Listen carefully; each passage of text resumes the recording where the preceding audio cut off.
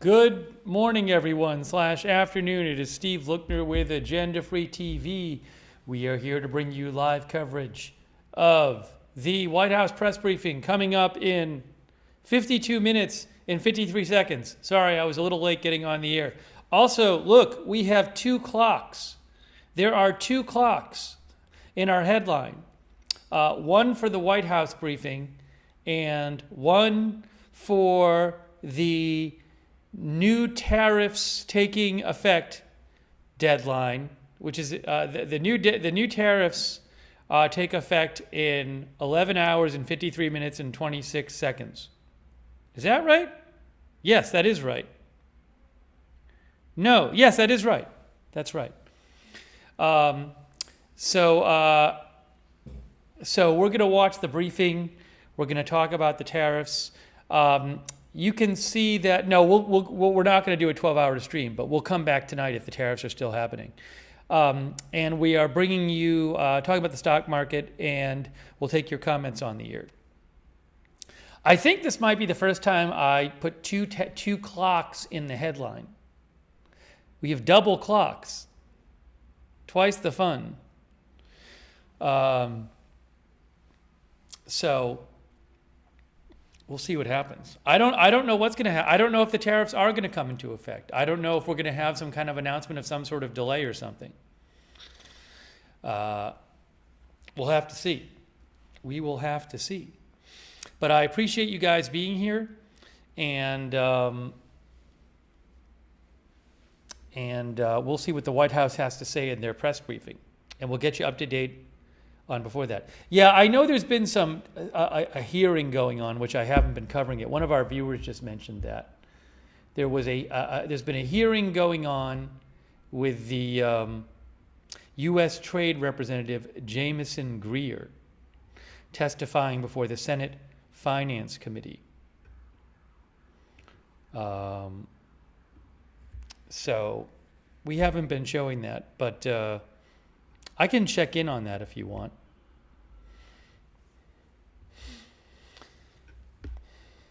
Well, maybe we should first talk about, do you guys want to see a little of that? So much going on. What I could do is throw that. Where would I throw that? Hold on a second here. That could go here.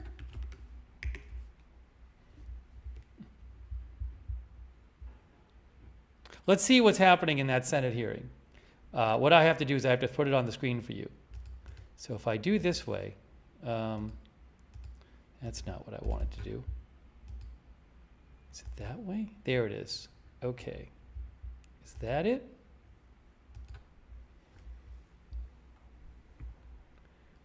Okay. I'm going to try this and see if this works. Will this work with the Senate hearing? Hold on. We need volume. We're not hearing volume. Let's try this again. Let's try unmute. On those bananas. Well, again, as we've discussed, there's not an exclusion process. I think we've waited too long. Why is this happening? This is the second. All right, I'm going to have to fix this. There's this weird issue going on where I tested this before and it was working. Let me try one other thing here. That's strange. You should be hearing this and you're not hearing it. Well, you're not hearing it right now because I muted it. No. So I need to figure that out. It's really odd. Let me just figure this out. I got to fix our audio thing, which I will. But why is that happening when I'm live? We can't hear it. I tried it right before we came on the air and it was working fine. And for some reason, you couldn't hear that. Why couldn't you hear that? Let's try one other thing. Let me just check it for a second. I can do it another way. So let's see here. Tariffs. Yeah, that's not on, then off. I know you can hear that, but that's going to be the wrong way to hear it. That's like from an external speaker. This is very weird. I don't get it. All right, well, I'll have to look at this after. I'll have to do a check on this. Is it this? Hold on. That's not it. All right, I have to switch to doing this a different way. So give me a second. That's annoying.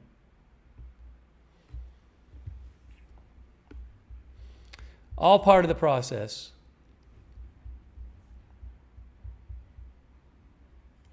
So if I want to do this the other way now,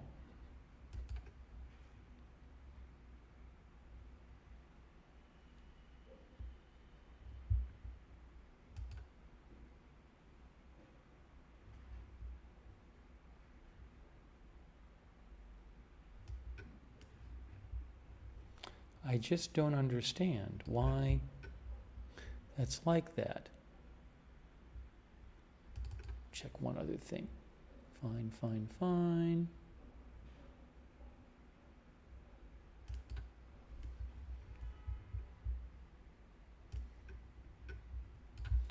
All right, let's try it this way.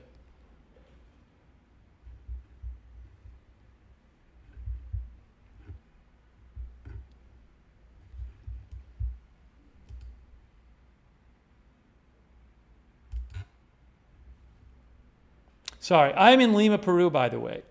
So I am bringing this coverage from Lima, Peru. And literally right before this stream, I did this test with the audio because my setup is different. And I was having a couple audio issues yesterday. I did a test literally right before we came on the air. And it was working great. And then we come on the air and I try it and it's not working again. So I have to do it this different way so you can hear the audio. So I apologize. It's just really annoying because I literally just checked the thing. But this is what happens when you're not using your normal setup. Okay, so I think we're good to go right now. Let's try this again. I hope.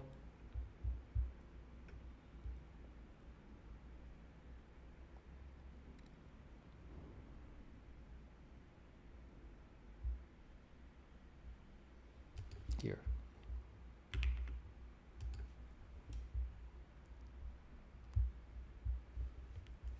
To lift them. Right now, this minute, we're working on negotiations with countries who believe they can achieve reciprocity with us and get their trade deficit down. And that's the emergency we're focused on. Well, that's clearly working. All right. Now what we have to do is do it this way. Okay.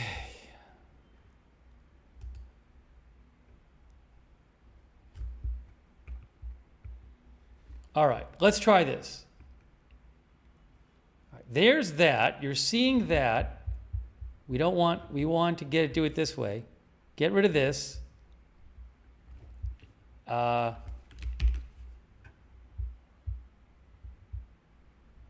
this working?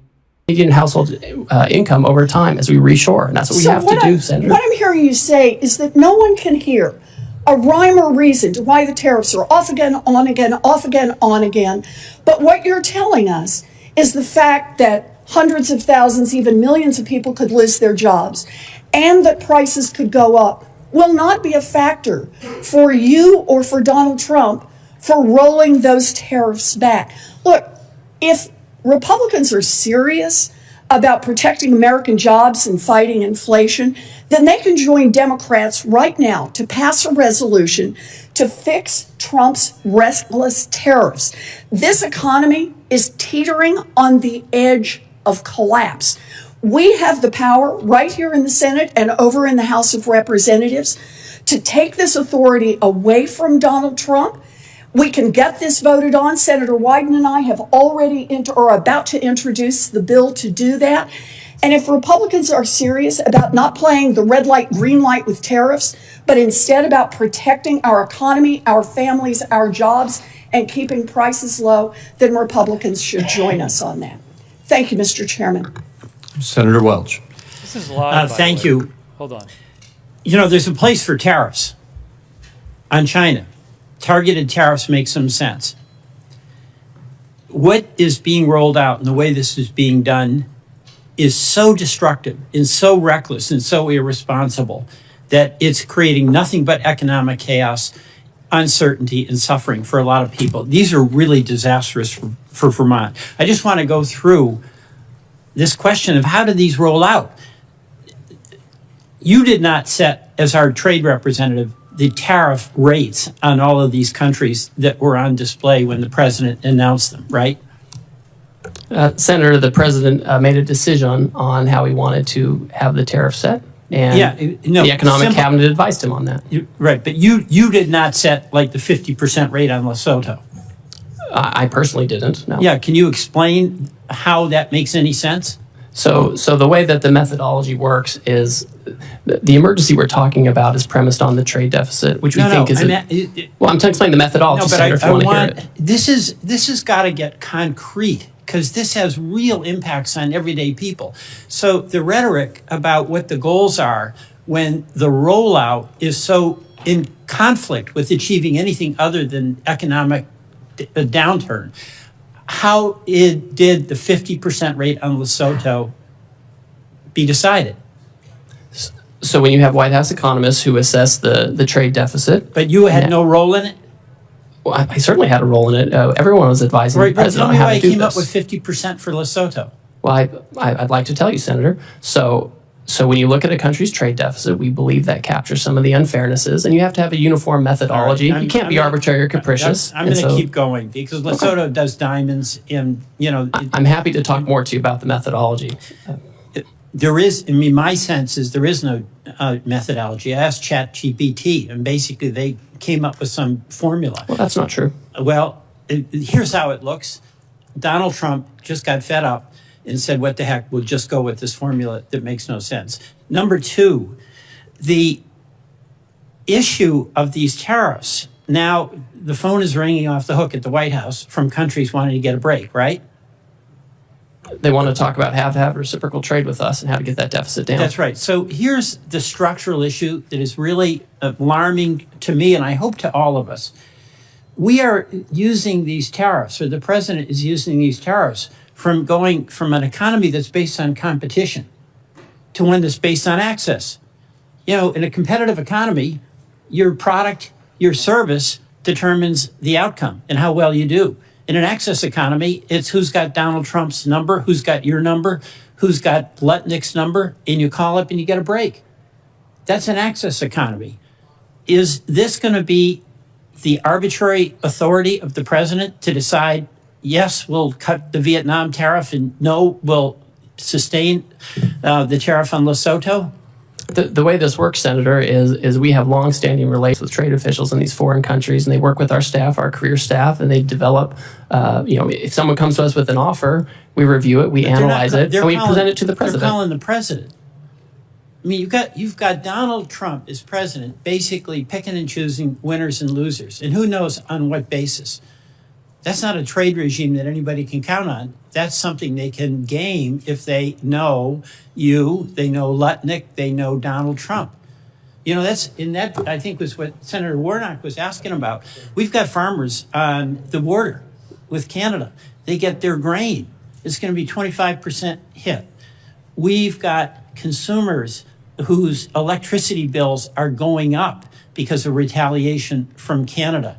Can they make a call to you, to Howard Lutnick, to the president, and ask for relief?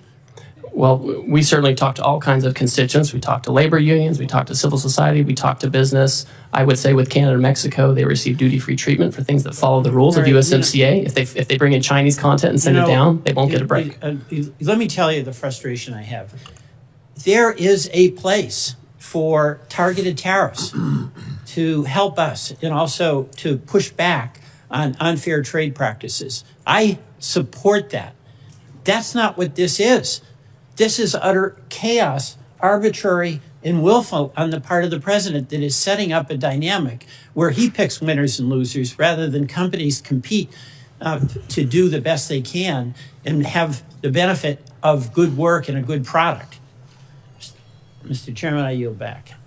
Thank you. Senator Barrasso. Thank you, Mr. Chairman. Well, appreciate you being here and answer questions. I'm concerned from Wyoming and for workers across the country. I'm worried that foreign competitors continue to use unfair trade practices against the United States, against our workers, against our producers. These practices threaten our economic security, our prosperity. We want a safe and prosperous nation.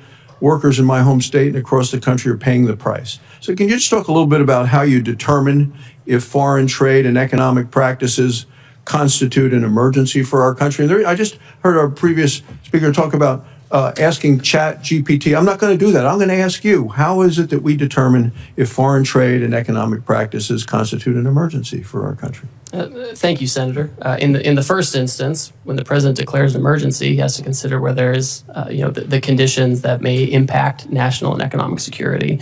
And so for him, he took a look at our trade deficit, which was the largest in human history under President Biden, 1.2 trillion.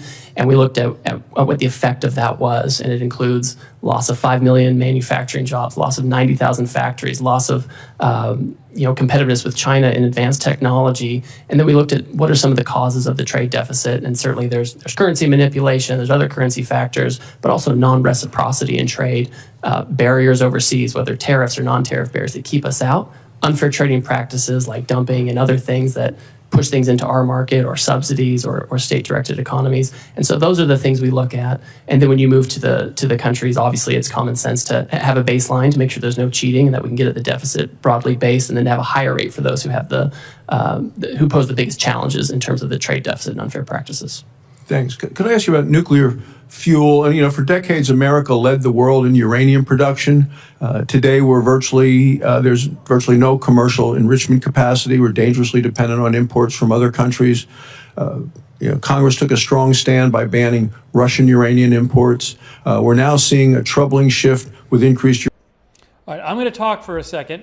So we were just showing you some of the Senate hearing with U.S. Trade Rep Greer. Oops, I'm hearing other audio here. Okay. So we are waiting for the White House press briefing, which is going to start in about 36 minutes. Okay? And the new Trump tariffs, meaning the 10% baseline tariff already is in effect starting Saturday.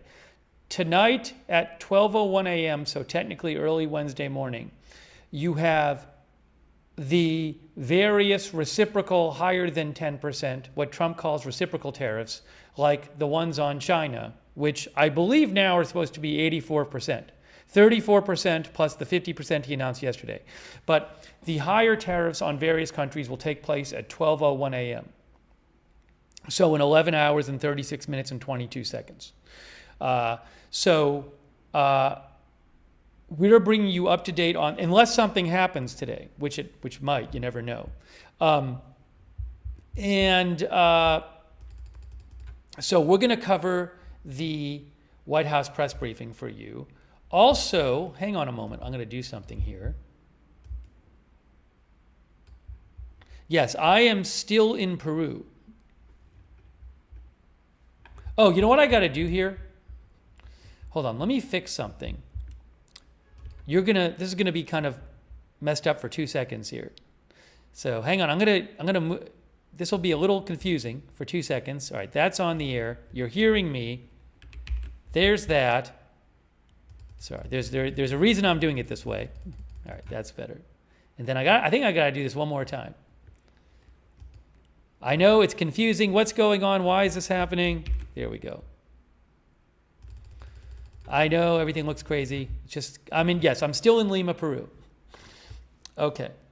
I want to thank our moderators who are here, give them a shout out. We have, hold on a second here. We have, over on X, Linda Belk, Larry, Misha, Beth Mythical, Janet B on YouTube, Queenful over there on YouTube, thank you. Then we have, give me a moment here. I got to get organized. I just got to get organized. Over on Twitch, thanks to our moderators over there. Oops, by the way, it shouldn't say, let me just take the Senator John Barrasso thing because I don't want to be wedded to that. We have Bash and Girl, Idaho Star, Matthew Kohai 3, and Papa Bear moderating on Twitch. Also, speaking of Twitch, thanks to Crazy and KY for subscribing on Twitch. and on Facebook. I want to thank our moderators over there. Give me 2 seconds here.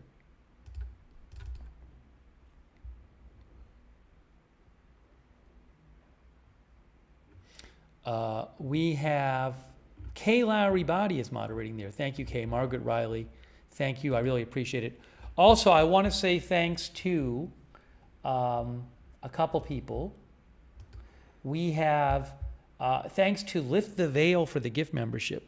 Very nice of you. Thanks to PZ Papa Zulu for your support. Thank you, PZ Papa Zulu, and also Bebop and Rocksteady.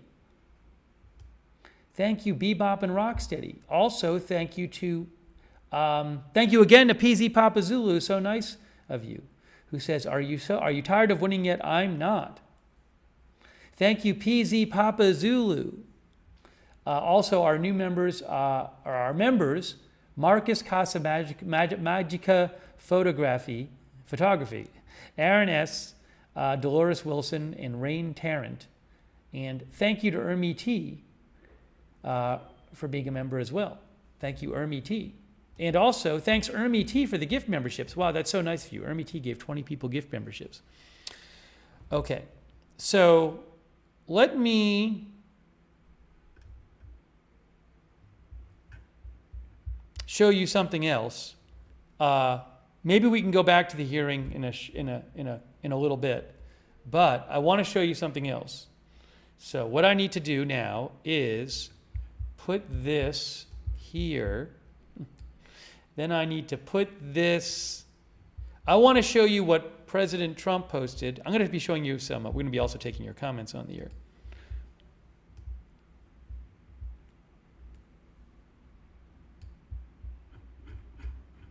No, I am visiting here. I don't live here. The press briefing is in 31 minutes. Let me show you. So I mentioned, the various reciprocal tariffs, as Trump calls them, on other countries, supposed to come into effect, the greater than 10% ones, come into effect at 12:01 a.m. tonight. But there's this question of are they going to come into effect? Will there be deals announced beforehand? Could President Trump pause them for a while? Now, he posted this on his Truth Social.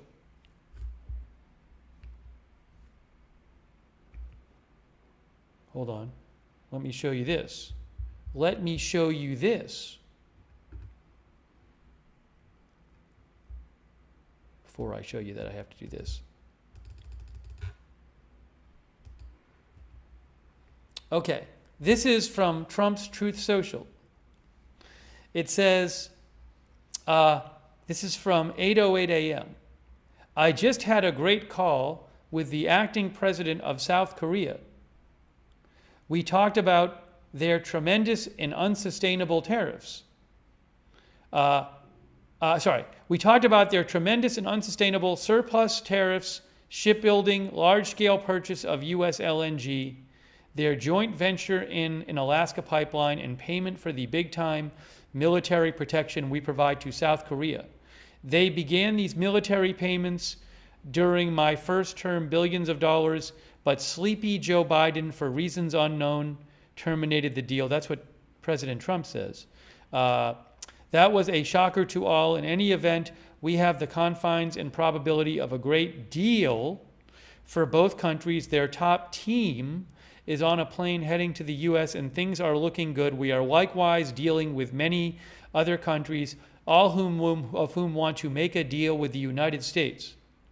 Like with South Korea, we are bringing up other subjects that are not covered by trade and traffic, and getting them negotiated. Also, one-stop shopping is a beautiful and efficient process. China also wants to make a deal badly, he says, but they don't know how to get it started. We are waiting for their call. It will happen. God bless the USA. So this continues the language of yesterday, talking about deal making rather than talking about We don't want to make any deals. This is designed to bring manufacturing to the U.S. We're going to keep the tariffs on, and then these countries are going to build stuff in the U.S. That's not what we're hearing about the last couple of days from President Trump in the White House. The talk has been about these deals for the most part. So, but I mean, time's running out to make deals before the tariffs begin. The 10% ones are already on. But you know, the other tariffs, the additional ones, come into effect in 11 hours and 28 minutes. So President Trump is talking about doing all this negotiating. So while this negotiating is going on, is he going to have the tariff start? Or could he say, hey, we're getting really close to lots of deals, so I've decided to postpone the tariffs for a week or 2 weeks or 30 days. I don't know. You never know. It's up to him. Or just have them start. I don't know. Or he could say, well, since we're close with countries X, Y, and Z, we're going to delay their tariffs. Or he could announce some deals with some countries.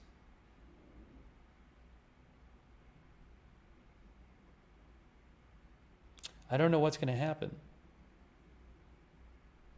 TJ Adams thinks he'll let the tariffs start. By the way, what is I have to get the list. Hold on a moment. Do I have the list of the tariffs? Yes. Well, this is from the White House fact sheet. So, but it doesn't list all of them. What is the South Korea tariff? Oh no, I need my handy tariff list.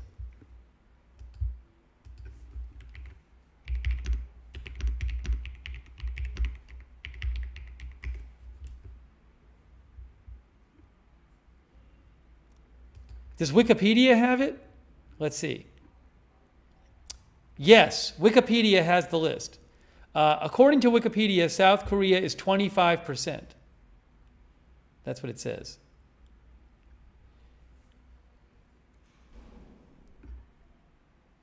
Reciprocal tariffs by country.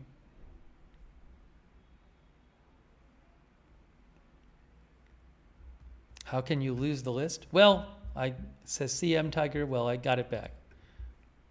Oh, Bernie Sanders is speaking. Hold on a second. Let's watch Bernie Sanders for a second. Hang on a moment. How do I get to this?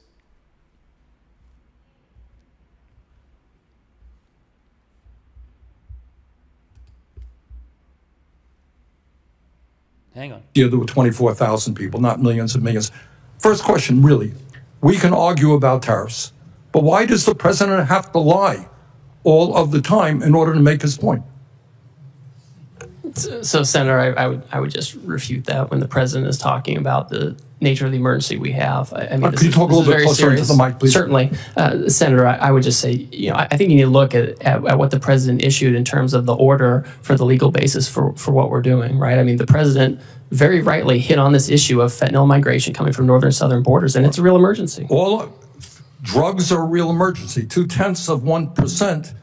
You can then argue illegal drugs come from every country in the world. If you declare that as an emergency, you're giving the president of the United States unbelievable power. Let me go on that point. Let me mention to you what you probably know.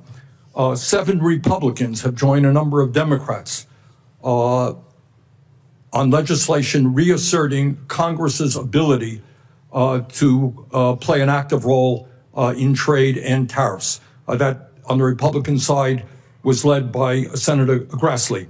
And he said, and I quote, "For too long, Congress has delegated its clear authority to regulate interstate and foreign commerce to the executive branch, et cetera, et cetera." He wants to reassert Congress's constitutional role and ensure Congress has a voice in trade policy, end of quote. In the last 2 weeks, all we have seen is reports in the newspaper. Congress has not had 1 ounce of authority in determining tariff policy. Do you think Congress should be completely left out of the process? Or does the president have emergency power to do anything he wants with regard to tariffs? Senator, my staff has had over 200 meetings with congressional offices in the past 2 months to consult. The president's been very transparent about what he wants to do on tariffs. Congress delegated the law to him to take this action. Mr. Greer, you can have all the meetings you want. You and I had a nice meeting. But at the end of the day, the president did exactly what he wanted to do without any discussion, formal discussion with members of Congress. He can make recommendations to Congress, that's for sure. Do you really think that he has the power under an emergency degree to reorder the trade world, global trade policy, without any input from the United States Congress? Sir, Congress gave him this law where if he determines a national emergency, he can take appropriate action to regulate imports. That's what he's done. Do you think it's a national emergency that 0.2% of fentanyl coming from Canada constitutes a national emergency? Sir, do you? The president has determined that Canada... I'm asking you. You're asking me about drug policy. So I agree with the president. If you have China and Canada and Mexico putting drugs into this country at different levels, then that's an emergency. We have to deal with it. Look, we're not going to argue about the danger of drugs. 43 pounds of fentanyl. On that basis, the president can declare an emergency with any country on earth and take unlimited power. That's called authoritarianism. Okay? That's not what a democracy does. Do you have any concerns about all of that power going into the hands of the president? Sir, Congress delegated this power to the president. He has to renew the emergency every year. He has to give reports to Congress. The Congress told him what he has to do to use this authority, and he's doing those things. Okay. Thank you, Mr. Chairman. Thank you. We have, you've been going now 2 hours and almost 40 minutes, but we have one more question. Senator Wyden has one more question, and then we'll Thank you wrap very up. much, Mr. Chairman. So, Mr. Greer, we've been at this a long time, and you've offered a lot of word salad about international trade, reciprocity, and metrics, and the list goes on and on. But inside this verbiage, you've ducked a very big question.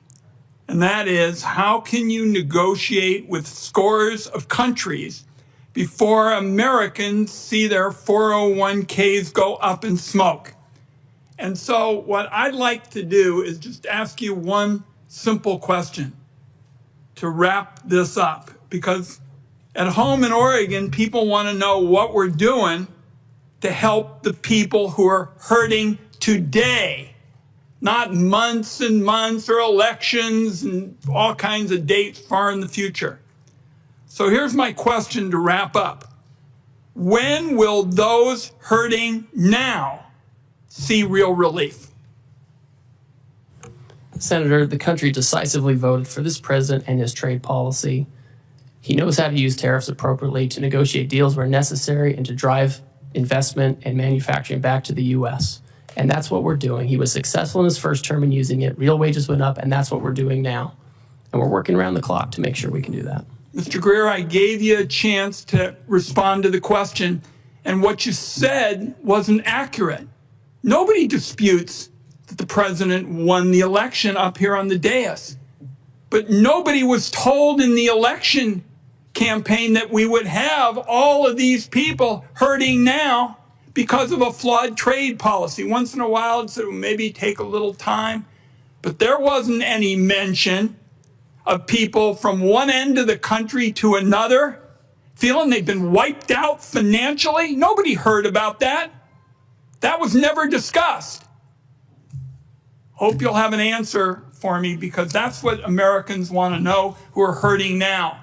They've listened to all of this trade lingo tossed around, and then they scratch their head and say, who's going to stand up for me now? Well, I'll tell you, we're going to fight for those people. That's why I'm proposing a bipartisan resolution that would overturn what's going on with 180 countries.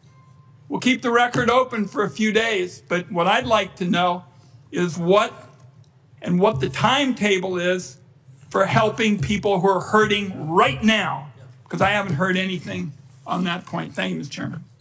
Thank you, Senator Wyden. And we are now at the conclusion of the questions. Ambassador Greer, thank you for the time you've given us. As I indicated, you've gone almost 2 hours and 45 minutes.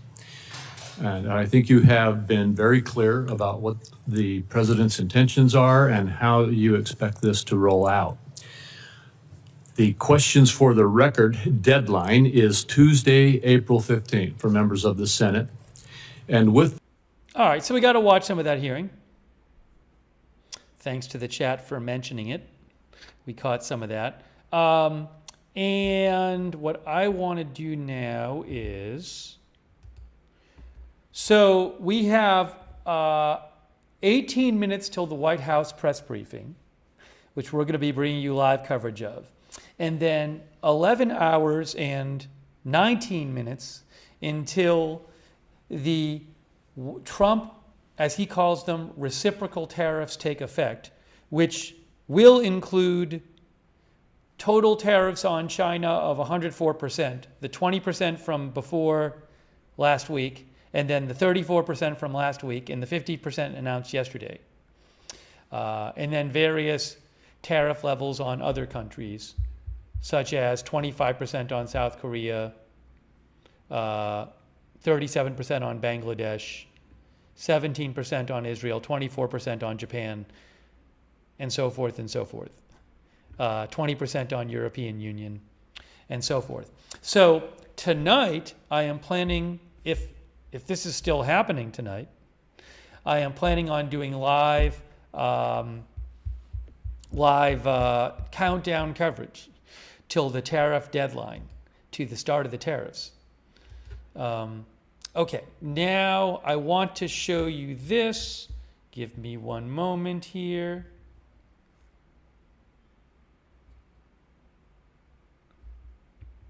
We want to go with,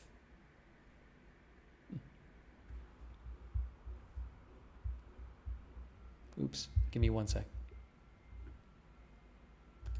Switch this to this. Ha. Okay, let's get this on the screen. You'll see it in a second. We don't need this anymore. There is the Dow. Now, the Dow was up more today. And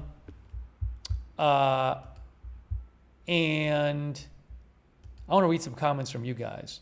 Right now, the headline on the Wall Street Journal, by the way, is "Stocks Gain as White House Signals It's Open to Tariff Talks." And right now, the Dow is up 1.06%, S&P 500 up 0.7%, NASDAQ up roughly 0.5%.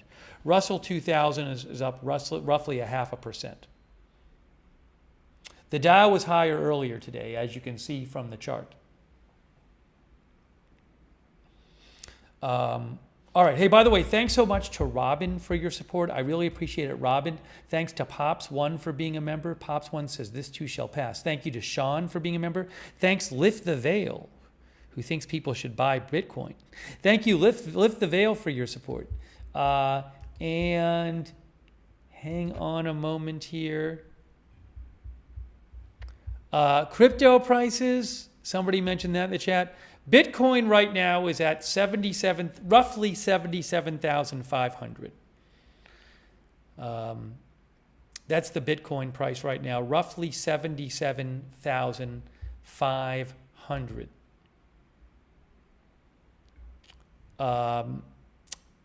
Bitcoin goes up and down, crypto goes up and down. As of about, is this current time here?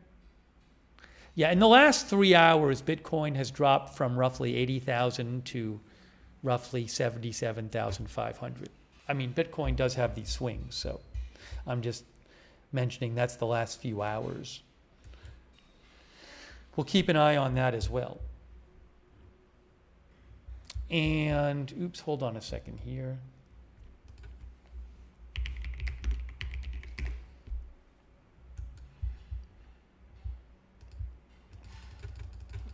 All right, so as soon as we're going to have live video from the White House press briefing. I'm sure there'll be a lot of questions about tariffs. I should get some early video, I believe, like in the press room before the briefing starts, and I will throw that up on the screen when I get it for you. I don't have that yet. And give me a moment here.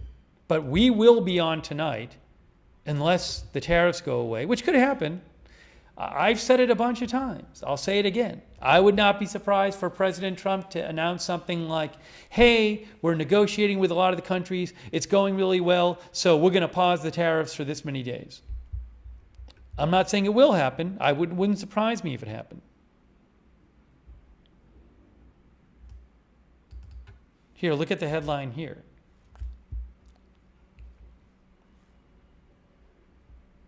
Is this working? Do I have the...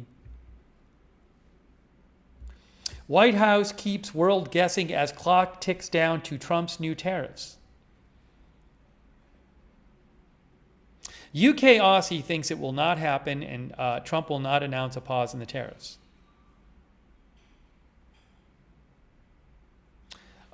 Hume says, with such uncertainty, how do local businesses deal with it?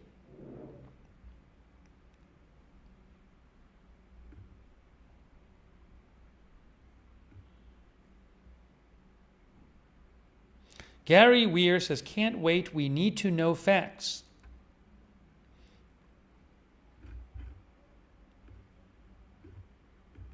One of our viewers mentioned that they might, is hoping that they ask about the case of the Maryland man in the briefing.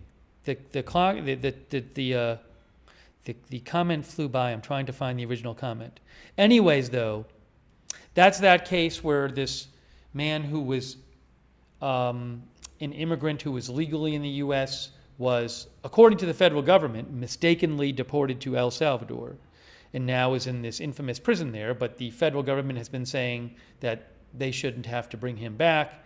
And a federal judge said that you have to bring him back. And then the Supreme Court said they're going to look at the case. So they paused that order to bring him back. So yeah, I wouldn't be surprised to hear about that being asked about.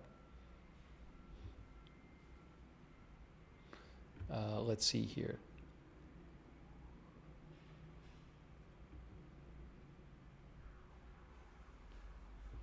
All right, so we have 11 minutes until the press briefing and 11 hours and 12 minutes roughly until the new tariffs begin. Let me just double check here. Oh, I have the press room. I have video of the press room.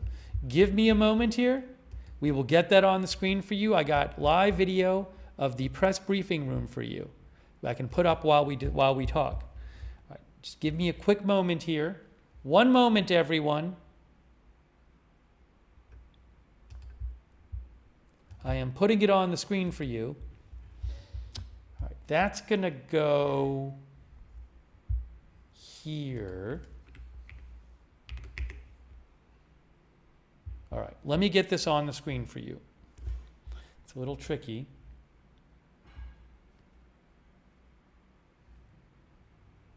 Okay. We want to make this small. We want to make this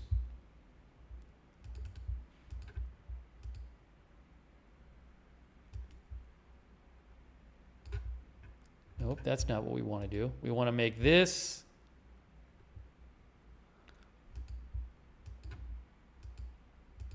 I did it. Oops, we got weird audio. Weird audio. I got to shut off the audio. Where's that come? Oh, I know where that's coming. That's coming from one of the other things. No, that's good. We're good. There it is. There is the live at the White House.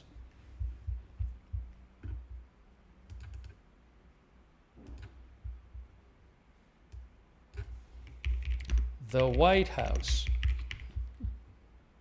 Okay, let me get that on the screen. Oop, that's way too big. Hold on.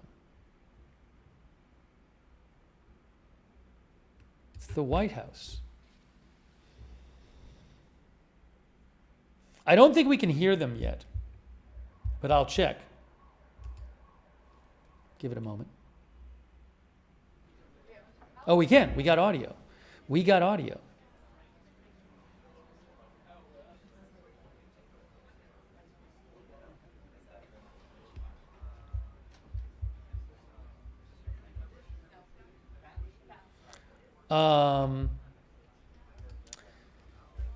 AP says Are the new tariffs scheduled to take effect on Wednesday a bargaining chip to reach better trade deals, or are they etched in stone in a mission to revamp the global economy? Investors around the world were hanging on Trump's every word, but yesterday he did little to clear up the situation. He said it can both be true. There can be permanent tariffs, and there can also be negotiations. The White House is sending mixed messages as it pursues conflicting goals, says AP. Advisors have tried with some success to tamp down a days-long stock sell-off by talking up tariffs as a starting point for negotiations, which could mollify Wall Street and jittery Republicans in Congress. They talk about how stocks have gone up today a bit, with gains from earlier in the day being pared back. But the president continues to insist he can raise hundreds of billions of dollars in revenue with his new taxes on foreign imports. And he's shown no willingness to back down from an agenda that he's advocated for decades, even before entering politics. You know, that's a good point, too. In addition to saying that a purpose of tariffs is to get manufacturing back in the U.S., which wouldn't seem to really work if you're just going to make deals instead of having the tariffs. He has also repeatedly said that the tariffs are designed to raise a lot of money for the U.S. by collecting the tariffs, even though they're being collected from people in America, not foreign countries. But that also wouldn't be happening if the tariffs go away as well.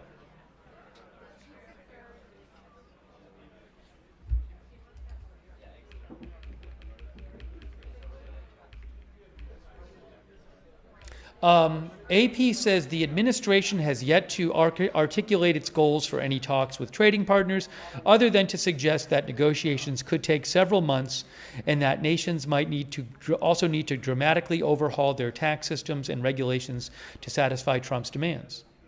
Canadian and European officials are unsure how to proceed, even as Trump administration officials insist that as many as 70 nations are looking to start negotiations.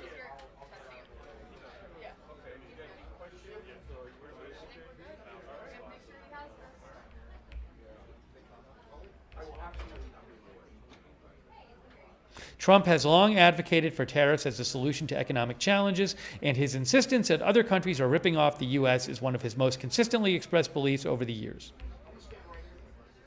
Anyways, so what's going to happen?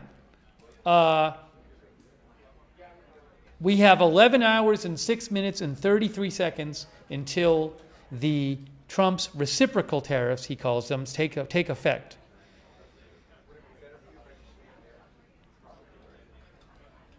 And we have about 5 minutes till the press briefing. I'm not going to do a poll right now because we're so close to the start of the press briefing.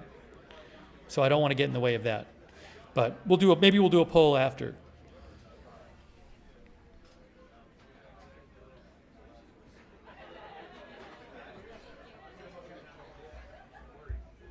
King STS thinks it's working, stay the course. Oops. Hold on, let me do something real quick here.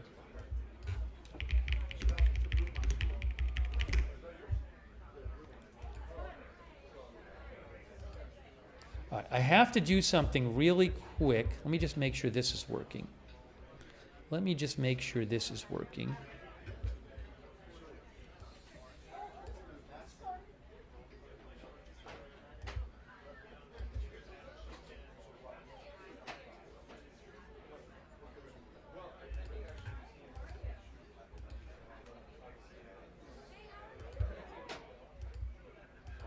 Okay, that's working, good. So when the briefing starts, I will probably switch to the White House feed, because I'll show the questioners. I think that's Jackie Heinrich of Fox right there. I think. There's a lot of people. Well, they're showing you the people standing on the left in addition to the people sitting down. We'll take more of your comments after the briefing.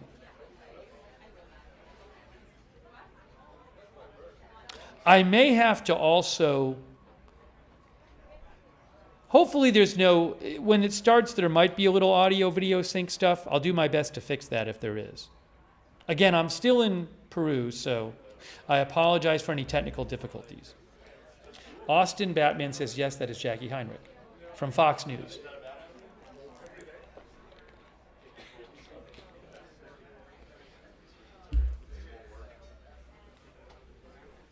I'll leave the Dow Jones ticker up during the briefing as well.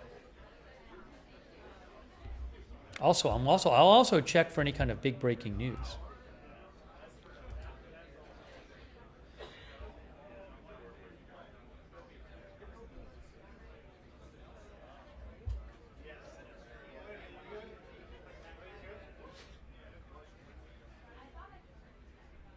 Edward Lawrence of Fox Business says that the White House said that China missed because China had a deadline to remove their retaliation tariffs of 34%, and since they did not do that, the White House says the extra 50% on top of the 34% tariffs will be put into effect on China at 12:01 a.m. tonight. That's on top of the 20% Trump already had in effect. So as of 12:01 a.m. tonight, unless something changes, there will be 104% tariffs on everything coming into the country from China, which is a huge deal. And what will China do in response? China could raise tariffs again in response.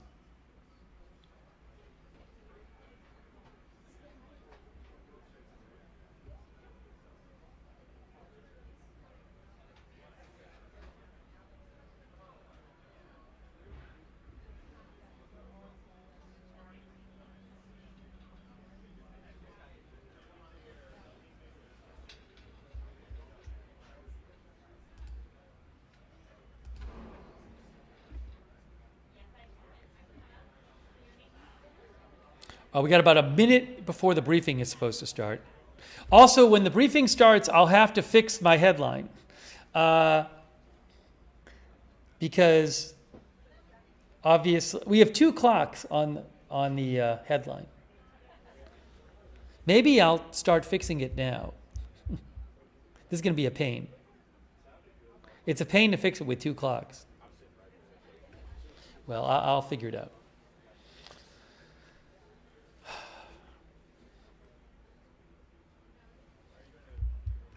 I can give you a little more audio here too.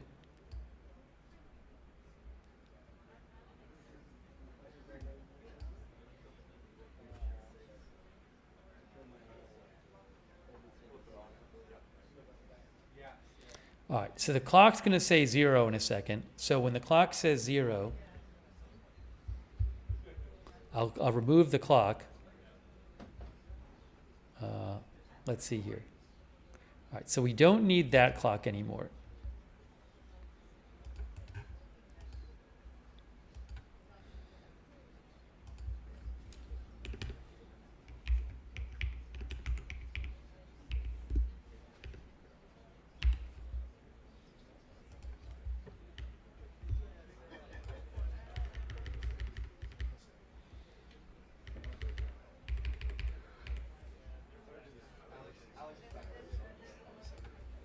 Make this work? Oh no. How do I fix this one?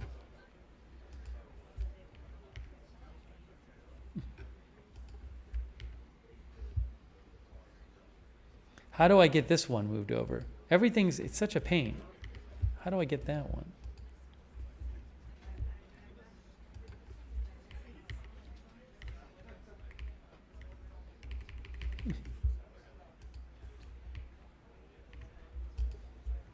Oh, I know what I'm going to do. Sorry, that's easy.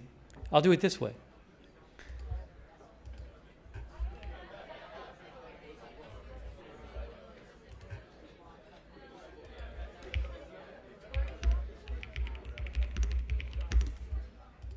Here we go.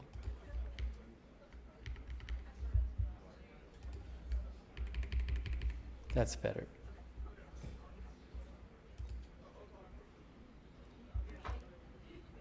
See? Let me just fix it on the other screen too, if you give me a second.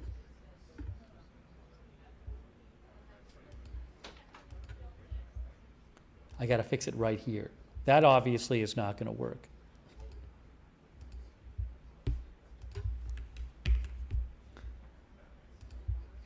It'll be fixed.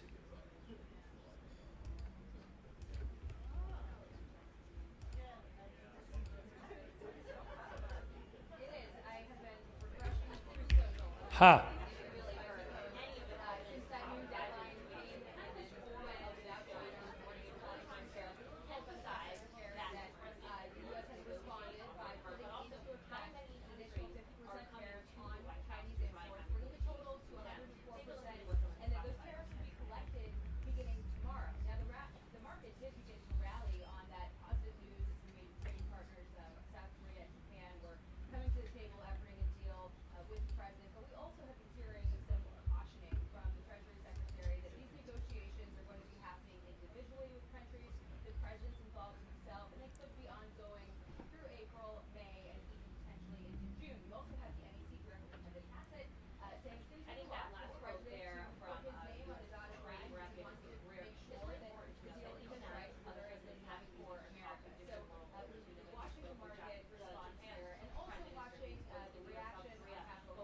We have two people speaking.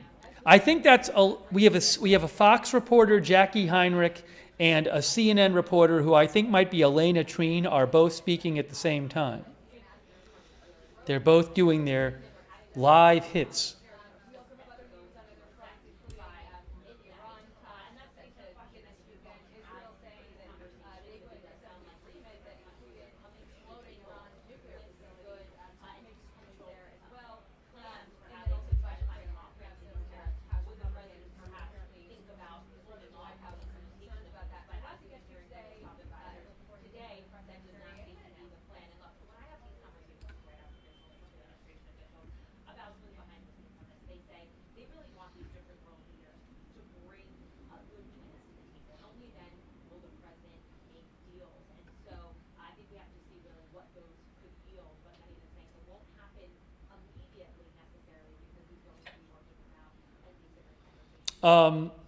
Anytime now, this will start. Hey, big thanks to Tim Glenn. Thanks for your support, Tim Glenn. I really appreciate it. Also, our members, Sean and Mr. Classic. Also, shout out to our moderators. For example, Bash and Girl, Idaho Star, I Got That Fire on Twitch, Matthew Kohai 3, Papa Bear, Linda Belk, Larry, Misha on X, Ruth Krafasi, Beth Mythical over there on YouTube, all of our other moderators there. Sorry if I'm missing anyone. Our Facebook moderators. Two. Hold on. One moment here. Oh, thanks also to Fred Witherow. Thank you, Fred, for your support. I really appreciate that, Fred Witherow. And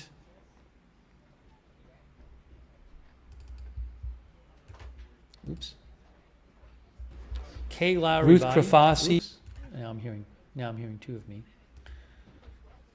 Kay Lowry Body. Margaret Riley on Facebook, thank you. Thanks Sharon Klassen Goslin for subscribing over there on Facebook. And Kay and Margaret. Also, thanks for subscribing on Twitch. Devil Ray, Wall Street, Shaggy, Nikki Newark, Bart, Barl Bad Eye, ZZGGYY, Matthew Kohai 3, thanks for subscribing. Jazzy Renee. Holistic. So to repeat, 10 hours, 54 minutes, and 40 seconds until the Trump reciprocal tariffs go into effect on other countries, including 84% new tariffs on China.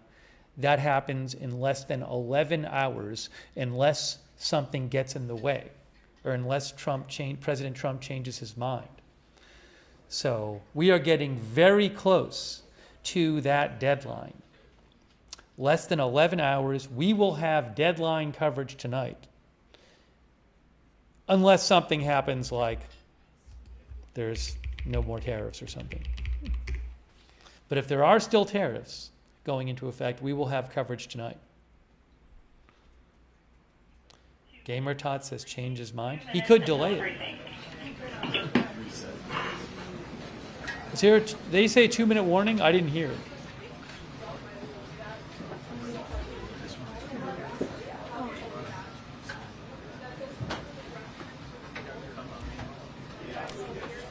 Now it's loud.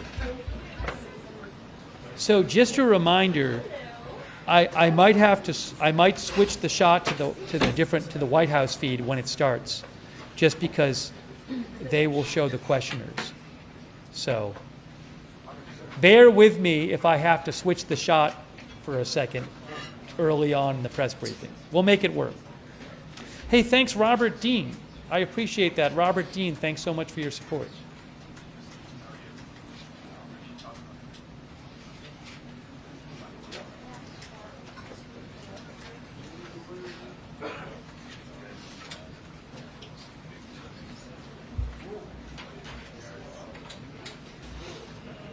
One of our viewers talked about the White House feed having some issues lately. There's been some issues with the White House feeds lately, where they'll conk out and they'll say we'll resume in a second or something.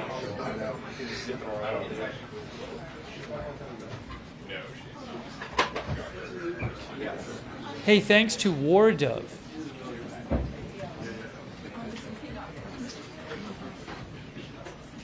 War Dove said there was some sort of FBI response to a Tesla vandalism or something. I'll have to check my messages. Thank you, War Dove. I think that's Joe Soul. Thank you, Joe. I'll have to check it. I haven't seen it yet. Thanks, Joe. And thanks for your support, War Dove. I assume it's in my DMs. All right, here we go. Good afternoon, everybody. Here we go. How are we? Good to see you all. I have a few announcements off the top today. On April 14th, President... You guys ready? Great. Good afternoon, everybody. How are we? Good to see you all. I have a few announcements off the top today. On April 14th, President Trump will welcome President Bukele of El Salvador for an official working visit here at the White House. They will discuss El Salvador's partnership on using their Supermax prison for Tren de Aragua and MS-13 gang members, and how El Salvador's cooperation with the United States has become a model for others to work with this administration. On April 17th, President Trump will welcome Prime Minister Giorgia Meloni of Italy for an official working visit at the White House as well.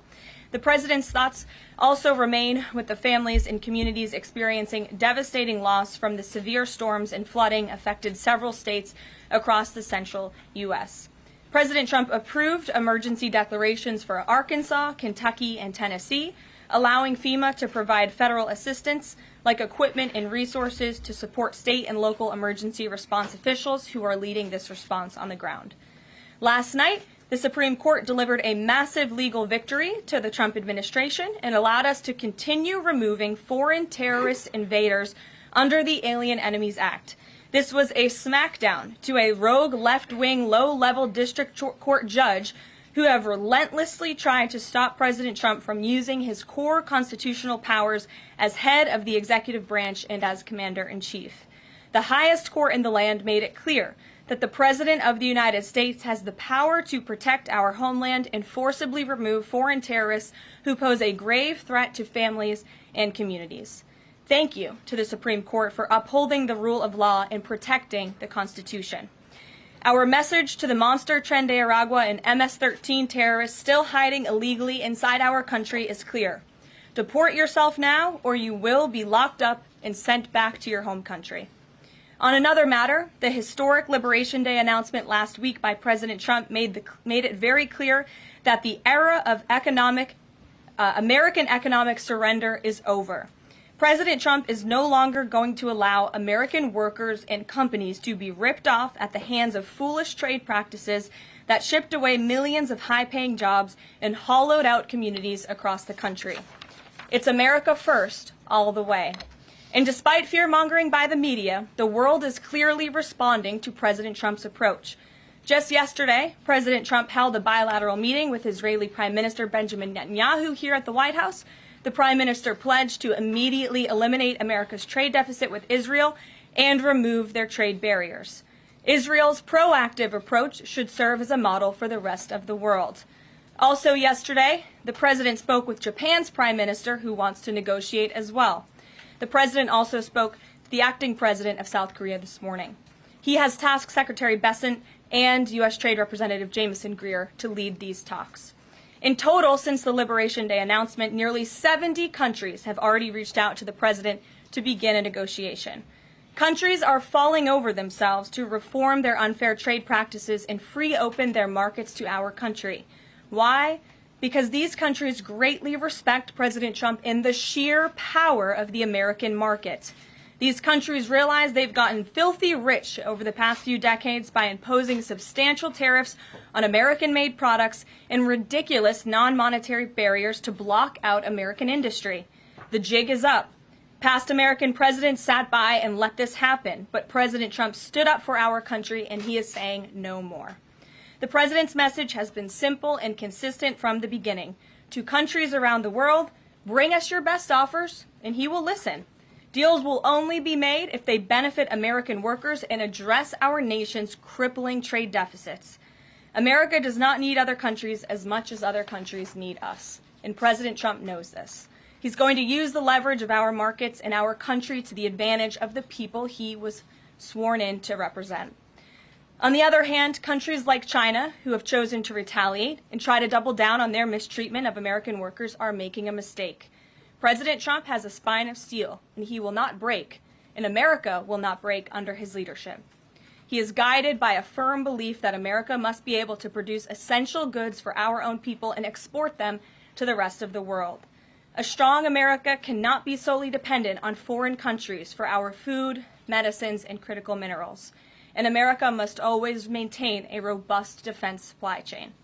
Reprioritizing and strengthening our manufacturing, the President is already delivering on his promise to usher in an economic golden age for our country. Just look at Friday's jobs report, which smashed expectations for the second straight month. The American economy added 228,000 jobs, nearly 100,000 more jobs than economists predicted, and the fourth highest month for private payroll growth in the past 2 years. There was also a sharp increase in transportation, construction, and warehousing employment. And in just 11 weeks, President Trump has secured more than $1.5 trillion in private sector investment. This is $500 billion more than Joe Biden secured in his entire term.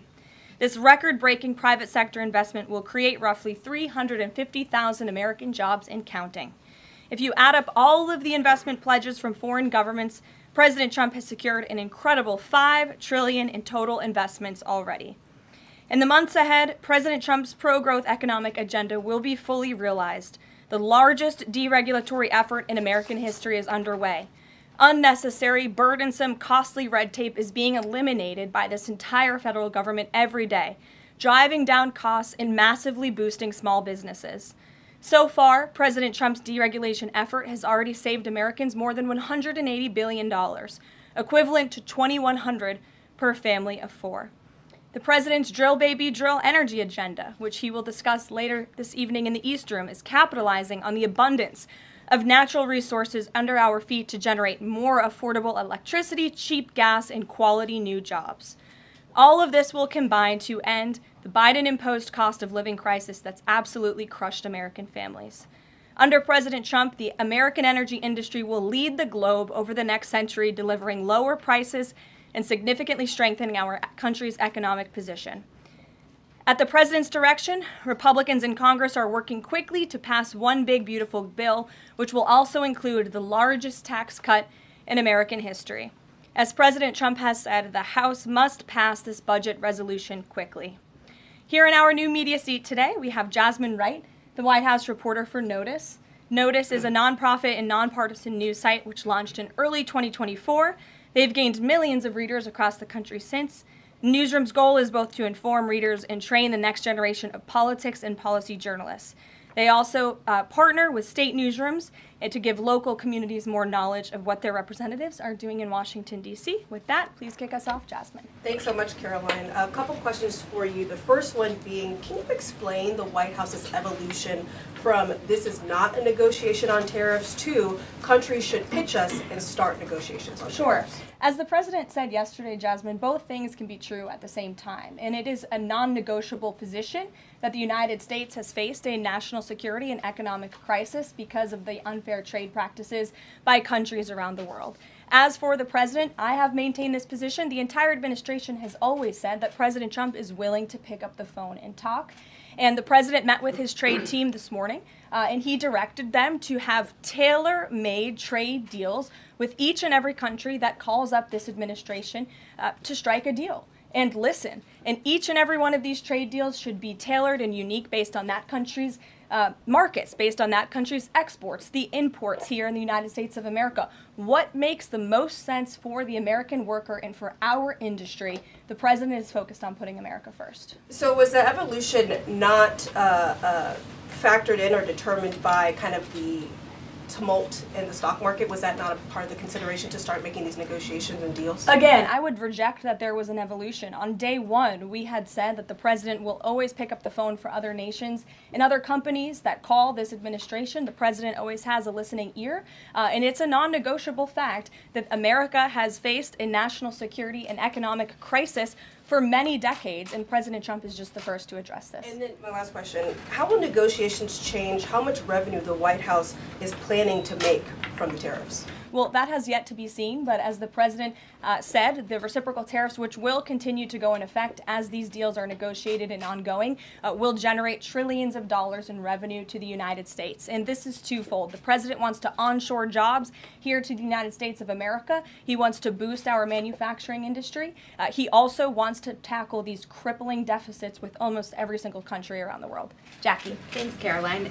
The Treasury Secretary, Scott Bessent, warned that some of these negotiations might take up to months, that we could be doing this through April, May, and into June. And then you had Kevin Hassett say it's going to take a lot for the president to put his signature on the line because he wants to make sure there's a good deal for America. Is the president operating on any sort of a timeline or deadline where he wants this completed by? Well, we always move at Trump speed here at the White House, which is incredibly fast. I know you all know that from covering this White House day to day. The president likes to get things done, but he's very much focused on ensuring that these deals are good for the American worker. They are good for American manufacturing, and again, that they tackle these crippling deficits with these countries. All options are on the table for each country, but again, these are going to be tailor-made deals. They are not going to be off-the-rack deals, as the president has called it, and he has directed his entire trade team to be part of this effort. So that includes Secretary Bessent and our National Economic Director, Kevin Hassett. It also includes Secretary Lutnick, Peter Navarro, the entire trade team, Jamison Greer, who was on the Hill today. Everybody who was involved in this incredible, fair, reciprocal trade agenda will continue to be involved in negotiating these deals. And then yesterday, Goldman Sachs put out a research note. It put the odds of a recession at 45% within the next 12 months, up from 35%. But Peter Navarro guaranteed last night no recession. Does the president agree with him on that? I know the president in the past has been leery of making definitive statements on that. I can speak for the president, and I can speak for the optimism that he sees in our economy every day. Again, when you talk about the massive deregulatory efforts that are happening across the board, when you talk about how oil prices are down, gas prices are down, egg prices are down, we're cutting costs for the American worker, for the American consumer. We also see trillions of dollars of investments pouring into this country every day, and we're working hard now on the tariff side of the president's economic agenda. But don't forget, the next side of this is tax cuts, and we're counting on Capitol Hill to get those done, the largest tax cuts in history. Does that mean that without those tax cuts coming through, that the likelihood of a recession is greater? No, that's not what I said. I'm just saying be mindful of the whole of government economic approach that this administration is taking every day. Sure. Go ahead. Thank you, Caroline. You just said that one of the reasons these tariffs are going into effect is that some countries have been ripping off the United States, but some of the tariffs target countries like Madagascar, Bangladesh, with very high levels of poverty. So can you explain how the president wants to correct the deficit with those countries? Is there a plan, for example, to onshore the textile industry that these countries are known because, and, you know, just like, can you be specific about those like low income? Sure. Well, first of all, the reciprocal tariff rates that were implemented by country were focused on the monetary tariff that those countries have imposed on the United States, but also the non-monetary tariff barriers and the regulations, if you will, that have been put into effect over the years, making it harder for America to export to these countries. These were very carefully crafted numbers. There was also a 10% baseline tariff across the board, as well, as you know. Moving forward, the president will talk to any country that picks up the phone to call, and I can tell you the phones have been ringing off the hook, wanting to talk to this administration, this president, and his trade team to try to strike a deal. And it's because the world knows that they need the United States of America. They need our markets. They need our consumer. The president has a lot of leverage on his side because he has the best economy and the best country in the world that he leads, and he knows that. And it's about dang time we finally have a president who uses that economic leverage to benefit American workers. And that's what the president is trying to do. Maggie. Caroline, thanks. Does the president endorse something that Karoline Leavitt said on television this weekend, which was that the army of millions and millions of human beings screwing in little screws to make iPhones, that kind of thing is going to be moving to the U.S.? Is that how the president envisions manufacturing shifting?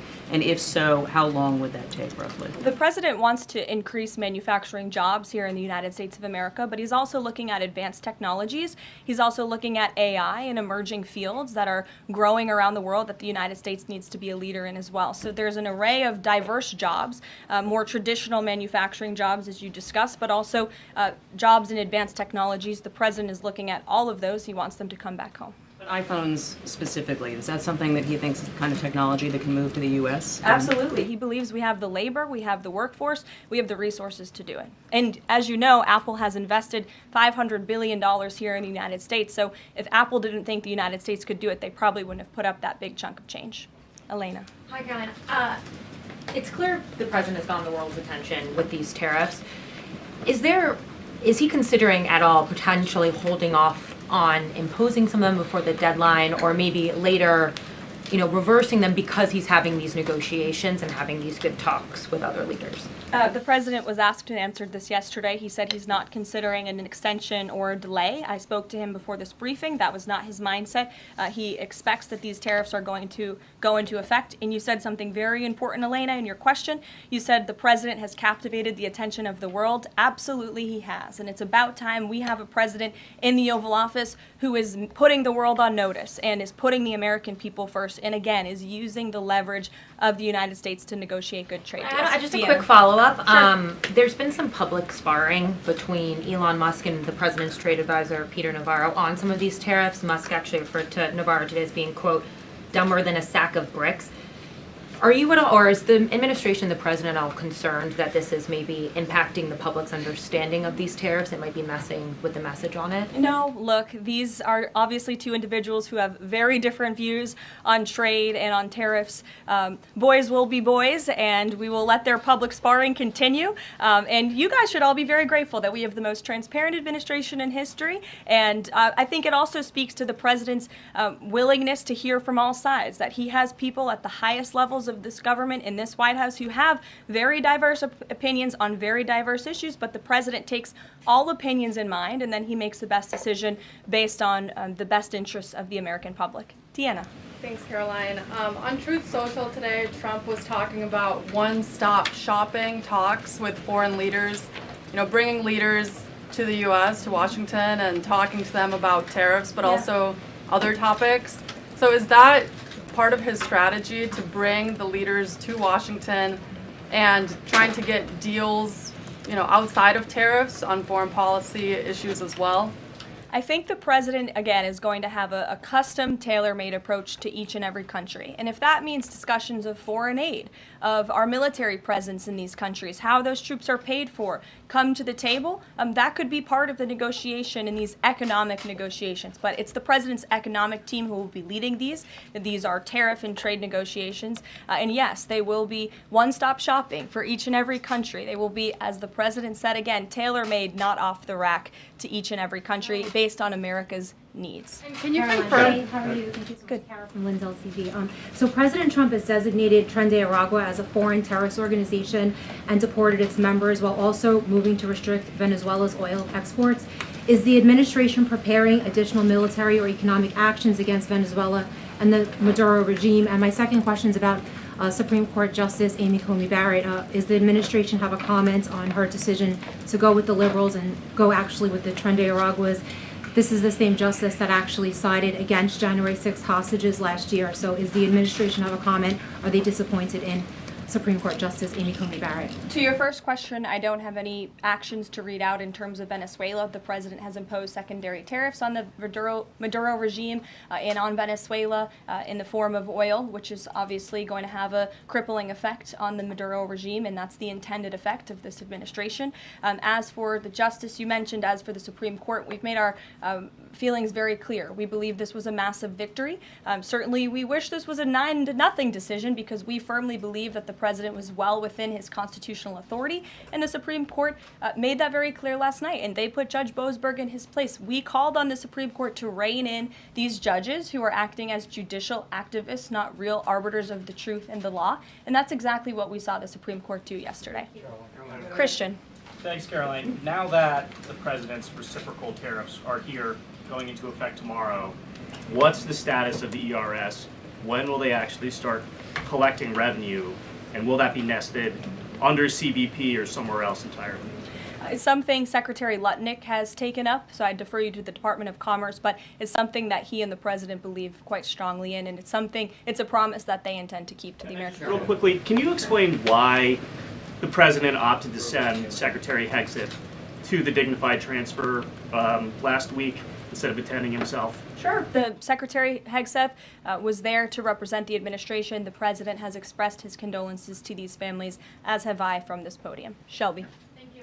The president's trade representative this morning told senators that the president does not intend on carving out exemptions for products and companies when it comes to tariffs. But would the administration consider changing that stance should bankruptcies begin among U.S. companies who are dependent on China trade? I won't get ahead of the president on any exemptions or his decision on that. I will leave that to him. But again, we're looking at this country by country and based on the needs of the American people and the American workforce. And one more, can you walk us through how this specific tariff plan was decided on and which advisor came up with it? The reciprocal tariff plan? Yes. It was a plan that was discussed by the president's entire trade team over the course of many, many meetings, and the president ultimately decided on which way to go. A few proposals were given to the president. There was debate and discussion, and the president made his decision, and as you've seen very publicly, the entire trade team is on board with this plan and the negotiations that will ensue because of it. Sure. Caroline, on Iran, given what's going to be happening on Saturday, what exactly is the current administration doing to stop Iran's funding of terrorist aggression worldwide that the previous administration wasn't doing? Well, first of all, when it comes to Saturday, I won't get ahead of the president. He has said there will be direct talks with Iran on Saturday. I won't further any details from this podium for obvious reasons, security reasons. It will, provide an update as we always have. However, when it comes to Iran, the president has reimposed crippling sanctions on the Iranian regime, and he's made it very clear to Iran they have a choice to make. You can strike a deal with the president, you can negotiate, or there will be hell to pay. And as the president said yesterday, if they don't choose to move forward with diplomacy and a deal, which is the direction we do see them headed in, there will be grave consequences to pay. To the back row. Thank you, Caroline. On the president's threat yesterday on social media to increase tariffs against China by an additional 50% in response to their retaliation, has he signed anything in terms of an executive order, any documentation around that? Will that additional 50% go into effect tomorrow? They will be going into effect at 12:01 a.m. tonight, so effectively tomorrow, yes. Work on that today? Of course, as always. To the gentleman in front of you, because that's who I originally called on. Go ahead. Over the weekend, President Trump said that he would be willing to have U.S. citizens deported to El Salvador with the cooperation of President Bukele. How would that work legally, and how many people would potentially be available for that operation? So the president has discussed this idea quite a few times publicly. He's also discussed it privately. You're referring to the president's idea for American citizens to potentially be deported. These would be heinous, violent criminals who have broken our nation's laws repeatedly, and these are violent, repeat offenders in American streets. The president has said, if it's legal, right? If there is a legal pathway to do that, he's not sure. We are not sure if there is. It's an idea that he has simply floated and has discussed very publicly as in the effort of transparency. Reagan. Thank you, Caroline. There's been more reporting coming out now about President Biden's decline while in the White House. Is the White House considering releasing the audio of Biden's interview with Special Counsel Robert Hur to the public, which the former president had previously blocked? I don't have an update on that, but I can certainly check. I think the American people would be quite interested to hear that tape, but I'll double check on the release of it. Thank you. Michael. Thank you, Caroline. On Saturday, during meetings with Iran, President Trump says high-level officials will be meeting directly with Iranian officials. We're hearing some pushback from Iran now saying those talks will be indirect. Can you clarify? They will be direct talks on Saturday, and I won't get ahead of the president on any further details. Jennifer. Yeah, two things. On the Israel tariffs, can you give us an update on the discussion on relaxing those tariffs? And then I had another question about the Doge team after that. That discussion is ongoing. I don't have any definitive details to iron out for you here. And then the president on Thursday told us that there was an incredible discovery that the Doge team had made. He called it horrible and incredible. Can you reveal that yet? Give us details on what it was about? There has been a discovery. I hate to leave you hanging on a cliff, but I don't want to get ahead of the president on that. But I can confirm there has been a discovery. It's just not quite yet ready for release. Sure. Go ahead. Caroline, thank you. I was calling on the young lady behind you, but I'll come to you after, Ed. All right. Not discriminating here. The president is meeting today with House Republicans. Can you say who is in that meeting and his message to Republicans that are skeptical of the Senate-passed budget framework? Sure. The president will be meeting with Republican lawmakers today here at the White House to talk to them about the framework that the Senate passed. The president was very quick to put out a statement about his support for the reconciliation package that the Senate passed, and he is counting on House Republicans to pass it.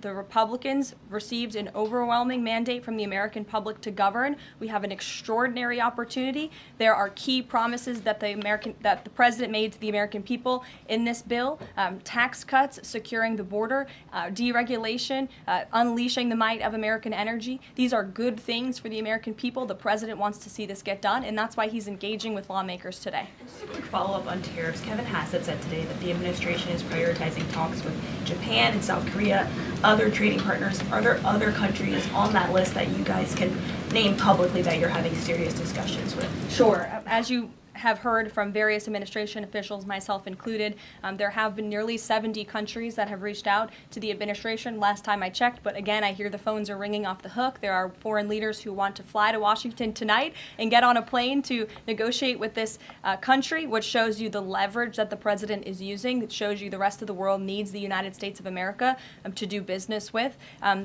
Israel, obviously, yesterday you heard a public statement from Prime Minister Netanyahu. The president has detailed his calls with the leaders of Japan, in South Korea. We are going to prioritize our allies and our partners around the world first when it comes to these negotiations, and the trade team will be divvying them up again to make tailor-made trade deals around the world. Ed, go ahead. As promised. Yes, thank you. You mentioned the 70 countries or so. I'm curious, though, under what conditions at this point would President Trump talk to President Xi about tariffs? Look, I just spoke to the president about this, and he believes that China wants to make a deal with the United States. He believes China has to make a deal with the United States. It was a mistake for China to retaliate. The president, when America is punched, he punches back harder. That's why there will be 104% tariffs going into effect on China tonight at midnight. But the president believes that Xi and China want to make a deal. They just don't know how to get that started. And the president also wanted me to tell all of you that if China reaches out to make a deal, he'll be incredibly gracious, but he's going to do what's best for the American people. So China has to call first? The Chinese want to make a deal. They just don't know how to do it. But the president will be implementing these 104% tariffs on China tonight. And under what conditions might he consider lowering tariffs on China at this point? It would be imprudent of me to tell you those conditions here from the podium. Sure, Gabe. Thanks, Caroline. With regards to the Supreme Court ruling on the Alien Enemies Act, you're right, it was a win for the administration, but the justices also said that deportees are entitled to due process. Does the administration agree with that? That's not quite true, Gabe. They said that they are entitled to a habeas petition, and we are going to continue to comply with the law, and we are wholly confident that every single person that has been deported under the Alien Enemies Act, every person that will continue to be deported under the Alien Enemies Act qualifies for that deportation. NBC News is reporting that the administration is considering drone strikes on drug cartels in Mexico. We're citing several officials. This morning, Mexico's president was asked about that, and she said that we reject any of those actions. Your response? I saw that reporting. I don't want to confirm it from this podium. I don't want to comment on it because I'm not sure, but I would defer you to the National Security Council.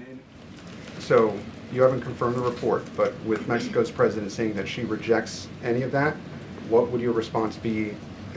How is the relationship then between Mexico's president and the White House right now over targeting drug cartels? Well, first of all, the relationship between President Sheinbaum and President Trump is quite good, and I think both world leaders would tell you that. The president has been engaged directly with President Sheinbaum on a number of different topics, particularly when it comes to clamping down on the Mexican drug cartels, on clamping down on illegal immigration, human trafficking, drug trafficking through our southern border. She's taken significant steps towards doing that, but as for that specific report, again, I'm not going to comment. Caroline, Sure. Two questions on trade.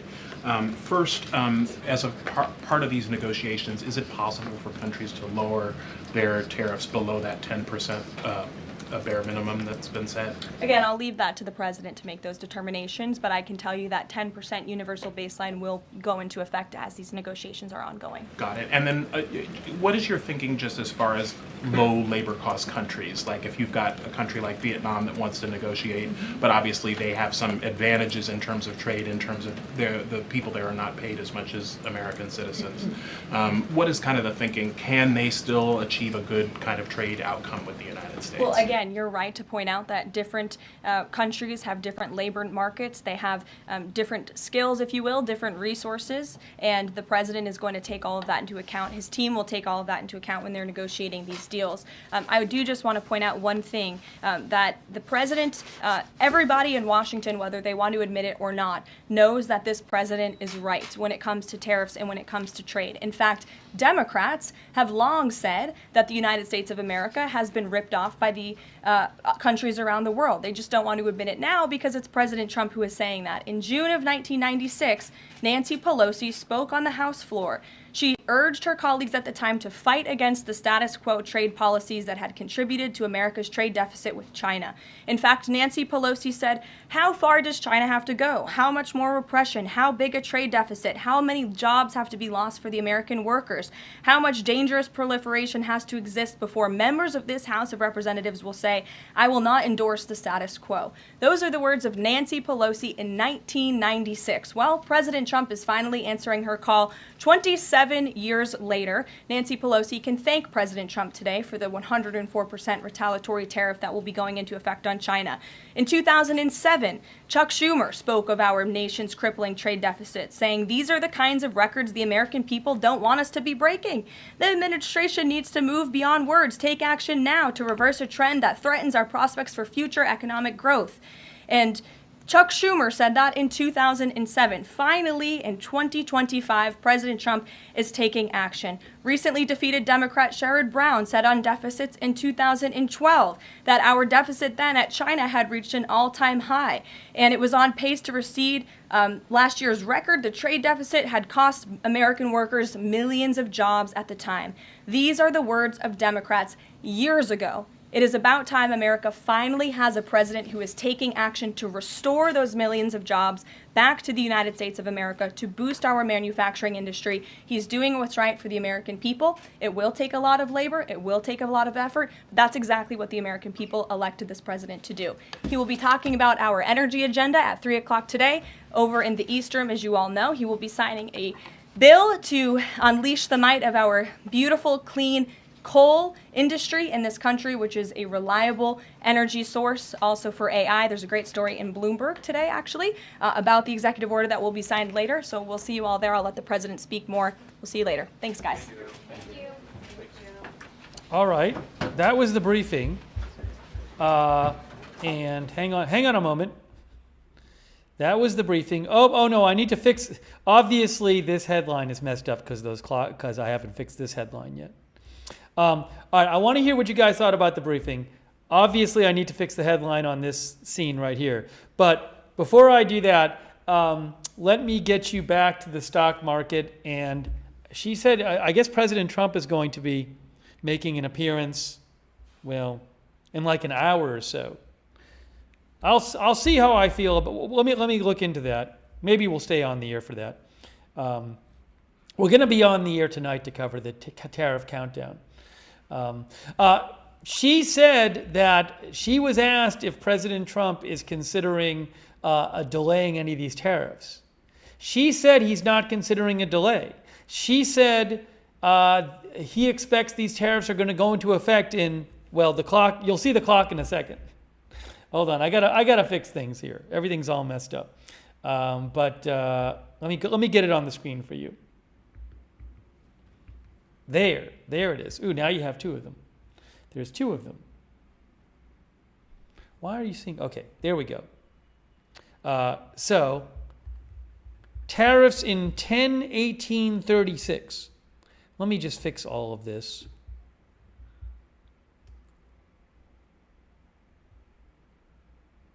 One moment here.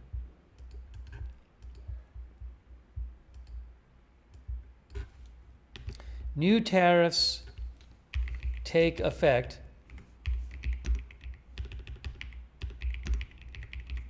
in 18.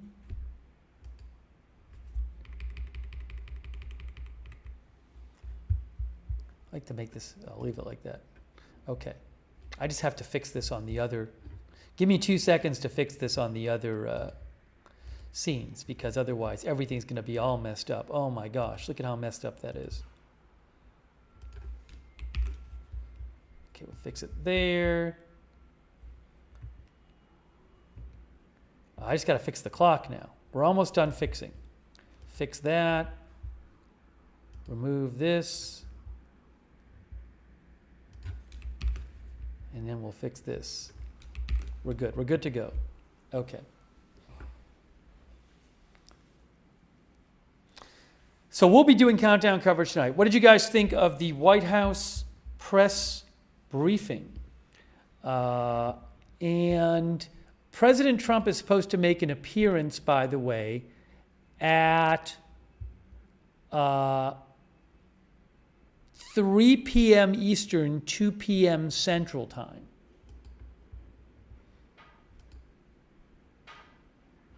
I don't know if he'll answer questions then. That is, let me tell you how they're billing that event. That event is being billed as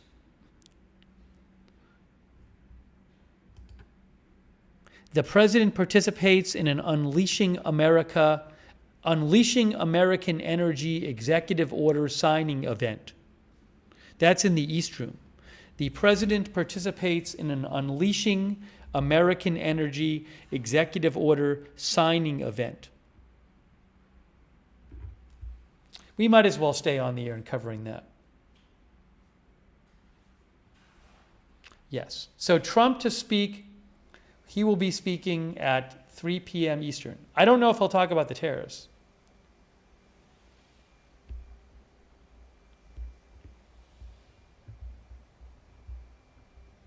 Maybe I'll put that on the screen.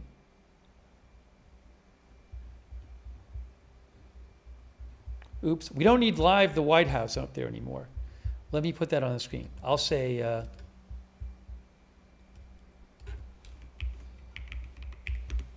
Trump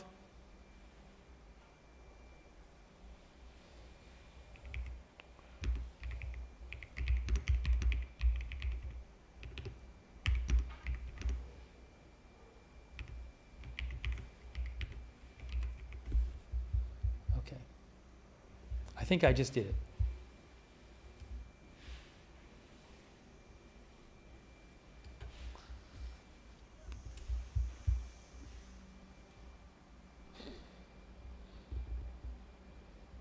All right. Stock market has been, you can see on the screen the graph. It was up more earlier in the day. The Dow is currently up about 1 point. It is up a bit. There's this question, there's this, people, it's been unclear whether President Trump might delay these tariffs or not, or announce some deals before 12:01 a.m. Nothing's been announced yet. Right now, the Russell 2000, which is small cap stocks, the Russell 2000 is down almost 2%. NASDAQ is up 0.2%. S&P 500 up 0.35%. Bitcoin is just below 77,000.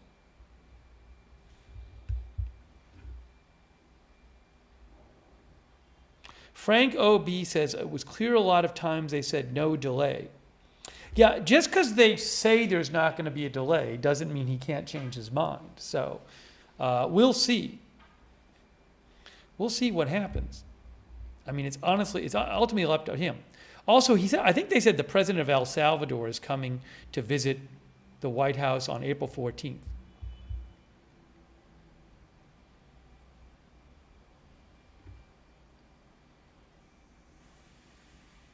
And as you heard the press secretary say, among the tariffs that will come into effect in a little over 10 hours is the 104%, which is 84% additional on top of what was already there, on China.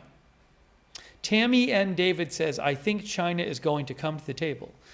You heard the press secretary say that they are open to negotiating with different countries.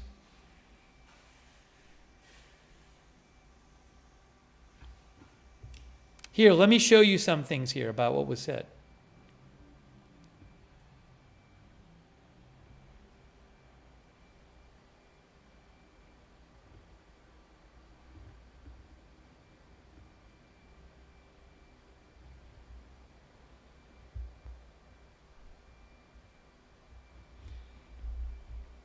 This is from, no, I need to do this, where is it here? There. Oops, let me put this over here. There. You can see, as AP says, White House now says Trump tariffs are bargaining chips to get better trade deals. Bring us your best offers and he will listen, White House Press Secretary Karoline Leavitt said of other countries. Oops, let me make sure we have this up there on the screen. In the press briefing. Bring us your best offers and he will listen. White House Press Secretary Karoline Leavitt said of other countries potentially negotiating tariff rates with Trump. She said Prime Minister Netanyahu, blah, blah, blah. Prime Minister Netanyahu coming to Washington to talk trade should serve as a model. She said China was making a mistake by responding with its own steep tariffs. She insisted that negotiating rather than steadfastly sticking to high tariffs wasn't an evolution amid stock market turmoil. She claimed the White House position had not evolved.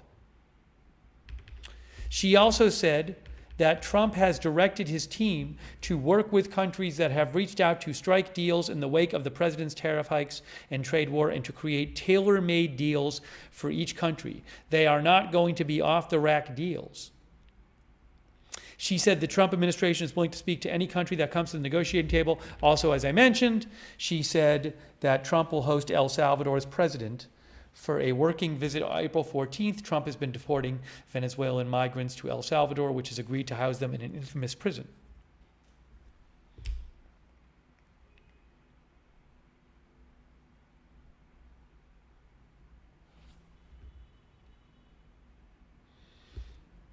All right. Let me take some comments from you guys. And we will have, we're going to stay on the air for this. President Trump is going to speak in like an hour or so. I guess at this point we'll stay on the air for it. Why not? Why not stay on the air for it? I hope it starts somewhat on time.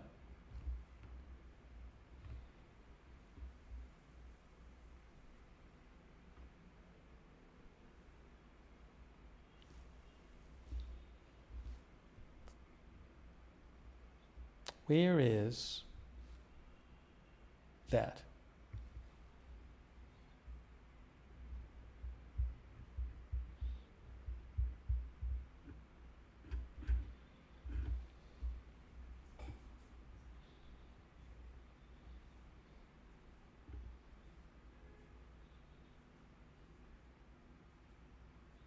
Stuart Tron says Trump to bomb Mexico.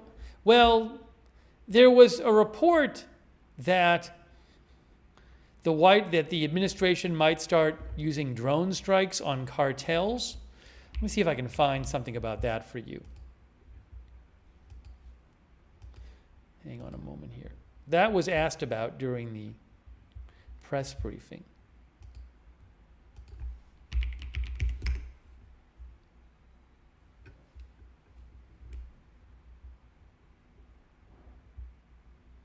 Here, I have it right here.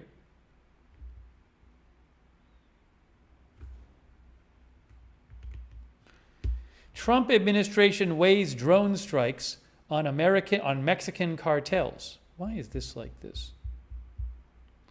To move that up there a little bit. NBC News reports.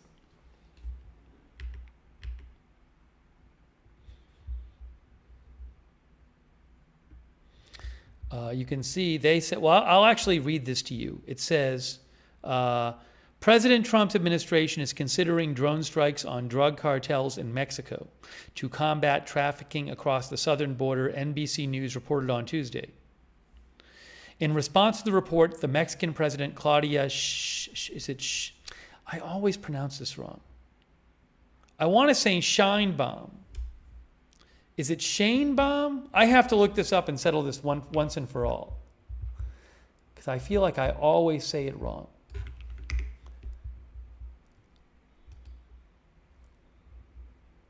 Is it Sheinbaum? I feel like I've always said Sheinbaum, and I'm always getting it wrong. I'm not going to worry about it right now. Anyways, there she is. The president, maybe it's Sheinbaum, said that her nation would categorically reject any unilateral U.S. military in Mexico and that such military action would not resolve anything. She did not think the U.S. would pursue such unilateral action.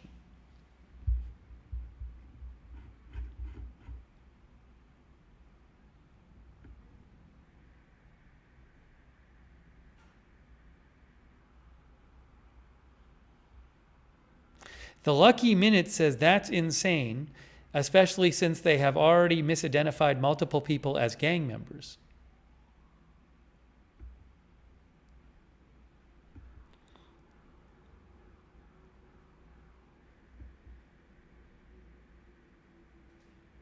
Our chat disagrees on how to say her name, by the way. More people are saying Sheinbaum. I don't know about that. That's how I've said it, but I don't know that that's right.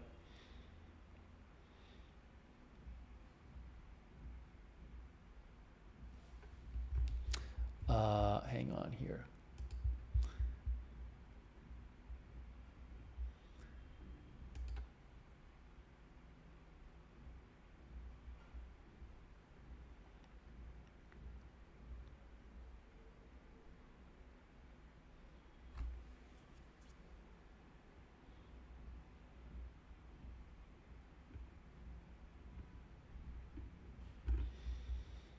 Where is something else I wanted to mention to you? By the way, current stock prices, Dow is up 0.58%.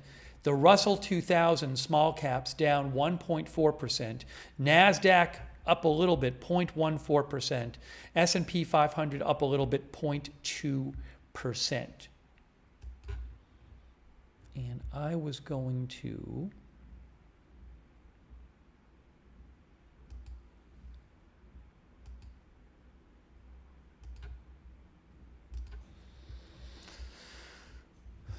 And we will have Trump speaking in like an hour.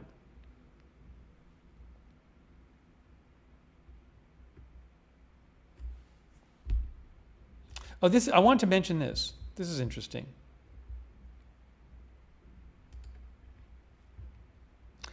Europe has yet to retaliate against Trump's latest tariffs. Why not? This is from the Washington Post. They mentioned how when President Trump announced tariffs on China, Beijing swiftly struck back, matching those new U.S. levies within 24 hours. Speaking of which, I don't know if we're going to hear more. We might soon hear more from China because President Trump responded to that with 50% new tariffs yesterday. So is China going to respond to that? Anyways, the European Union is taking a more zen approach, says the Post.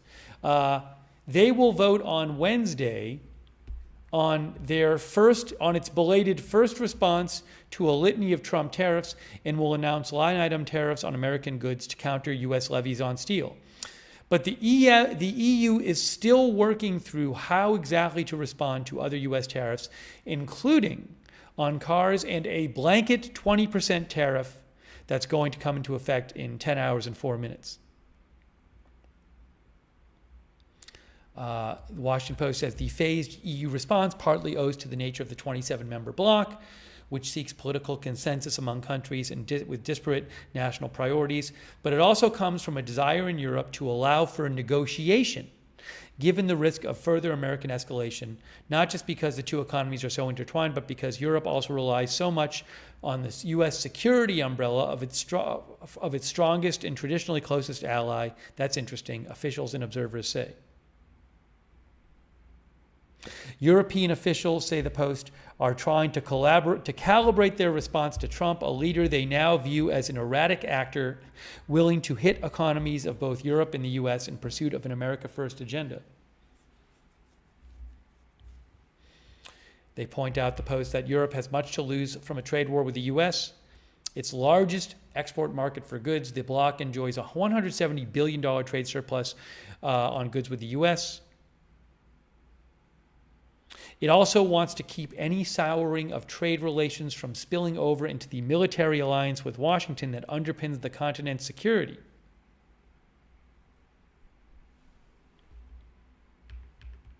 But the EU does have powerful trade tools at its disposal, should it choose to use them, including the targeting of America's $118 billion surplus on services with Europe, a major profit center for both U.S. tech giants. Anyways,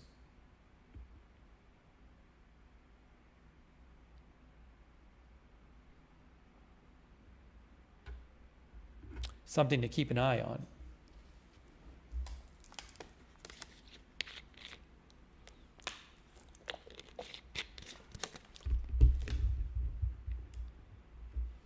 We should talk about the Elon and Peter Navarro stuff too. Hang on a moment here.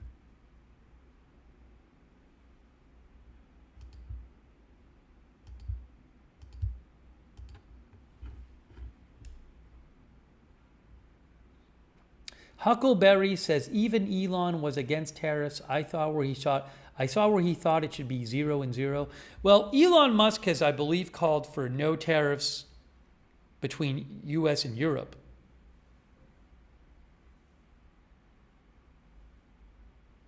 By the way, Robin Vachon says it's pronounced Shanebaum. You know what? One of our viewers mentioned it, so let me just show you something about that.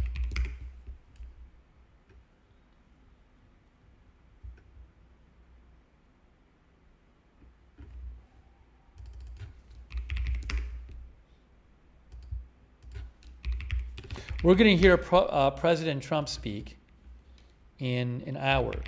I'm staying on the air for it. Fine. Oh, and I have something about that.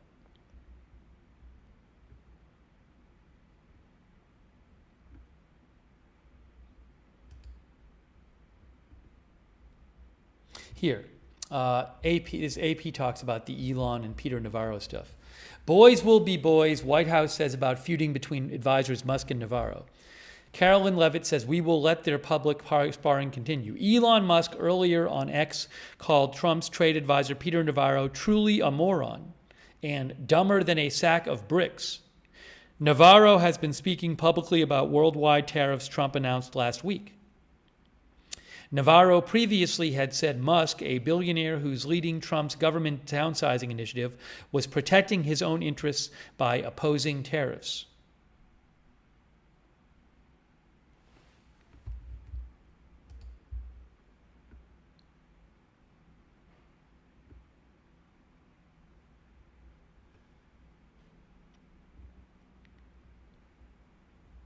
Here's something about Elon Musk on tariffs right here.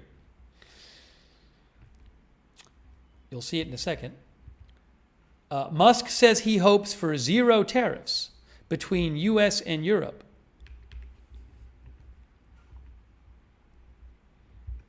From Reuters. U.S. tech billionaire Elon Musk said on Saturday he hoped to see complete freedom of trade between the U.S. and Europe. Musk, a Trump advisor who's been working to eliminate wasteful U.S. public spending, spoke via video at a video link at a Congress in Florence of Italy's right-wing co-ruling League Party. At the end of the day, he said, "I hope it's agreed that both Europe and the U.S. should move, ideally, in my view, to a zero tariff situation, effectively creating a free trade zone between Europe and North America."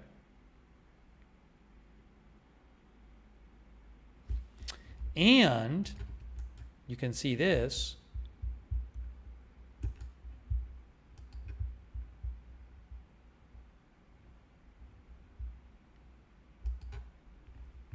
Here's another headline here from this back and forth. Trump advisor Navarro dismisses Musk as a car assembler after tariff comments. There's Peter Navarro right there.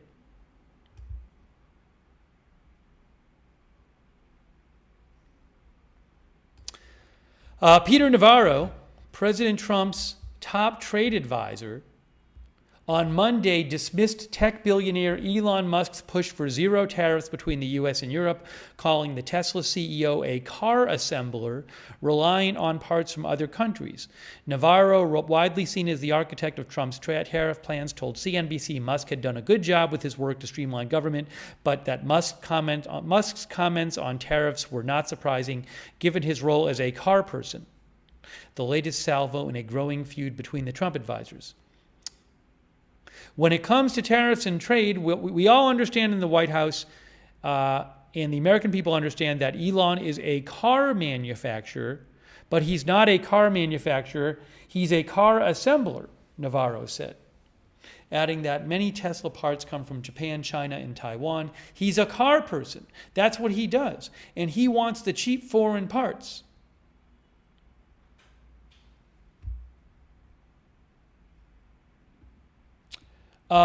Navarro said Reuters also reports that Navarro said he had not spoken with Elon Musk since Elon Musk's post on X over the weekend, suggesting that Navarro's PhD in econ from Harvard is a bad thing, not a good thing.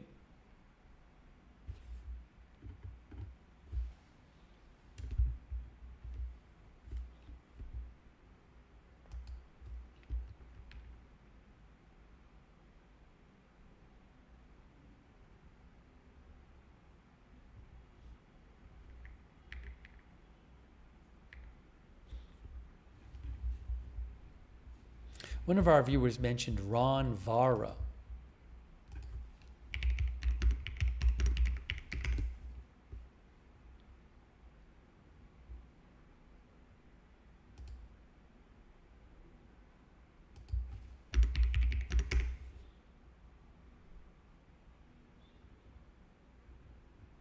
Hang on.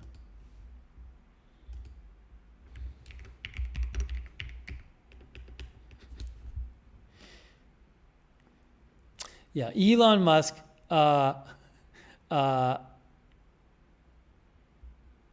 posted about this. I'd like to find the actual post.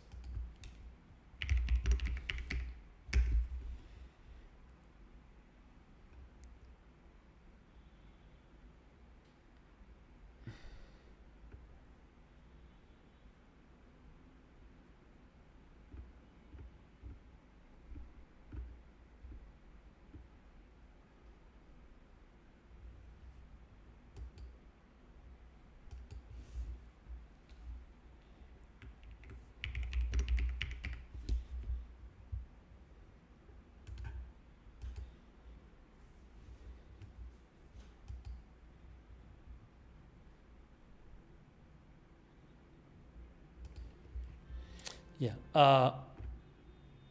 Here's a Elon Musk on X. You can see was posting about. This is from 4 hours ago when Elon Musk said Navarro is truly a moron. What he says here is demonstrably false. Tesla has the most American-made cars. Navarro is dumber than a sack of bricks. And then he said, by any definition whatsoever, Tesla is the most vertically integrated auto manufacturer in America with the highest percentage of U.S. content. Navarro should ask the fake expert he invented, Ron Vara.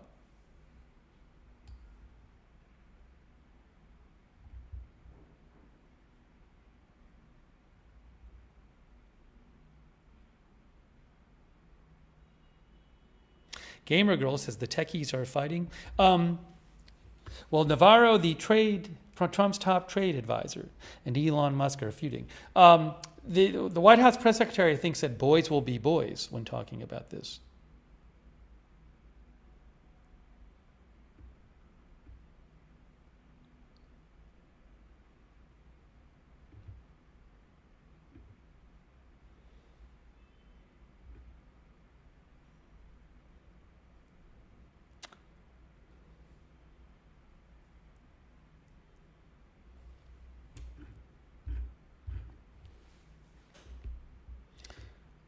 One of our viewers, Lost in Space, says, ha ha ha, they are all fighting against each other now. Where's my popcorn?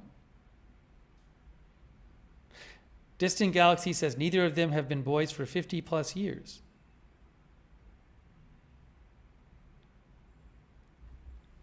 Rocky Coast says, I know you are, but what am I?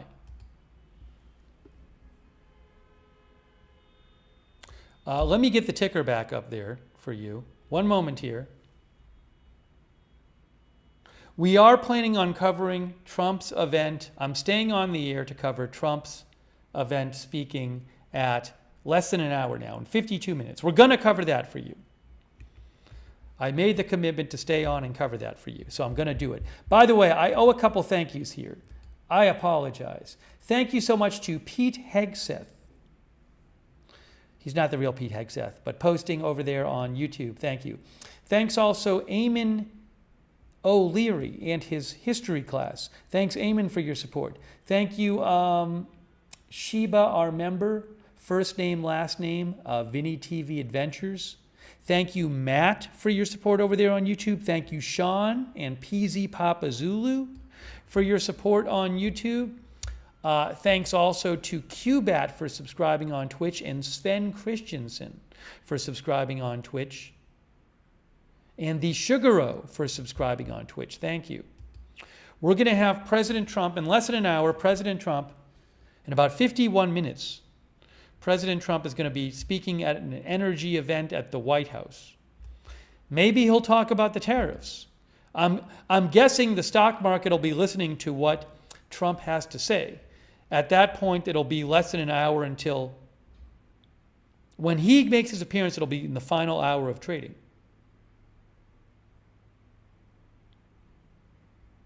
Oh, let me show you this. Speaking of which, let me show you this from the White House. Oh, hold on. Let me show you this from not from the White House, from Trump himself. I didn't realize he had posted again.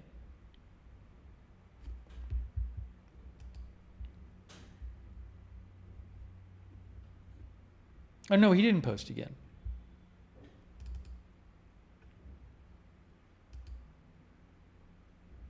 Okay. Anyways, though, remember, President Trump, among the tariffs that take effect tonight in 9 hours and 50 minutes and 44 seconds, are the 84% additional tariffs on China, which will make the total tariff rate under Trump on China 104%.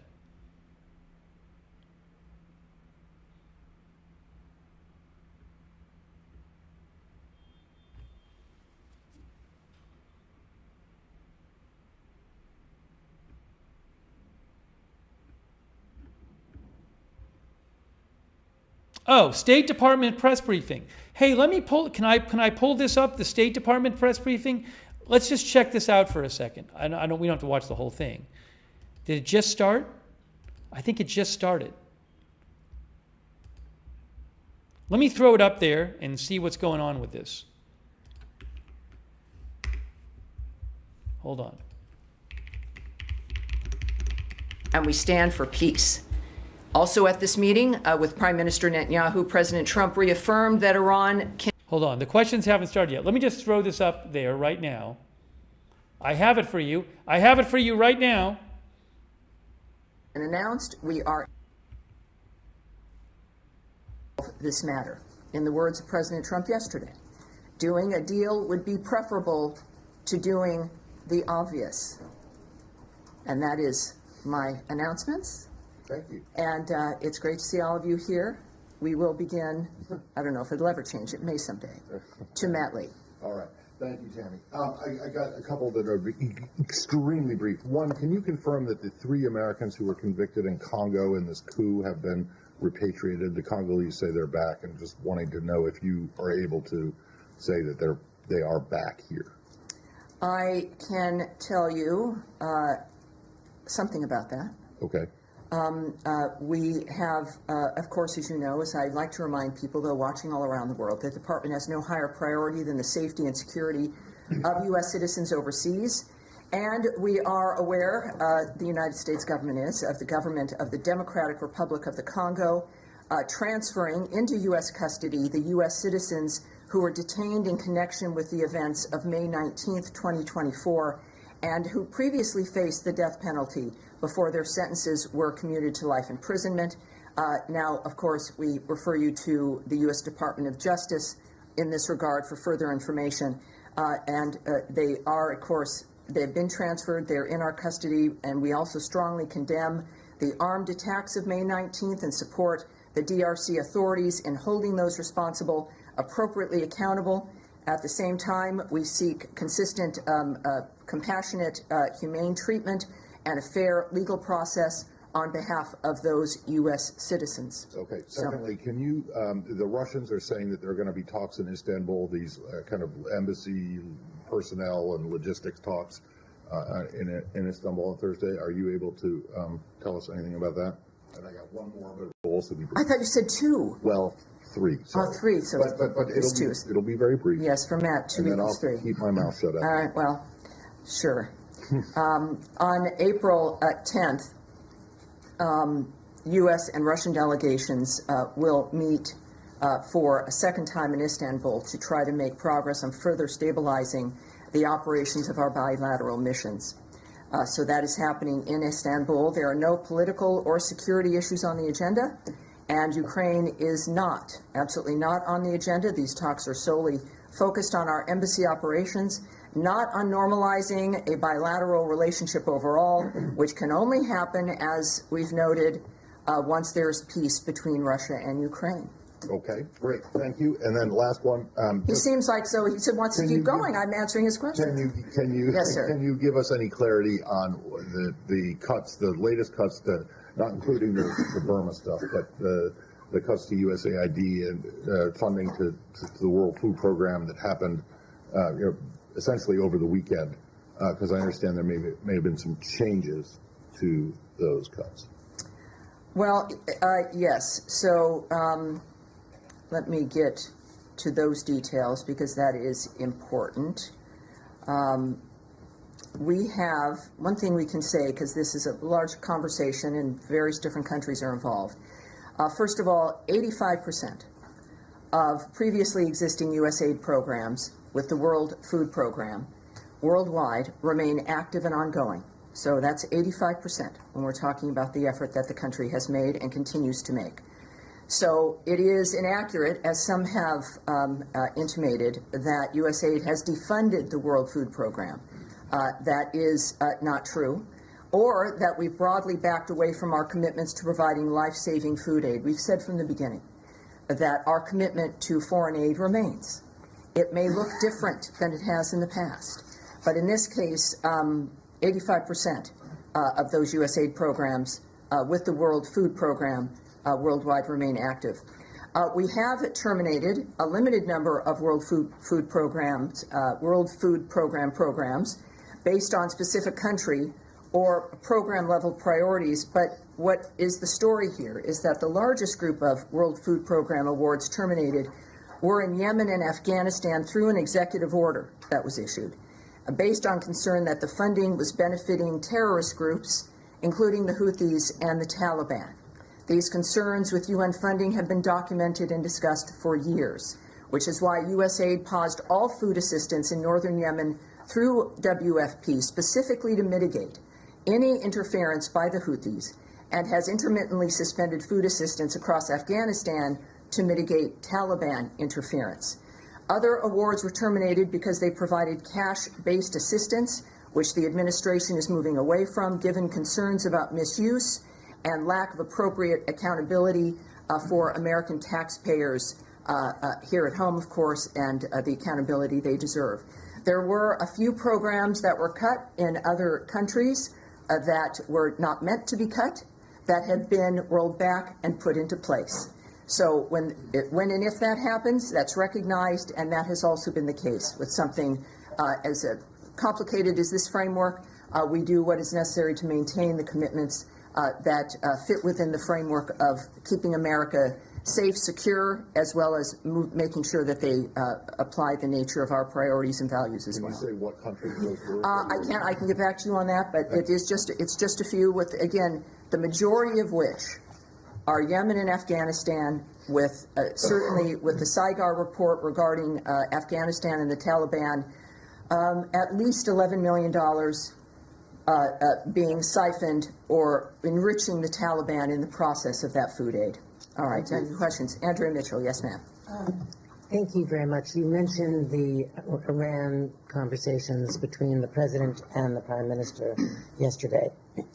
Can you confirm what the Iranian foreign minister, Arachi, said, which is that Steve Witkoff, the special envoy, will lead those talks, and that they will be indirect, not direct, as President Trump said? Or is there some clarification you can give us as to how the State Department sees these talks being composed? Well, I can't confirm anything an Iranian authority is going to say. What I can tell you is what the Secretary of State, Marco Rubio, has said, is that Mr. Witkoff, Special Envoy Witkoff, will be there. So he'll be present. And when it comes to the description of the event, I would refer you back to the President's remarks. That's who I rely on. Can you define what is meant by direct talks? Because the Iranians are insisting at the foreign minister level that they are indirect. That's nice for the Iranians. I would refer back to the President of the United States, President Donald John Trump. I have one more subject. Yes, of course. You can also have more questions. Absolutely. The other thing I wanted to ask you about, colleges, universities around the country are saying that with little or no notice, to them or their students, there have been massive cancellations of student visas without explanations. In some cases, some of the students have said they are for reckless driving citations. These are not students who are involved in protests. Not that that would necessarily justify it, but just can you clarify the way these are being canceled? Is there a process to determine, is there a threshold for determining why a student visa would be canceled, and what are the criteria? Well, we've never gone into the details of the visa process. We don't discuss individual visas because of the privacy issues involved. We don't go into statistics or numbers. We don't go into the rationale for what happens with individual visas. What we can tell you is that the department revokes visas every day in order to secure our borders and to keep our communities safe, and will continue to do so. The criteria, as it is applied appropriately, and that's the extent that is what we've been dealing with, right? And we've never been, and we're not inclined to answer those specifics, but I think the American people know, as we're seeing, that we take the border seriously, we take the visa process seriously, and the number of revocations, I can say, is dynamic, which is why we don't give those numbers out. Again, we're not going to give statistics, only because of always the continuing fluidity of the situation when it comes to visas and the reasons they are revoked, which is personal and private. And just the last question on this this. You're beating Matt Lee when it comes to 2 being 4 now. But the Secretary's announcement, the announcement that came out the other day about the cancellation of passports holders from South Sudan, when South Sudan is in some considerable conflict right now between their leaders. There's a great deal of turmoil and violence in that country. What is the reason, more broadly, not individual reasons, for canceling visas to passport holders from South Sudan when there is so much danger for anybody going back? I have a few things for you on that. So enforcing our immigration laws is critically important to the national security and public safety of the United States. Every country must accept the return of its citizens in a timely manner when another country, including the United States, seeks to remove them.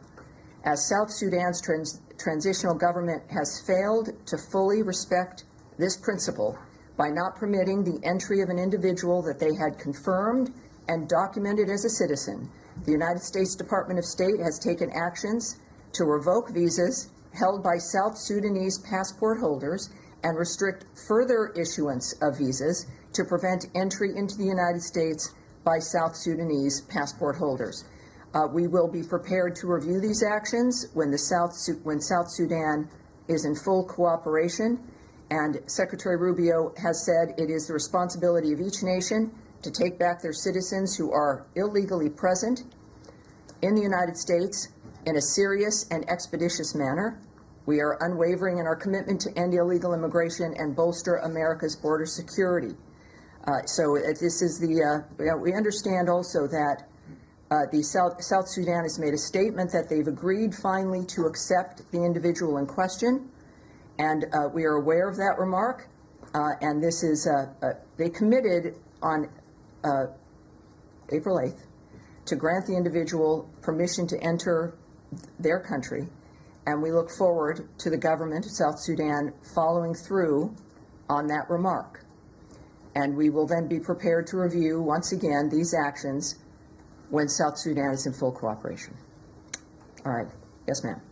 Thank you. You mentioned that some of the programs that were cut, the WFP programs, were not meant to be cut. Was that, just to clarify? All right, guys, I'm going to go away from I just wanted to check out the State Department briefing. There's not some kind of big pressing issue. If there was like a big particular foreign crisis I wanted to see them talk about, I would leave it just running. But I'm going to come back right now and go away from this. You can find it on State Department social media. But I want to talk about a couple other things. And remember, we're going to have in 37 minutes, President Trump's going to be making an appearance. The reason, we already did the press briefing. We already showed the White House press briefing. But then I said I'm going to stay on the air a little extra because President Trump himself is going to be speaking. It's supposed to be on energy, but who knows? Maybe he'll say something about the tariffs. We'll have to see. Coming up at the top of the hour, 36 minutes now, if it starts on time. And we will have coverage tonight of the countdown to the tariffs, which is now just the new Trump's reciprocal tariffs, he calls them, are taking effect in 9 hours and 36 minutes.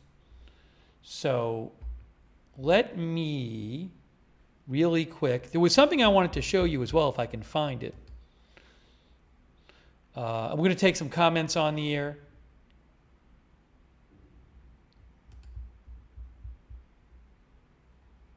Oh, yeah, so this is, Joe Soul mentioned this to me. Thank you, Joe, for writing it. This is in Lacey, Washington. Look at this, the Lacey Police Department.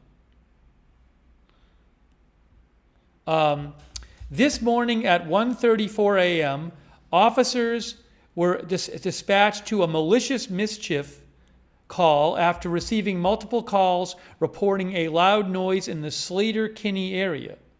Officials arrived at Target at 665 Slater-Kinney Road, SE, and discovered an electric vehicle charging station had been damaged. LPD detectives are investigating it in coordination with our federal partners.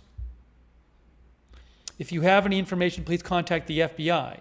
And here is, it looks like a Tesla charging stations. You can see right here. So it could be another case of Tesla-related vandalism.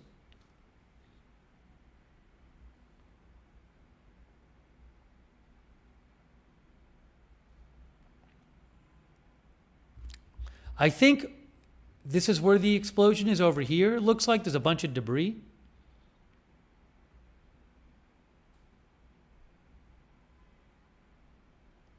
Anyways, that was from, they posted that about an hour ago. So, let me change this should just say, Trump to speak on energy at 3 p.m. Eastern.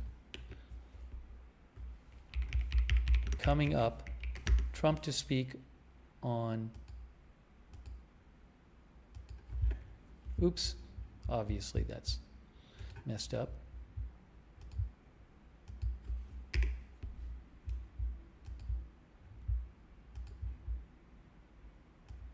So I want to show you that. Okay, hang on a moment. Jack Lynn says these vandalisms are getting out of control. I just want to post that actually.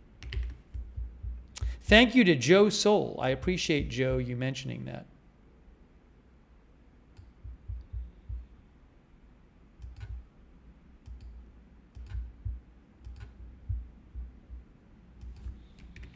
Possible Tesla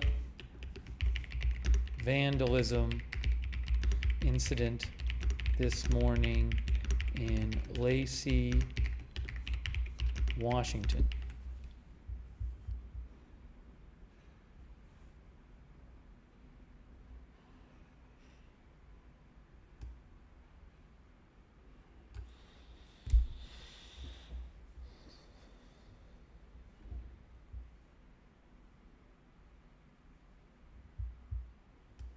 Oh, I just saw something about a Canada response. Is this true?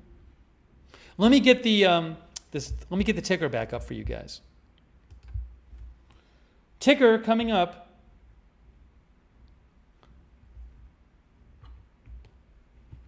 Here. You'll see it in a second. Oops, that's not what we want to see. There we go. The ticker is there. Rose Garvey said there are cameras around that parking lot. Macro Geek says this is out of control, about that vandalism thing, possible vandalism.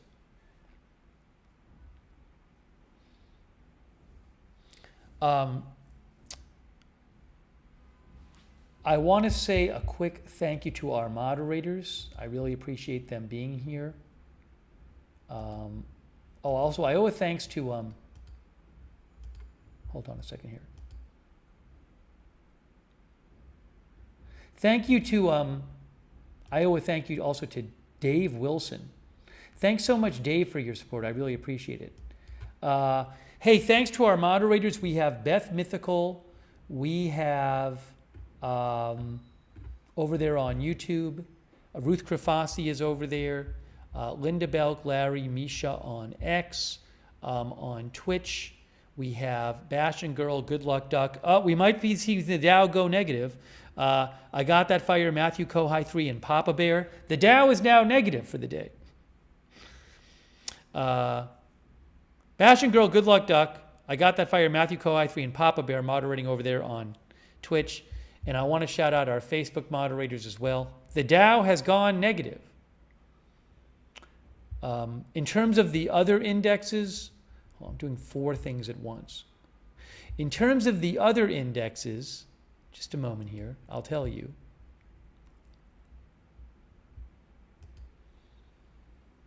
Currently, the S&P 500 is at roughly minus 0.4%. NASDAQ is down roughly 0.33%. The Russell 2000 is down 1.34%.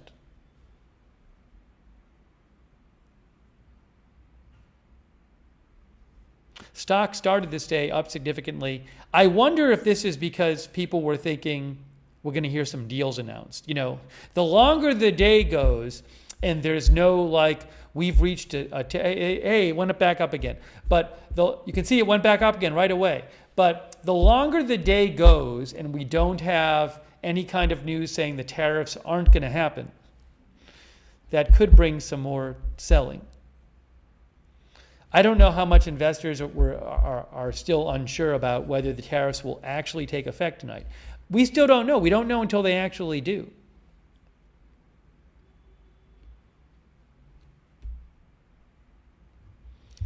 Hold on a moment here. But I wanted to, what was I going to do? I was just about to do something. Oh, I was going to thank our Facebook moderators. Let me just do that. We will have Trump speaking coming up very shortly. Coming up in less than 30 minutes, Trump is speaking, so we're going to bring you that. Thanks to our Facebook moderators like Kay Lowry Body, Margaret Riley, Paul Anderson. Thank you. And thank you also to, thanks so much to Ivan. Hey, thanks, Ivan. And thanks for shouting out the mods, Ivan. I appreciate that. Thank you. And also, thanks to Channeling Gary. Channeling Gary thinks Trump supporters don't care about vandalism. That's what Channeling Gary said. Thank you, Channeling Gary, for your support. We are bringing you live coverage. Trump is going to speak on energy from the White House. Specifically, I can tell you what he's going to talk about, but I do wonder if he will mention the tariffs when he speaks. And that, when he's speaking, it'll be the last hour of trading.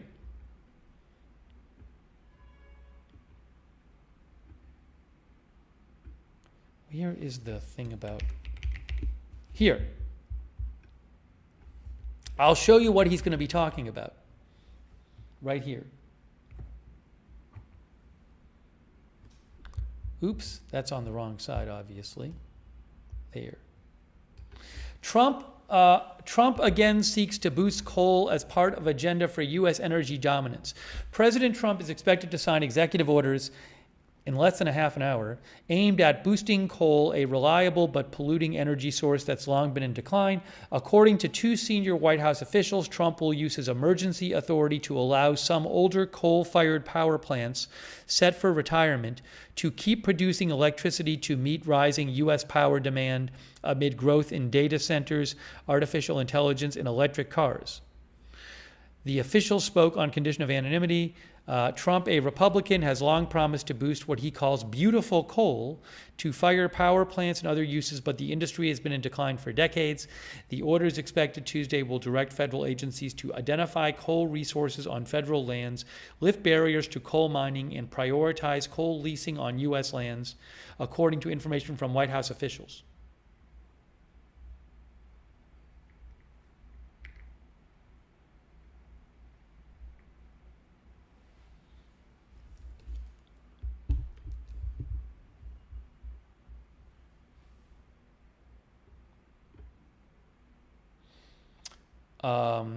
The Brando J says, should have done this 4 years ago. Damascus Everglades says, sweet, I never got to see smog.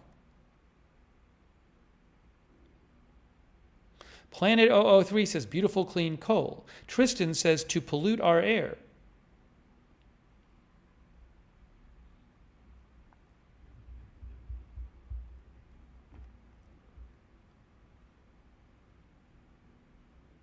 Matt says, calling it vandalism is a way to be biased. Greatly disappointed in this channel now. It's domestic terrorism. Thank you, Matt, for your support. I'm sorry you're so disappointed that I reported on the story from Lacey, Washington. The police said that there had been an explosion. They were investigating at a Tesla charging station. And I said, I called it a case of possible Tesla vandalism. And Matt is very disappointed in the channel now. I'm sorry about that, Matt. Thank you also, Ronald Kane, for the gift memberships. I really appreciate that, Ronald. Thank you.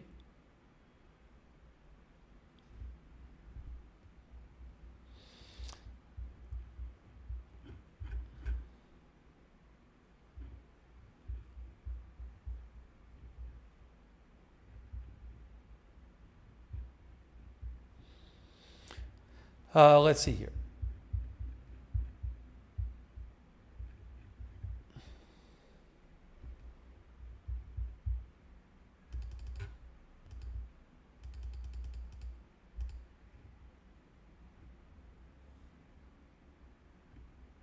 I think Canada has just maybe announced some. Am I right about this? Was there some Canada tariff response announcement? Give me one. Let me put the ticker back up for you. And while I have the ticker back up, I will. The Dow is negative again. I will check on this Canada news or possible news.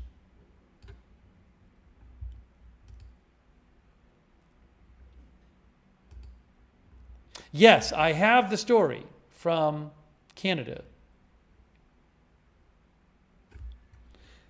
We have a Canada countermeasure. Canada countermeasure.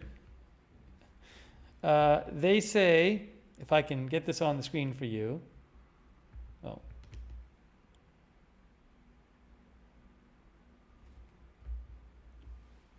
Canada says some counter tariffs against some U.S.-made autos will start tomorrow. It's a short story. The 25% counter tariffs Canada said last week it would impose on some U.S.-made vehicles will go into effect tomorrow, the Federal Finance Ministry said on Tuesday. I don't have the details on that. I have to look that up. I'm going to look it up right now.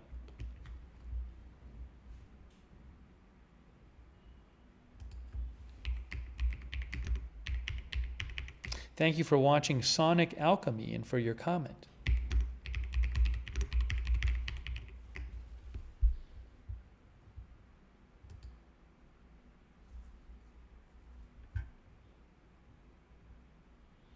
All right, where is... I have it. I got it. I got the announcement from Canada. I have the announcement from Canada. Hang on a moment here.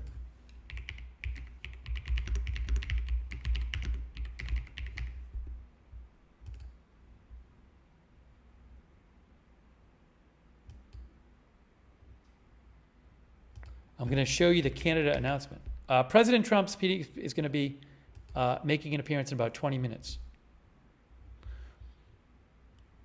That we're going to cover. Hey, look, here is the announcement from Canada. List of vehicle products from the U.S. subject to 25% tariffs effective tomorrow. Effective tomorrow, the government of Canada is imposing 25% tariffs on non-CUSMA compliant U.S.-made vehicles and on the non-Canadian and non-Mexican content of CUMSA-compliant U.S.-made vehicles. All right. They list some different cars. I'm not going to go through this. I'm going to post a link to this. You guys can read it.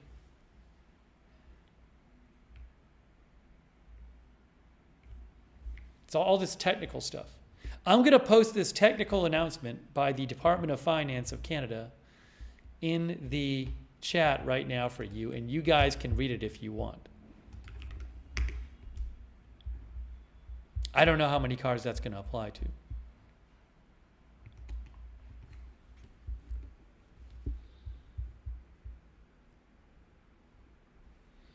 Our viewer OO says elbows up. Hey, thanks so much to Ellen Zen. Hey, thanks, Ellen. That's super nice of you.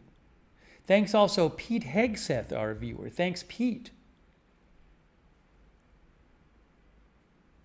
Why is this thing... Okay, hang on. When I do this... Oh, I see. This is a little bit off here, I think. Is this off? Yeah. Hold on, let me fix this here. Ah, that's better.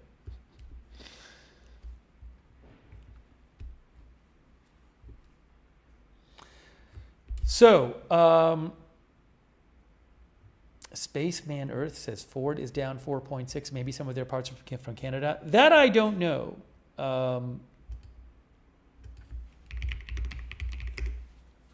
Ford stock is down 5% today.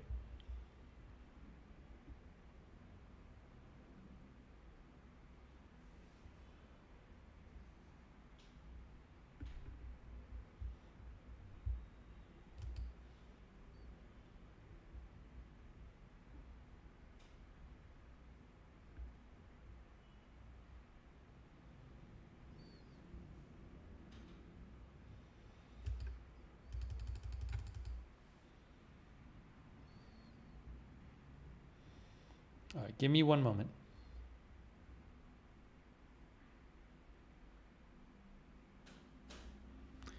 I just saw some update here. What is this now? Hold on. Hold on a moment here. Hold on a moment.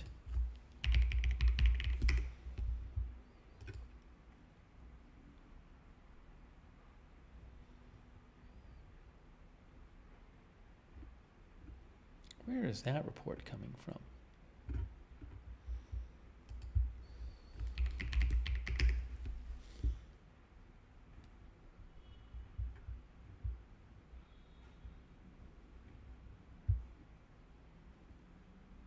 I don't know.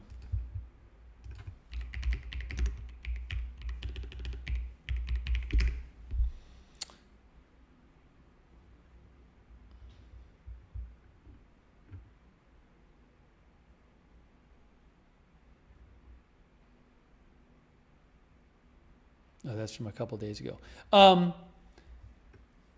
In about 18 minutes, President Trump is supposed to speak. So we are staying on the air to cover that for you. If you missed the White House press briefing, you can rewind it and watch it. And oh, what's this?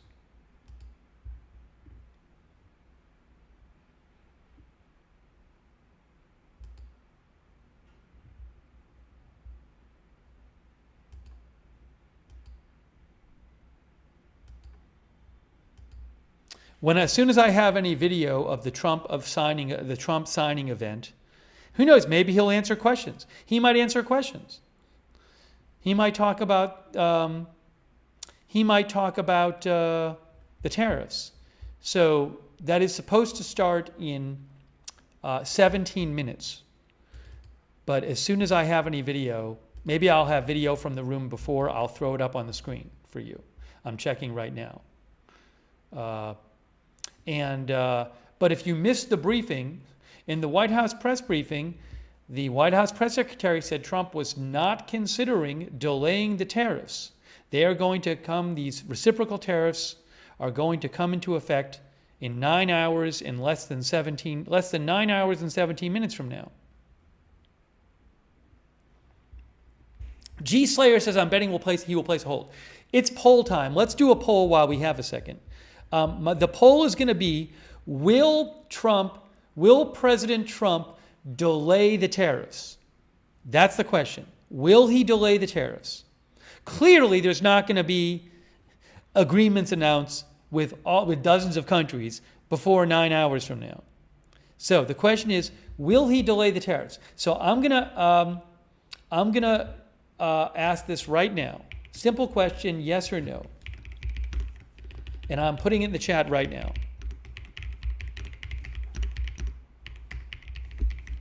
Let's see what you guys think. All right, I just posted it over there on YouTube. Now I'm going to post it on Twitch.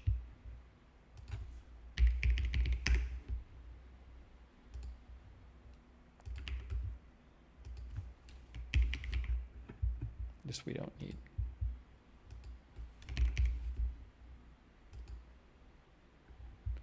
And then I'm going to post it on Facebook right now.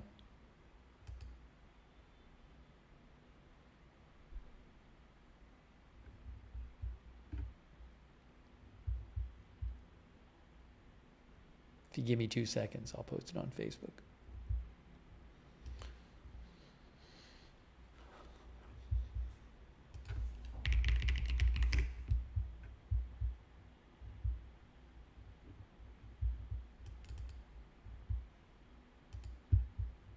Question, will he delay the tariffs? I know, you just heard two of me for a second. In a second, I will tell you what you guys said. I haven't even looked yet because I'm still posting the poll. Okay.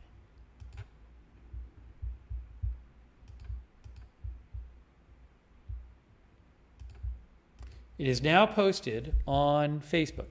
All right, so let's see what you guys had to say about this. I said,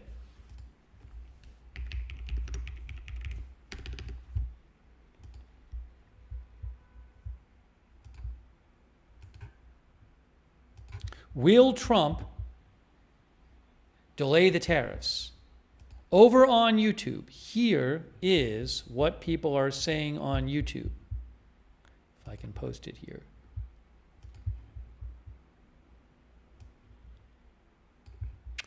The current vote on YouTube is, can you see this?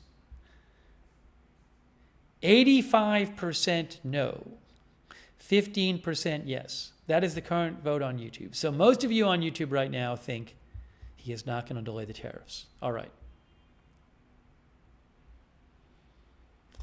As for Facebook, it is 69% no, 31% yes. And let me show you what our viewers on Twitch are saying about this. Our viewers on Twitch are saying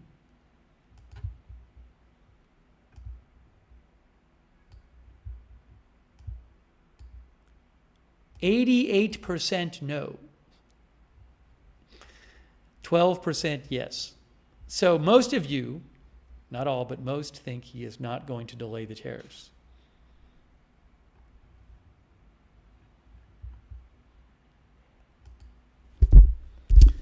Thanks for voting in our poll.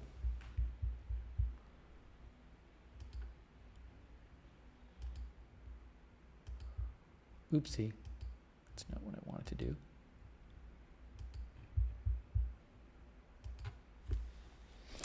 Okay, we have about 12 minutes till Trump is supposed to speak at the White House. If it starts on time, I don't know that it will, but we'll have to see.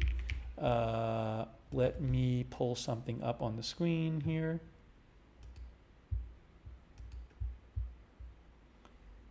Let me get something else ready here. Oh, give me a moment.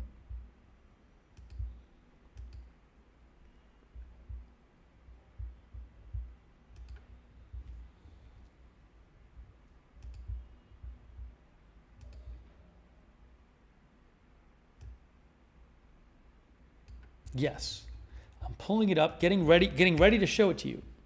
I'm getting it ready to show it to you. We don't have the video from the White House yet, but we should be getting it soon.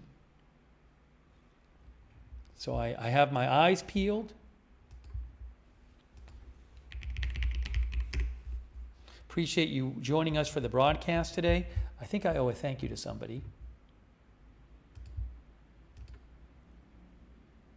And remember, tonight, we will be live tonight for the live tariffs countdown coverage tonight. Hey, thanks, Jim Eaton. Jim thinks calling the Tesla possible vandalism. Tim thinks calling it terrorism seems paranoid to me. I mean, it really depends on how you define the word terrorism, I guess. Thank you, Jim. I really appreciate that. Thank you also, Wildflower. That's so nice of you from the UK. Our member, Wildflower, thank you.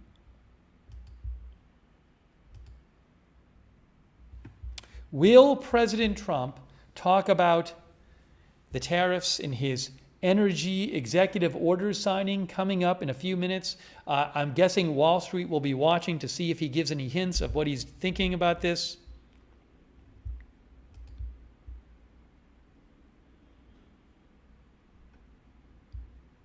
But we're going to bring it live. Yes, we are covering Trump. It says it right on the screen.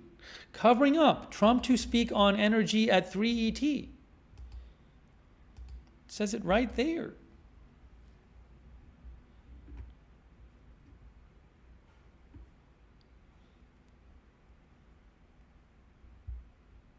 Mark Carney posted, the Prime Minister, I don't know how many cars this affects. This is from Prime Minister of Canada, Mark Carney. He says, let me just show you this here. At 12:01 Eastern tonight, Canada's counter tariffs will come into force. There will be 25% tariffs on all non-CUSMA compliant vehicles from the U.S. and 25% tariffs on the contents of CUSMA compliant vehicles that are not from Canada or Mexico. President Trump caused this trade crisis, and Canada is responding with purpose and with force.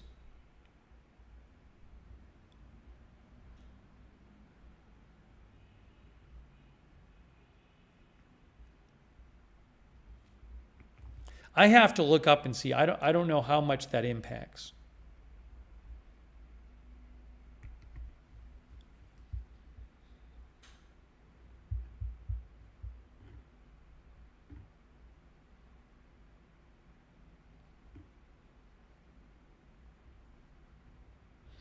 Justin D says, are we winning yet? Travis Hesselman thinks Trump will start half an hour late.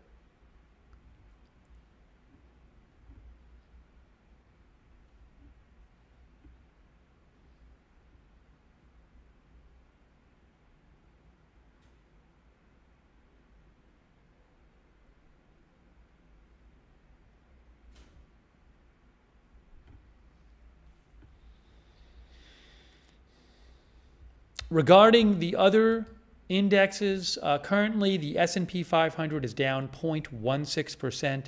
NASDAQ is down about 0.5%. Russell 2000 small cap stock index is down about 1.5%. Bitcoin is at 77,284 when I last checked.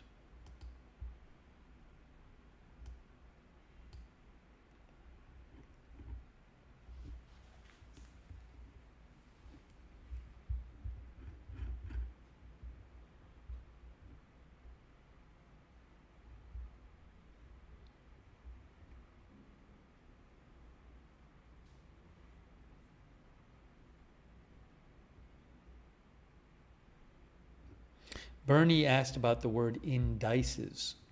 Indices. Indices? I always say indexes. Maybe that's wrong.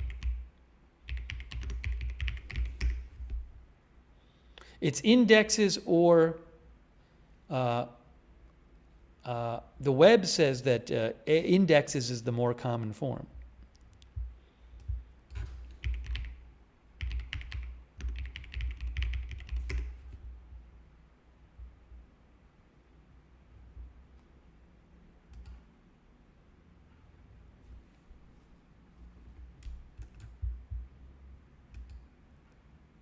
I'm not going to buy it right now. I guess indices would be another way to say it. Indices or indices? Indices? Anyways, that's our word talk for today. It is 1:54 Central, 2:54 Eastern.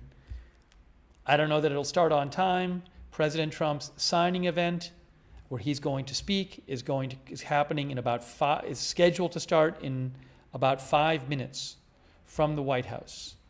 We're going to bring you live coverage. We stayed on the air extra, bonus coverage, to show you this. Since the tariff deadline is tonight, since he may say something about it, I figured why not stay on the air and let's see what Trump has to say. Let's see what he has to say. Tariffs take effect, the new tariffs, in 9 hours and 5 minutes, guys.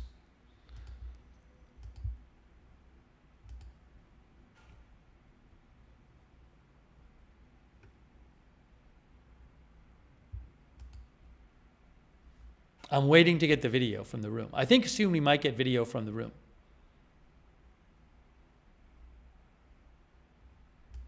You can see AP says, U.S. stocks give up an early gain as clock ticks down to Trump's new tariffs.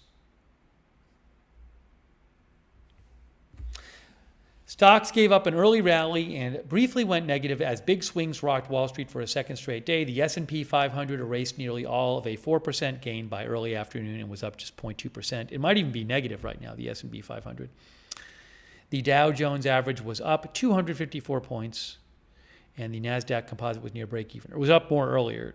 Now it's up 40 points.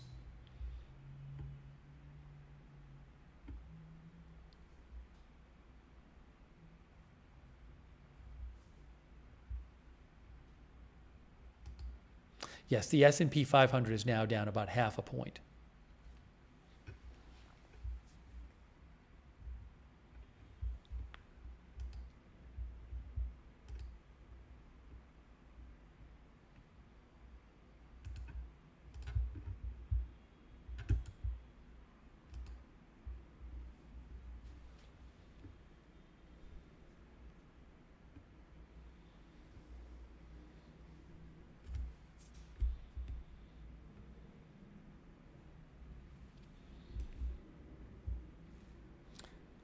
I don't have. I keep looking over because any moment now I'm expecting to at least get the video from the East Room in the White House where this is taking place. As soon as I have that video, I'll throw it up there. Maybe we'll be getting that video at the top of the hour. Kitty Tiger says Trump effect.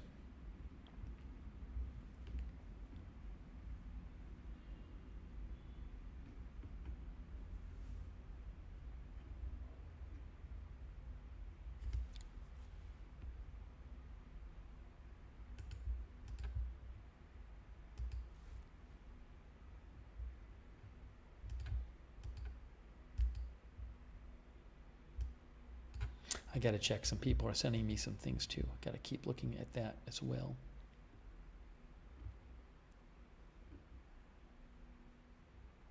Joe Soul says the explosion rocked his apartment. Joe says the explosion at the Tesla charging station rocked his apartment. I thought Joe said he sent me something.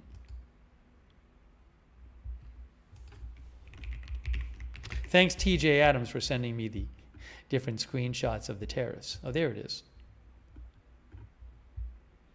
Yeah, Joel sent a video and some photos. You have permission to use this video, bro. Hold on. I was going to play Joe's video for you guys. Our viewer Joe sent a video from the scene where the Tesla charging station had an explosion in Lacey, Washington early this morning. Let me see if I can throw Joe's video on the screen. Hang on, Joe. I'm going to do this right now. Okay.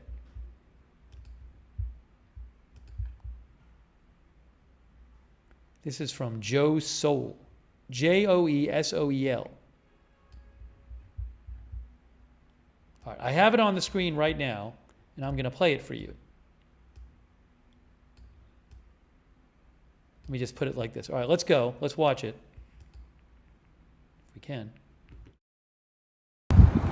Hey, Lookner. It's Joe Soul 2. The FBI's here in Lacey, Washington. Looks like the Tesla charging station's got maybe attacked or something. I don't know. You have permission to use this video, bro. Peace out. There you go. Hey, that's on the ground reporting from Joe Soul.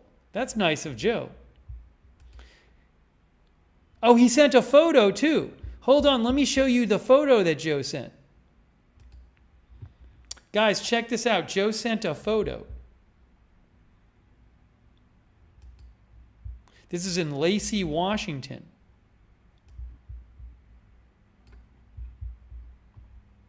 Here it is. You'll see it in a second. That's the photo of the Tesla charging station damage from Lacey, Washington, from our viewer Joe Soul.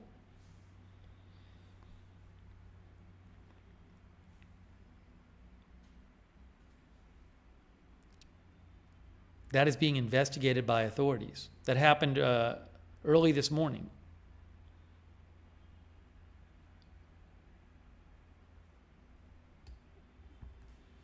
Hey, thanks, Joe. That's awesome.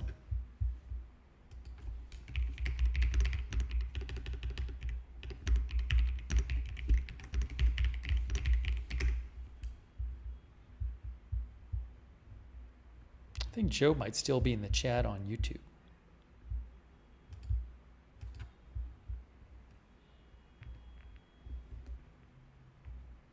There we go. Oh, thanks, by the way, also to our member, our new member, Sally Lindstrom. Thanks, Sally. Moments in Trading says Joe can be your at the scene reporter. He lives in the area. Hey, thank you, Dennis Kennedy, for your support. Thank you, Dennis Kennedy.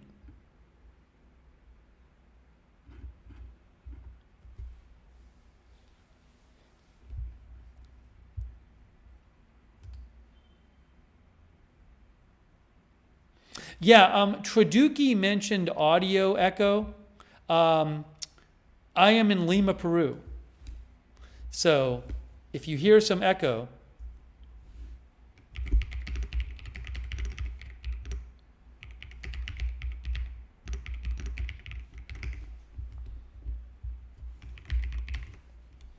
it's because I'm not in my normal studio. I am in Lima, Peru. So stuff like sounds and looks a little different. Nothing I can really do right now about it.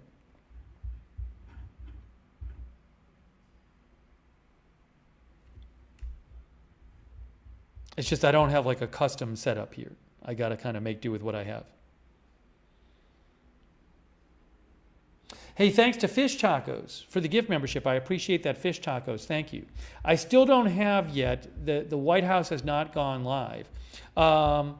So let me change, it is now past 3 p.m. Central Time, 3 p.m. Eastern Time. So let me change this. We're waiting for the White House to start. The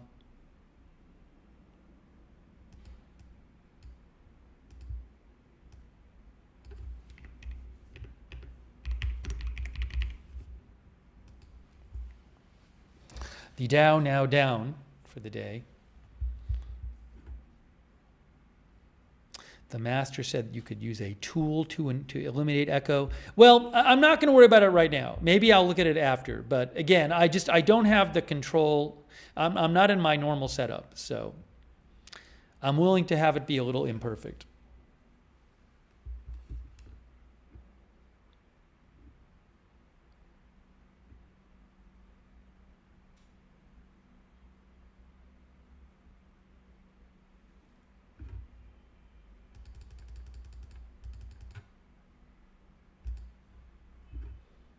And a number of the viewers are saying they're okay with the sound. When I've heard it, it didn't seem incredibly bad. So, thank you, Dodger Blue. I don't really check my Blue Sky. So if you send things there, I probably will not see them in any kind of... There's just too many platforms. I had to cut it off. So I wouldn't send things there. Best way to reach me is on X at Lookner. You can always, I would say do that first. If for some reason you're not on X, you can always send an email to agendafreetv@gmail.com. Thank you, Dodger Blue. I appreciate it. I also owe a thank you to Kristen Gates. Hey, thanks so much, Kristen. That's super nice of you. Oh, by the way, the pool has gathered for the executive order signing, the White House press pool. So they are there gathered for this. That's what we're waiting for. That's why we're still on the air after the press briefing. We're still on the air. The Dow is now going down further in the last hour of trading. Keep an eye on it, guys. I think maybe there was some optimism on Wall Street that there might be some kind of delay to the tariffs or some deals announced, and nothing like that's been announced yet. The S&P 500 is Dow down almost 1%. NASDAQ is down 1.3%. Russell 2000 small cap stocks index down 1.6%.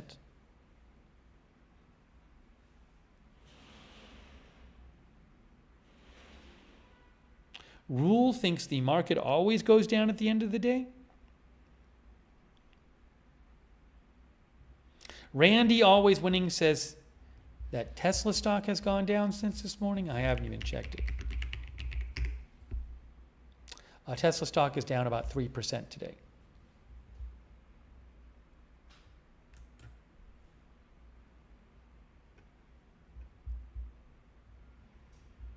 Bitcoin right now is 77,084. That's the last price I saw.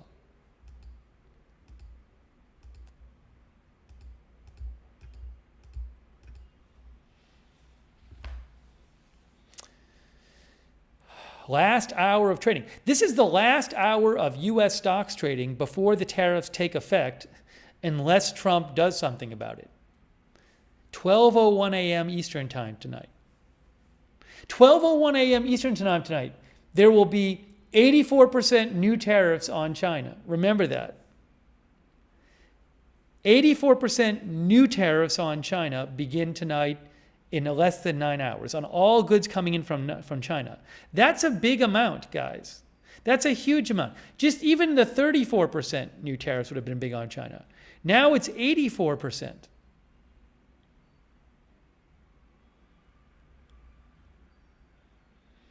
I wonder if the market was just assuming this was not going to happen. I don't know it's going to happen. I genuinely don't know.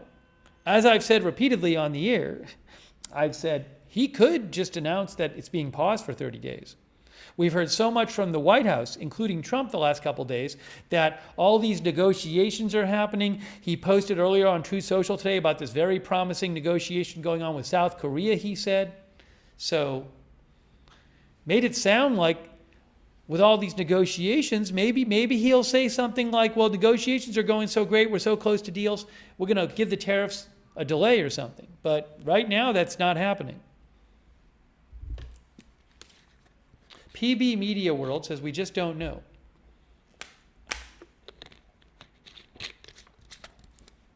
But we are seeing stocks going down now in the last hour of trading. NASDAQ is now down 1.6%. S&P 500 now down over 1%. Russell 2000 now down 1.6%. Joaquin Nord, it's not 104% of new tariffs. Trump already had 20% tariffs on China. So it's actually 84% new tariffs.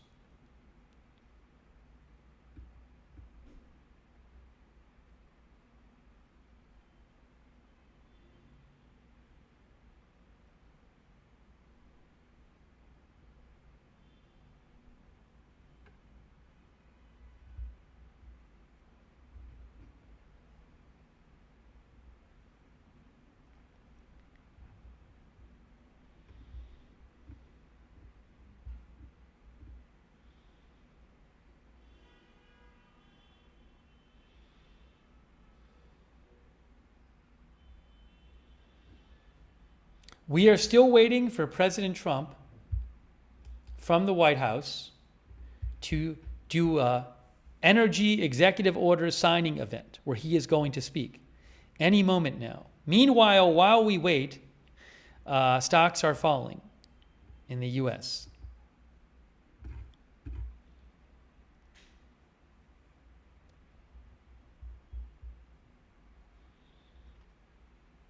If you look at the chart, which you can if I take away the text here for a second, you can see stocks were significantly higher earlier in the day.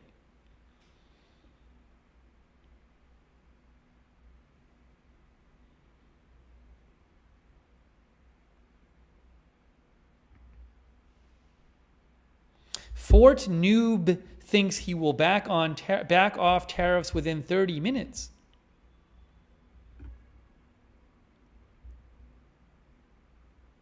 Most of you think he won't, though. We did a poll. Most of you think he's not going to delay the tariffs.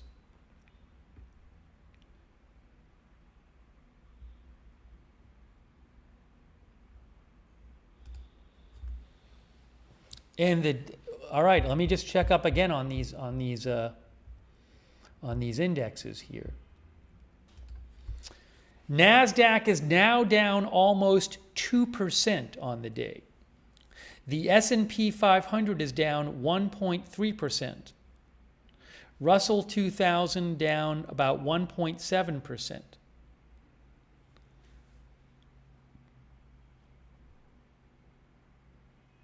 Lee Elmore says power hour with a falling knife.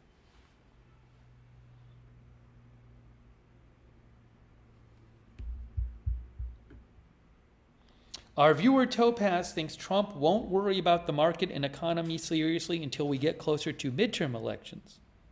As a result, the remainder of 2025 will probably be volatile. That's what our viewer Topaz thinks.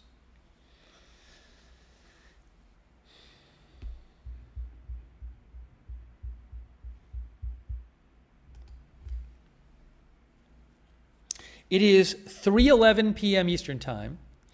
We're waiting for Trump to speak at any moment about energy. But who knows? Maybe he'll talk about the tariffs.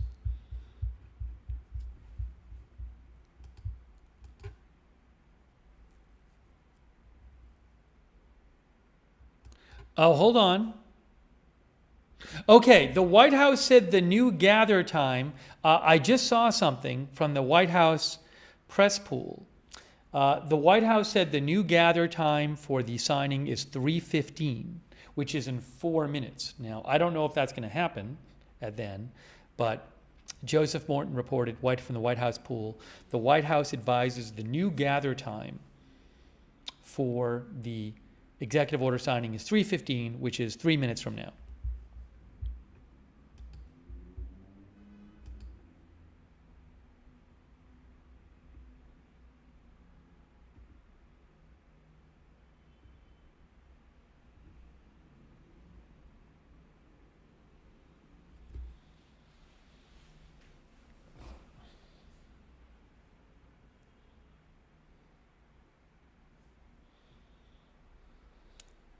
And remember, I'll say it again, in 8 hours and 48 minutes, there will be a new 84% of tariffs placed on everything coming in from China. By the way, still waiting to see how China responds to Trump upping the tariffs on China by 50% yesterday.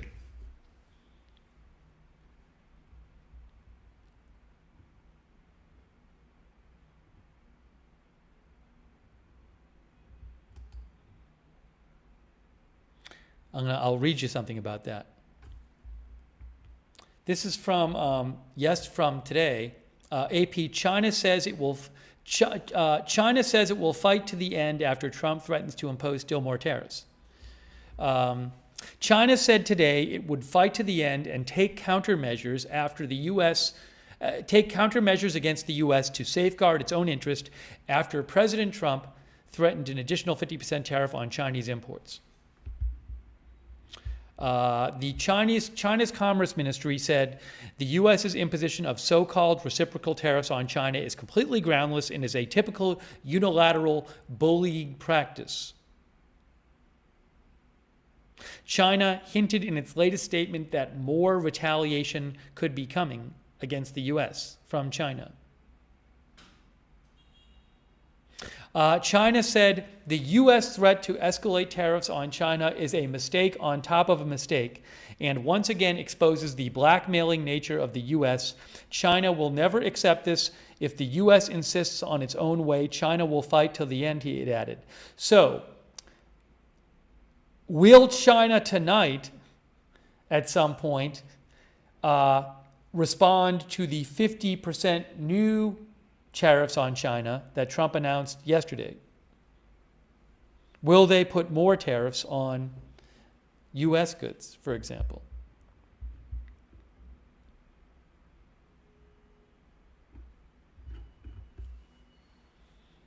That's something to watch for. Meanwhile, the Dow continues to drop. Stocks continue to fall after being up by several percent earlier in the day. Okay. NASDAQ is now down over 2%. S&P 500 is down 1.5%. Russell 2000 down 2%. I just wonder, I feel like maybe Wall Street was thinking that there'd be an announcement during the day that these tariffs would be delayed, and they haven't gotten it yet. I don't know if this is like Wall Street thinking, wait a second, is this really going to happen in 8 hours and 45 minutes? I don't know. Donnie Lusk, our viewer, thinks China isn't playing.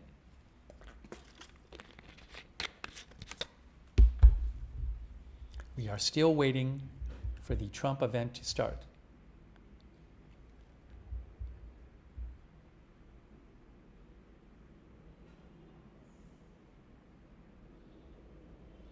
Our viewer Ellen Zen thinks Wall Street was in denial.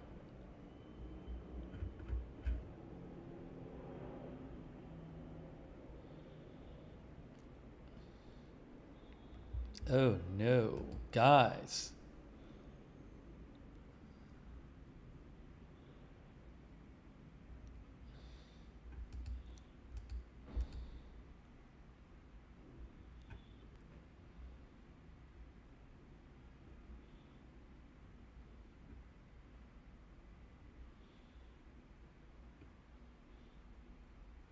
Any moment now, Trump's supposed to speak, but we don't have the video yet.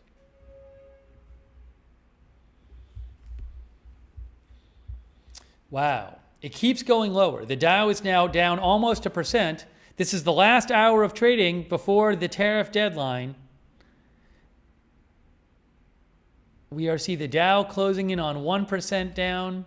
NASDAQ is close to 2.5% down. Whoa. Russell 2000 down over 2%. The Dow is now down over 1%. S&P 500 down close to 2%. Oh no. Are we going to see a sell-off in the last hour of trading? One of our viewers, Jolly Old Saint P, says, buy the dip.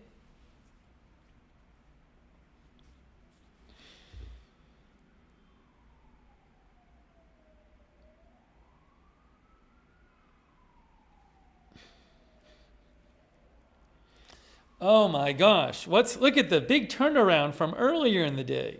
Wow. This is a significant turnaround.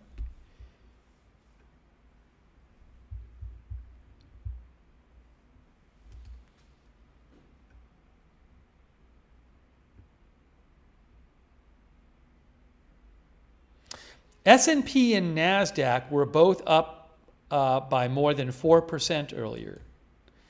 And now the S&P is down almost 2% and NASDAQ is down 2.5%.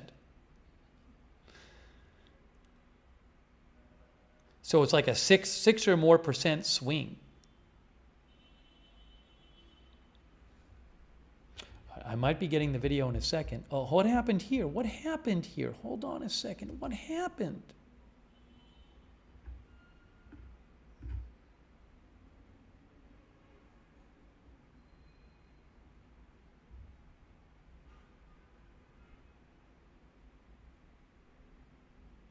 Oh my, hey guys, by the way, hold on, what is this here?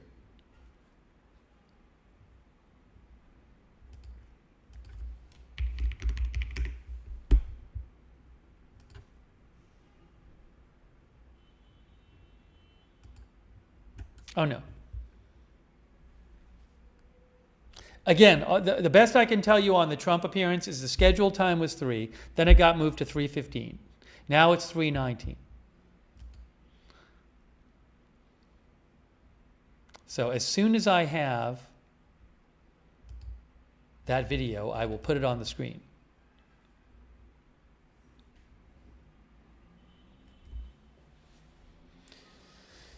Stocks continue to drop now. NASDAQ down 2.55% today. How about crypto? Bitcoin is at 76,647.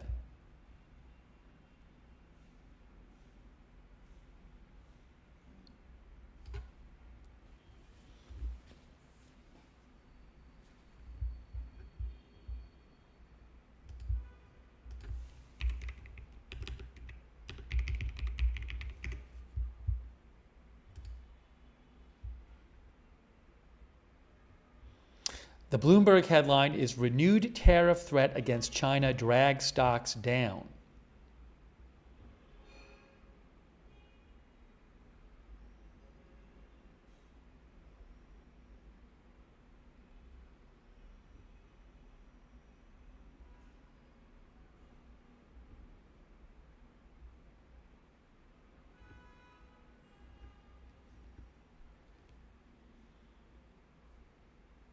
Yes, the S&P 500 was up over 4% before, and so was NASDAQ.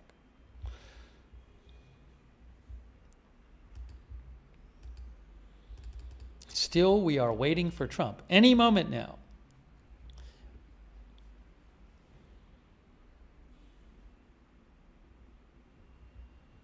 Caitlin Huey Burns from CBS reported that she asked Scott Bessent a few minutes ago the Secretary of the Treasury, she asked him if the tariffs are a set in stone or a negotiating tactic, and he said they are negotiable, but not a negotiating tactic. It just has not been clear exactly how firm and how negotiable these are going to be. How long will they be in place for? Will they definitely come into place? The White House has said they'll definitely happen. One of our viewers said oil price plummeting. Yes, oil has been going down for days because it's anticipated that the tariffs could cause an economic slowdown.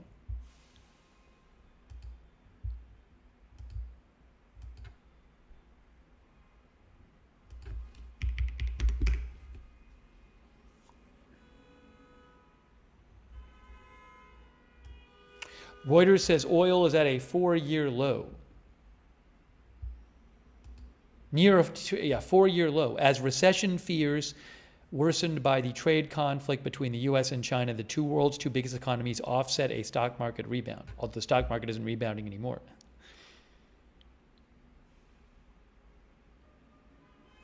Oil's two benchmark prices have gone down by about 15% after Trump's April 2nd announcement of reciprocal tariffs on all U.S. imports.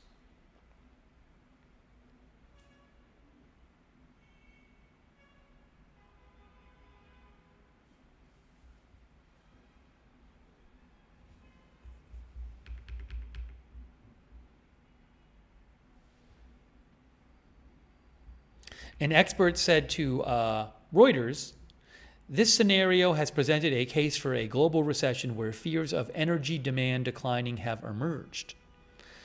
Hence, oil prices going down.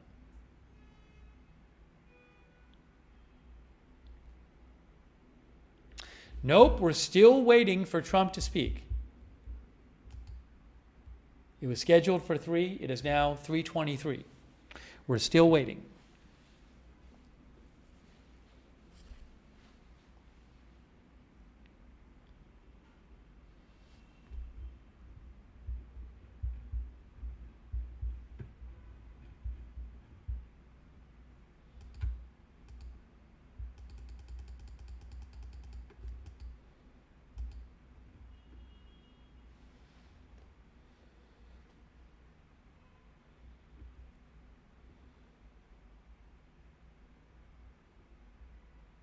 Oh.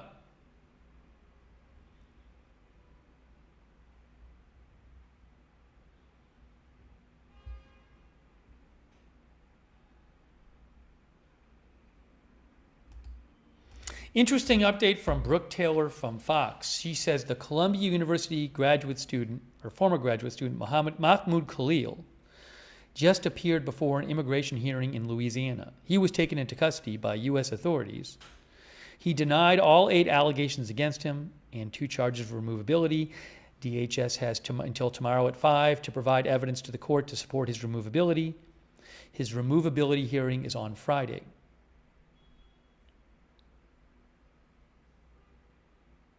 That's an update from Brooke Taylor from Fox News.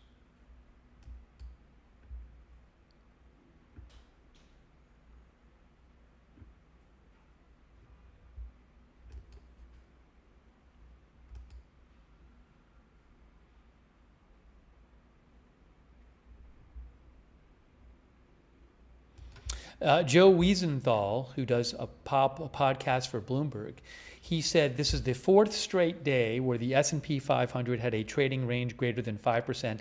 That has only happened 3 other times, in 1987, 2008, and 2020.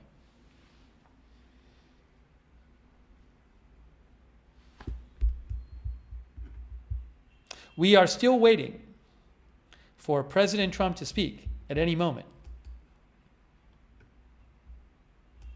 Our viewer Collected Chaos says, I could see a world where he eases off tariffs just for the attention. Trump likes to create a crisis only he can solve, says our viewer Collected Chaos. Thanks for writing in.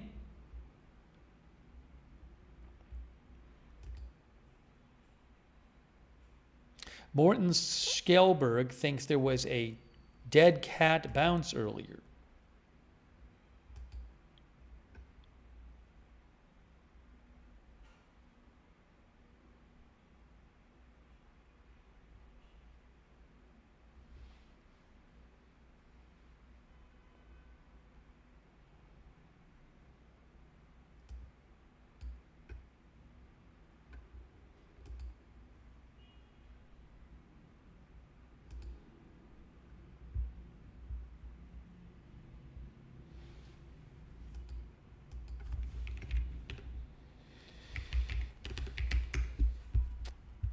I'll say it again, as soon as I have the video for you, any video, I will go to it. We don't have it yet. We are waiting for Trump.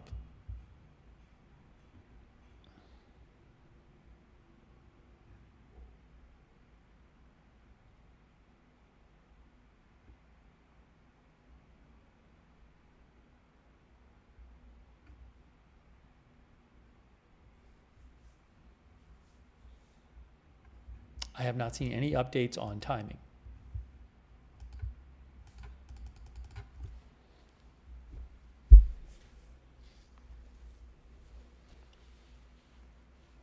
Chris N., our viewer, says, volatility is opportunity. I am planning on doing countdown coverage tonight of the tariff deadline.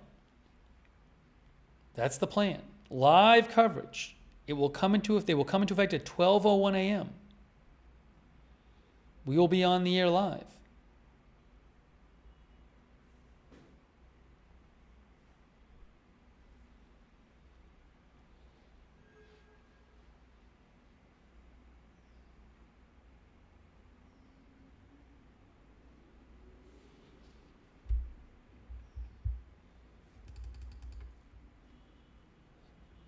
It is 3:28. It is almost a half hour late. Maybe our viewer will be right. One of our viewers said it would be a half hour late. It is now 3:29 p.m. Eastern Time. Still no event. One of our viewers, Brady says, I bet he will wait till 4 the stock exchange closes.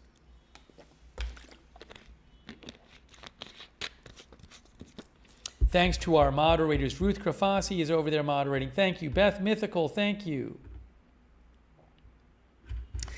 Our viewer Danny Wood mentioned the Canadian Stock Exchange. I'm looking it up right now.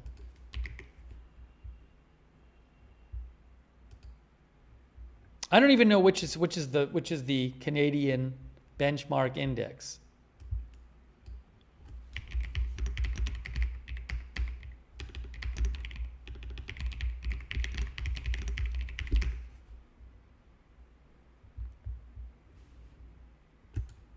Hold on.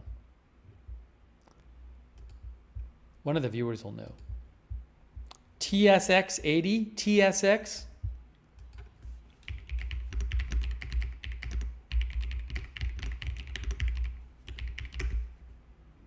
I'm confirming this here. Our viewer said TSX. The S&P TSX Composite Index.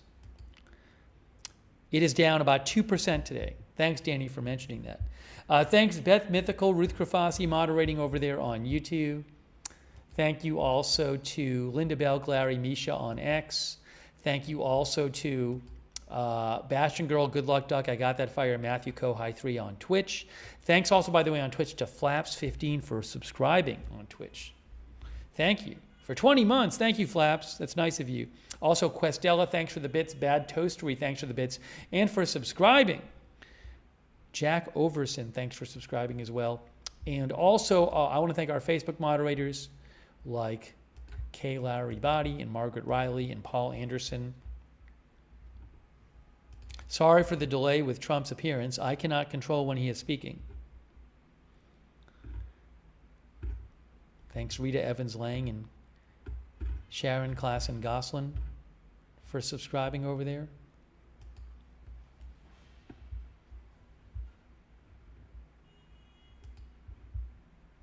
Will he wait until, as the viewer said, will he wait until 4?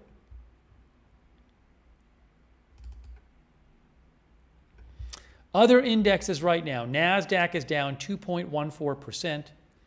Russell 2000 down almost 3%. Small cap index. S&P 500 down 1.5% roughly. And Dow Jones you can see in front of you.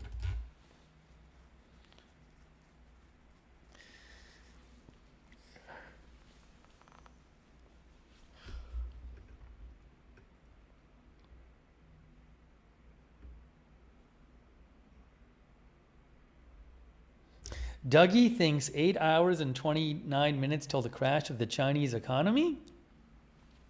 I wonder if I can get you the message that the China Commerce Ministry posted today. While we wait here,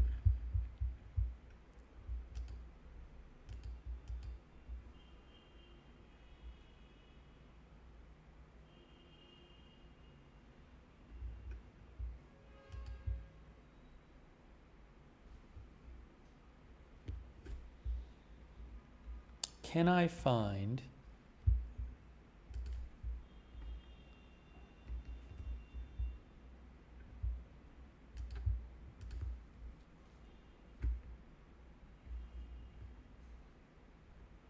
I found the statement from the Chinese Ministry of Commerce, guys. So while we're waiting for Trump, I can read you some of this statement. The statement from the Chinese Ministry of Commerce. Well, no, is this new? No, that's the old one. I don't know. It says April 5th, but I thought, is this let me look at it.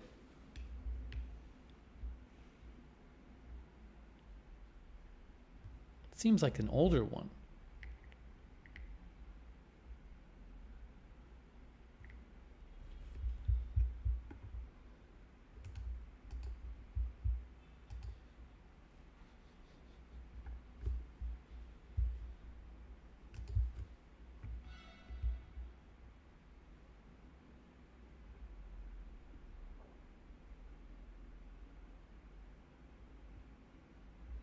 Oh, I got it. I found it. I got the China statement, the new one, the newer one. I think. Yes, here is the statement as the Dow is now down 1% for the day.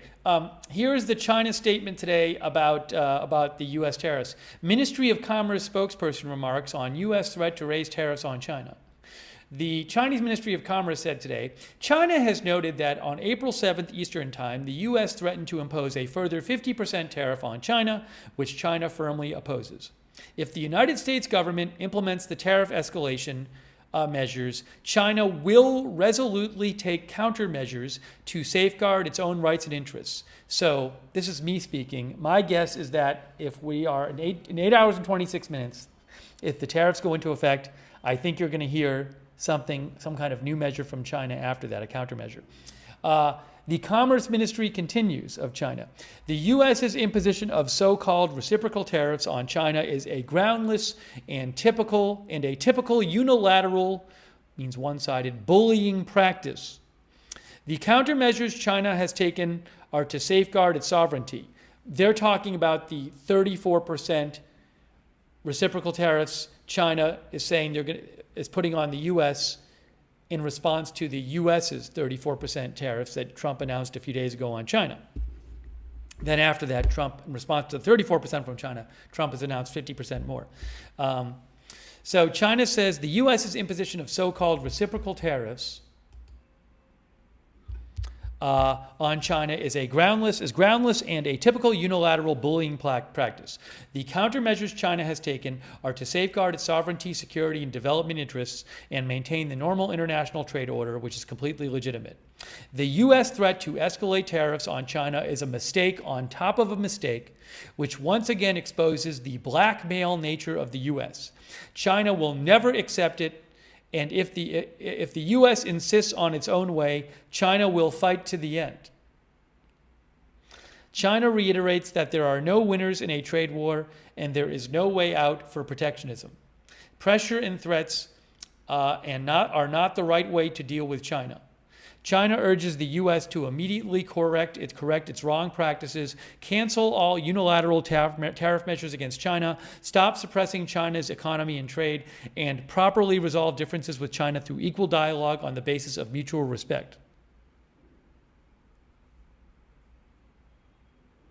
That is the statement from China earlier today.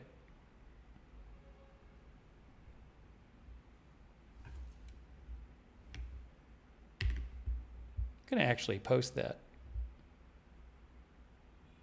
I think it's interesting.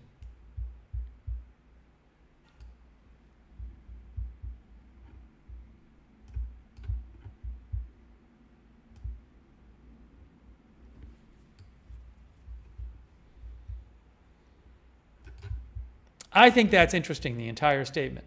I'm going to post that right now. This was the statement from China's ministry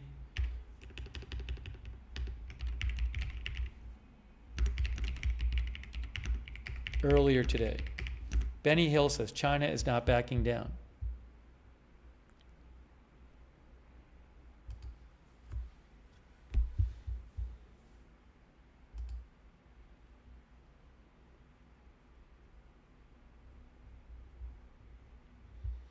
Guys, the Dow is now down 1.62%. Look at what's happening at the closing minutes. We're waiting for Trump to speak. He was supposed to speak at 3 p.m., do this energy executive order signing at the White House. It is now 3:38. We haven't heard from him yet. Maybe he's waiting for the market to close. Some of you thought he was going to wait for the market to close. Well, it's now already 3:38 p.m. Eastern Time. 22 minutes till the market closes. The huge swing today for the market. Earlier today, I'm not sure about the Dow. The Dow was up several percent.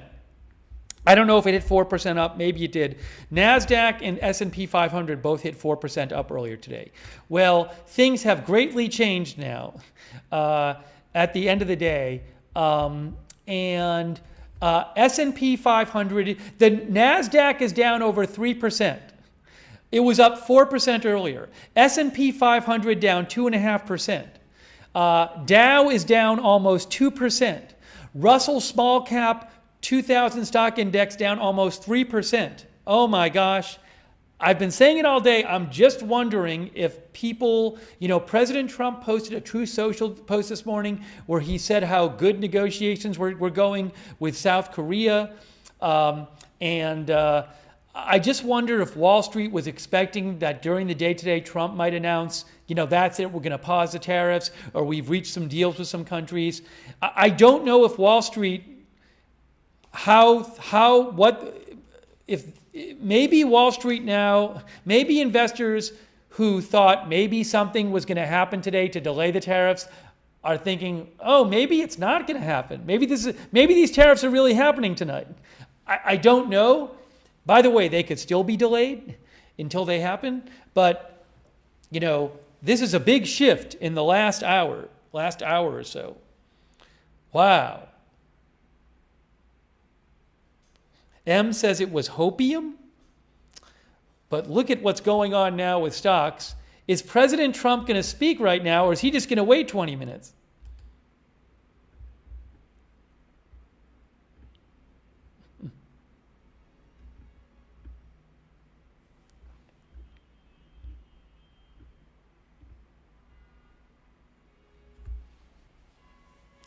Oh my gosh, guys, it really has dipped down. Hey, thank you to Sergey. Sergey says, could Trump throw Navarro under the bus? He has to get out of this tariff mess.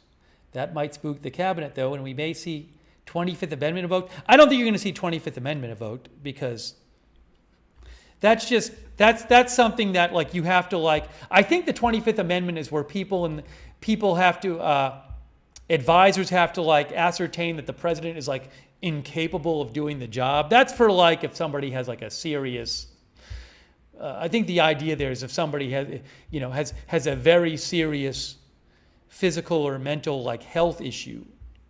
So I don't think you're going to see that. But as to whether President Trump at some point could fire one of his top people, I mean, who knows? Who knows where this is all going? Thank you, Sergey. And also whether firing somebody in the cabinet would impact negatively the other cabinet members is an interesting thought.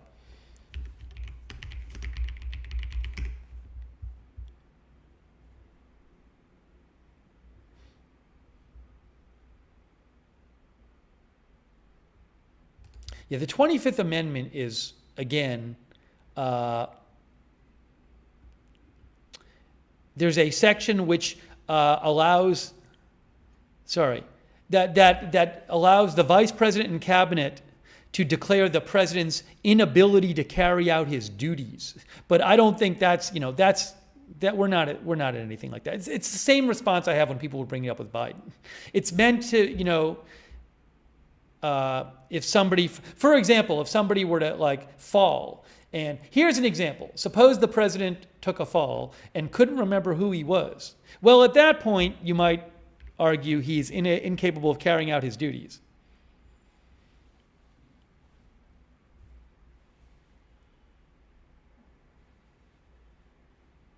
The constitutional language says the president, they have to attest that the president is unable to discharge the powers and duties of his office.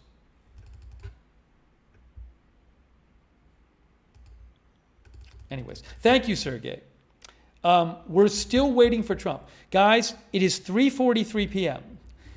This event was supposed to happen at 3 p.m. Then it got rescheduled. The White House press pool said it got rescheduled. They were told to gather at 3:15 p.m. It is now 3:43 p.m. Is President Trump going to wait till the market closes? Is he watching this right now? Is the market why this event is delayed? But look at what is happening. A stunning turnaround. R Factor NYC says yep. One of our viewers, Space Man on Earth, says he better hurry if he has good news.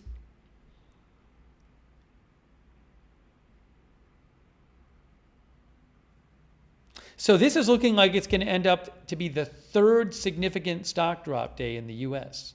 after earlier being way up. What a turn. NASDAQ is now down over 3%. Russell 2000 down about 2.5%. S&P 500 down 2.5%.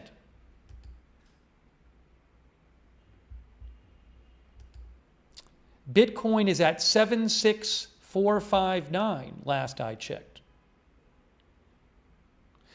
Chris N says maybe he's talking to President Xi.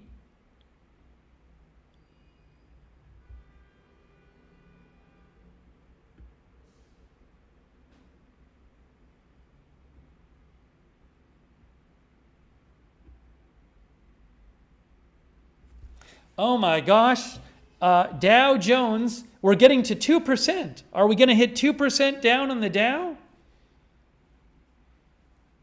Look at this.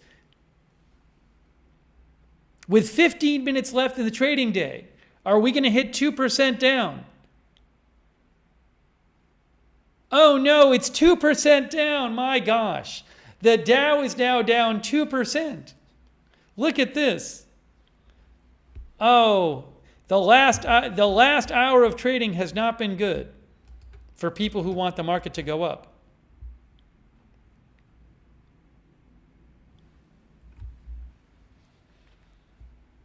One of our viewers said 7% swing. Yeah, on some of the indexes, 7% swing today from the beginning of the day, from earlier in the day.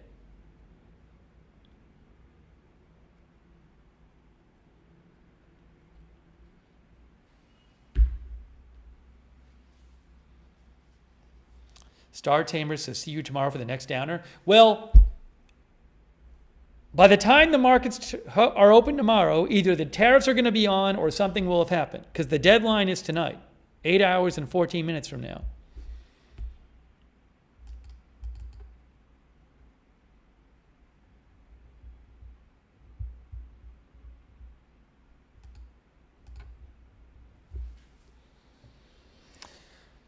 Whew, wow, what a turnaround from earlier in the day.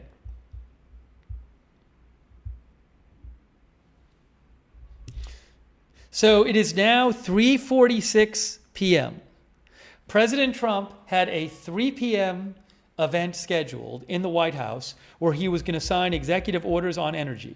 That still has not happened yet. Is he just waiting for the markets to close? Is he watching this? Is he talking to anyone about this? Could this impact his plans for the tariffs? The White House has started. I'm literally looking at multiple feeds, and I don't see anything.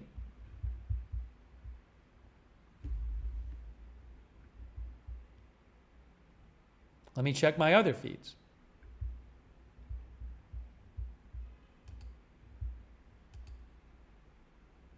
No.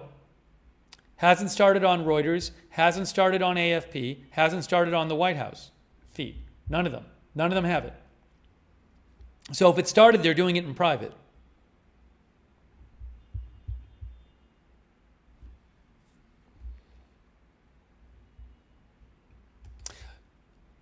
We're now at negative 2.09%. My, almost 800 points down now, the Dow. Meanwhile, NASDAQ down 3.3%. S&P 500 down almost 3%. Russell 2000 down almost 3%. Oh my gosh.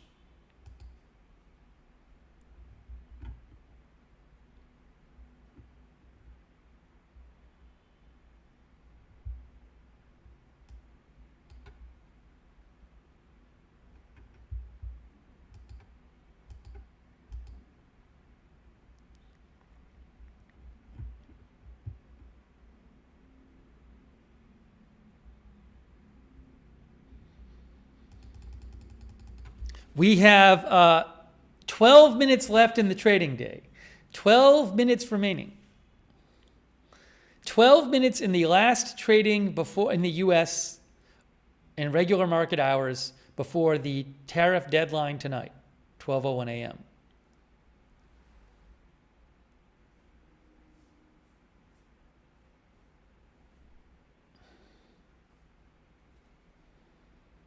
While the Trump event has still not started yet.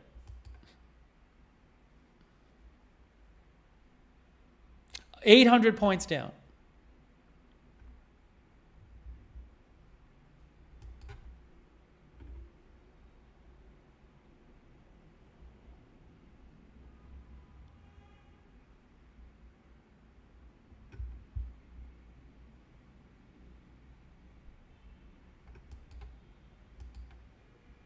Nublicon says buy the dip. Wow, it's falling more. It's going down more. It is going down more. We're up to 820 points down, 824 points down, negative 2.2%. There's about 10 minutes left in the trading day. At this point, I have a hard time imagining that Trump will start his event before. I have a hard time imagining Trump will start his event before the market closes. I mean, at this point, you know, maybe I should make this a little smaller here so you can see the whole. If I make it a little smaller, you can see the whole chart better. There you go. Now you can see the chart. Oh, that's too small. I'll make it a little bigger for you. Hold on. We'll make this work for you. There you go. Now you can move it up a little bit more. Now you can see the whole chart there of the day.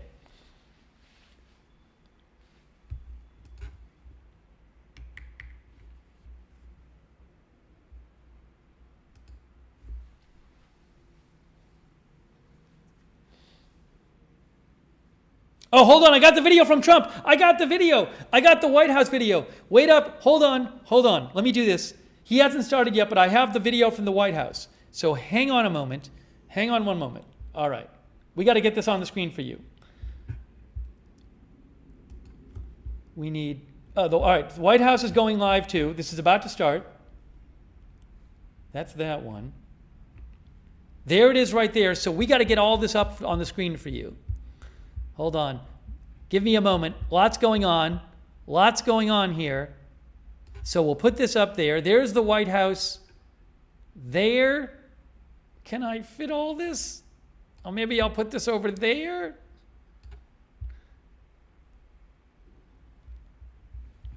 Are they playing? Is there sound?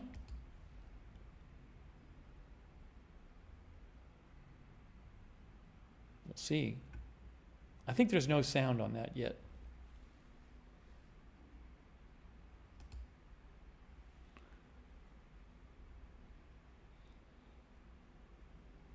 Hey, it's gone back up a bit. The Dow has gone up a bit.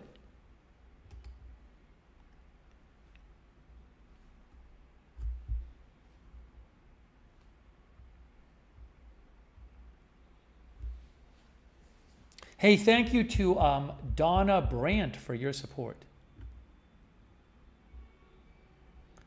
Donna thinks the markets and sell-offs at the end of the day are, particularly on Fridays, when there is uncertainty. They are meant to lock in their earlier gains and avoid any overnight surprises. That's what Donna Brandt thinks. Thank you, Donna. Thank you also to our member Logan Explores. I don't think... Oh, hold on. I think there is audio. Hold on.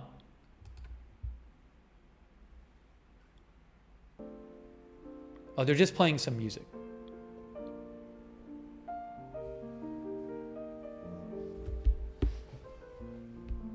I'm going to turn off the music. I don't know if that's copyrighted music, so I'm going to turn off the music for now.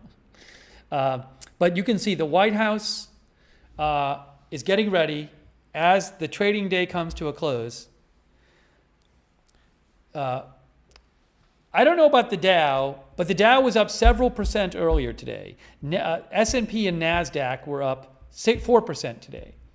Right now, the Dow is down over 1%, and S&P is down over 2%, and NASDAQ is down 2.67%. And Russell 2000 small cap index is down about 3.5%. And we got about 6 minutes left. And we're going to watch President Trump at the White House speaking in a second.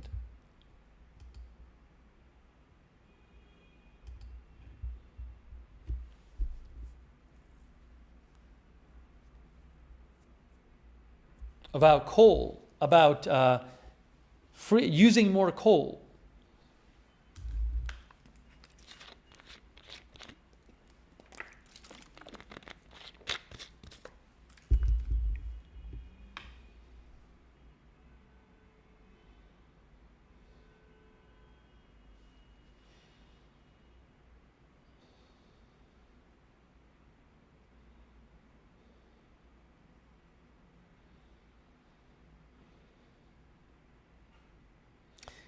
So the Dow is pairing some of its losses. For most of the day, the Dow was up. Looks like pairing some losses at the end of the day. Still down 1%. Hey, we got about 5 minutes left in the trading day. 5 minutes left. Get your trades in, guys. Get your trades in. If you want to get them in, you have about 5 minutes left.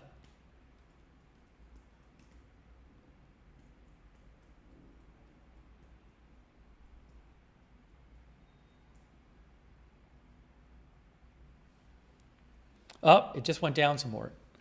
What's going to happen in the last 5 minutes of trading?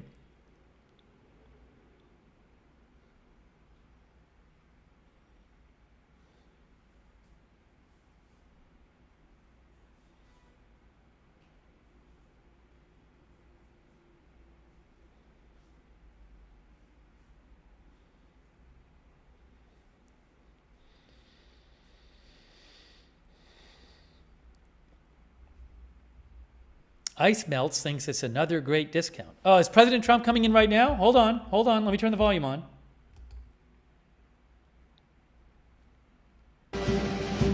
Ladies and gentlemen, the President of the United States. I'm going to switch to the White House feed in a second.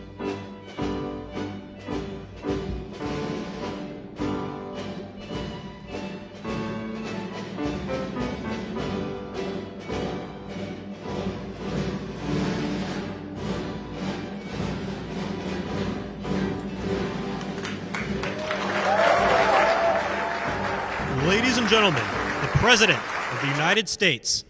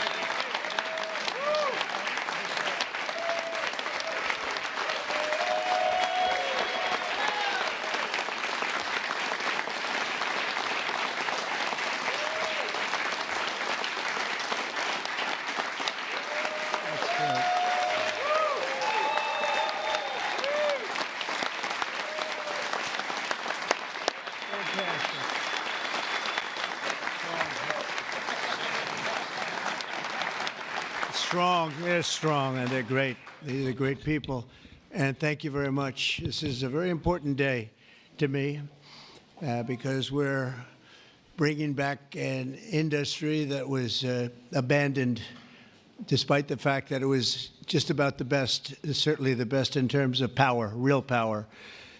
And I'm very honored to be doing this. Other countries went to beautiful clean coal, and they've stayed there for many years, like China. China's opening 2 plants every week. Germany went green, very green. They went so green they almost went out of business. Germany was finished. They went to wind. The wind wasn't blowing too much. And they went to all sorts of other things. You know, the Green New Scam hit Germany too. And guess what? Now they're back to coal. They're opening up coal plants all over Germany. We're the ones that aren't doing it. I call it beautiful, clean coal. I told my people never use the word coal unless you put beautiful, clean before it. Right, Doc? So we call it beautiful, clean coal. Beautiful, clean coal. So today, thank you.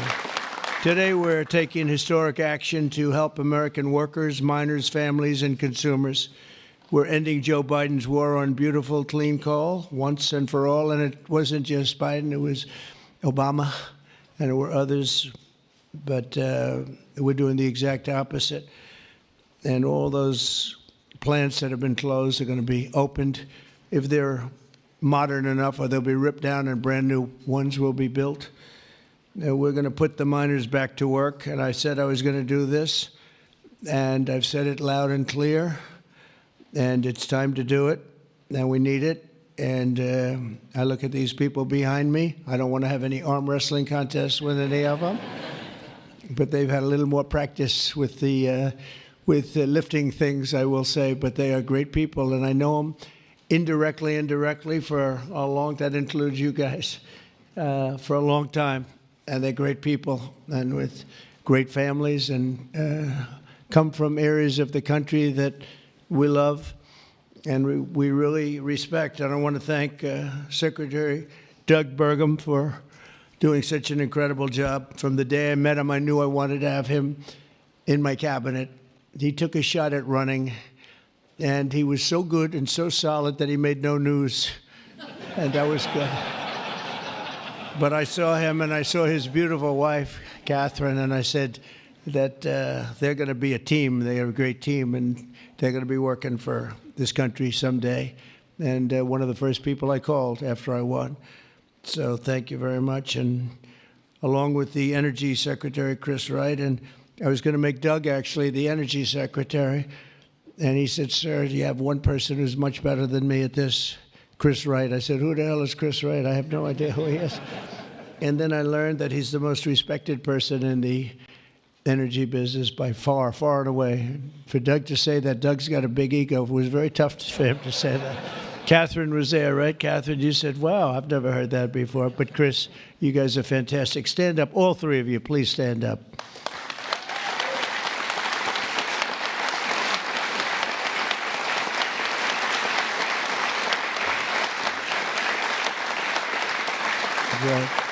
Yeah, that's a great team. It's no better team than that. And they're going to produce energy the likes of which nobody's seen before. You know, we need to do the AI, all of this new technology that's coming online. We need more than double the energy, the electricity that we currently have. You take all of the electricity in the country right now for houses, for buildings, for everything.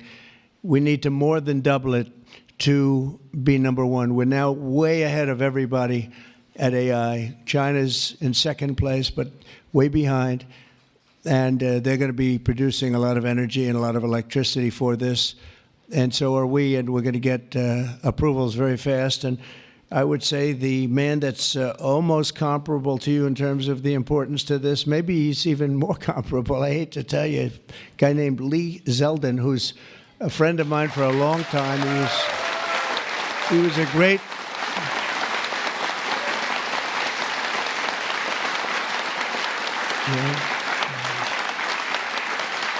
Lee was a great lawyer, and he ran for office, and he won immediately.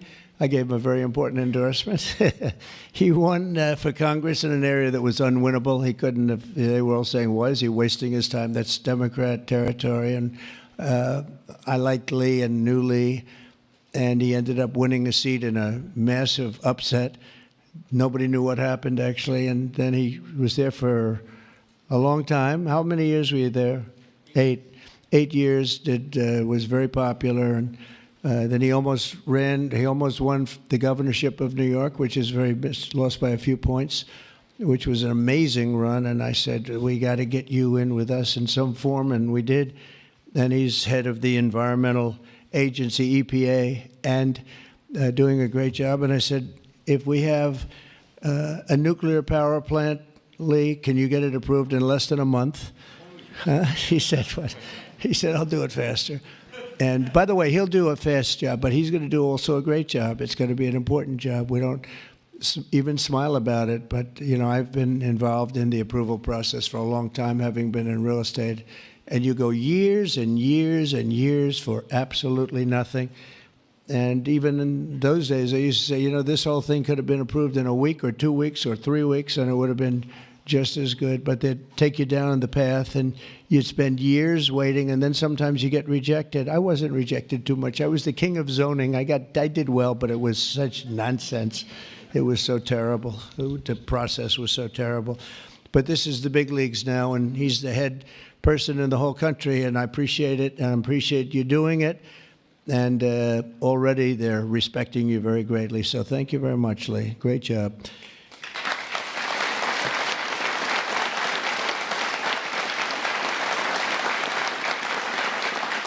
So we have a lot of senators and congressmen and women, and I'm going to just introduce the ones that I see here. Because, you know, it's always a problem when I do this because I leave one or two out, and that's the end. I never get their vote again. I never get their vote. It takes years to recover, but we'll give it a shot because Senator John Barrasso, who's my friend and a great gentleman. Thank you very much, John, for being here. Thank you, John. Cynthia Lummis, fantastic woman who believes like I do, and she believes like I do in these people, right? She believes in them maybe even more than I do. That's pretty good from day one. Thank you, Cynthia. You're doing a fantastic job. Kevin Kramer, my friend. Where is Kevin? Because Kevin, I think he was here because he had a problem, and I just will pay my respects. He wanted to be here so badly, but he had a difficult problem that he's working through, and we all love Kevin. John Hoven. John, thank you very much. Thank you very much. Go ahead. Steve Daines. Thank you, Steve. And Steve is a picker of great candidates, like he picked a guy named Tim Sheehy, who's here. Where's Tim? Where is Tim? Thank you, Tim. And Tim Sheehy has turned out to be a wonderful senator, and that was your pick. And we went with it, and you were right. And we have a great one in Tim, so thank you, Tim, and thank you, Steve. Shelley Moore Capito. Shelley, thank you very much. West Virginia. From West Virginia, she has to like. You have no choice. Even if you didn't like it, you have to like all, right?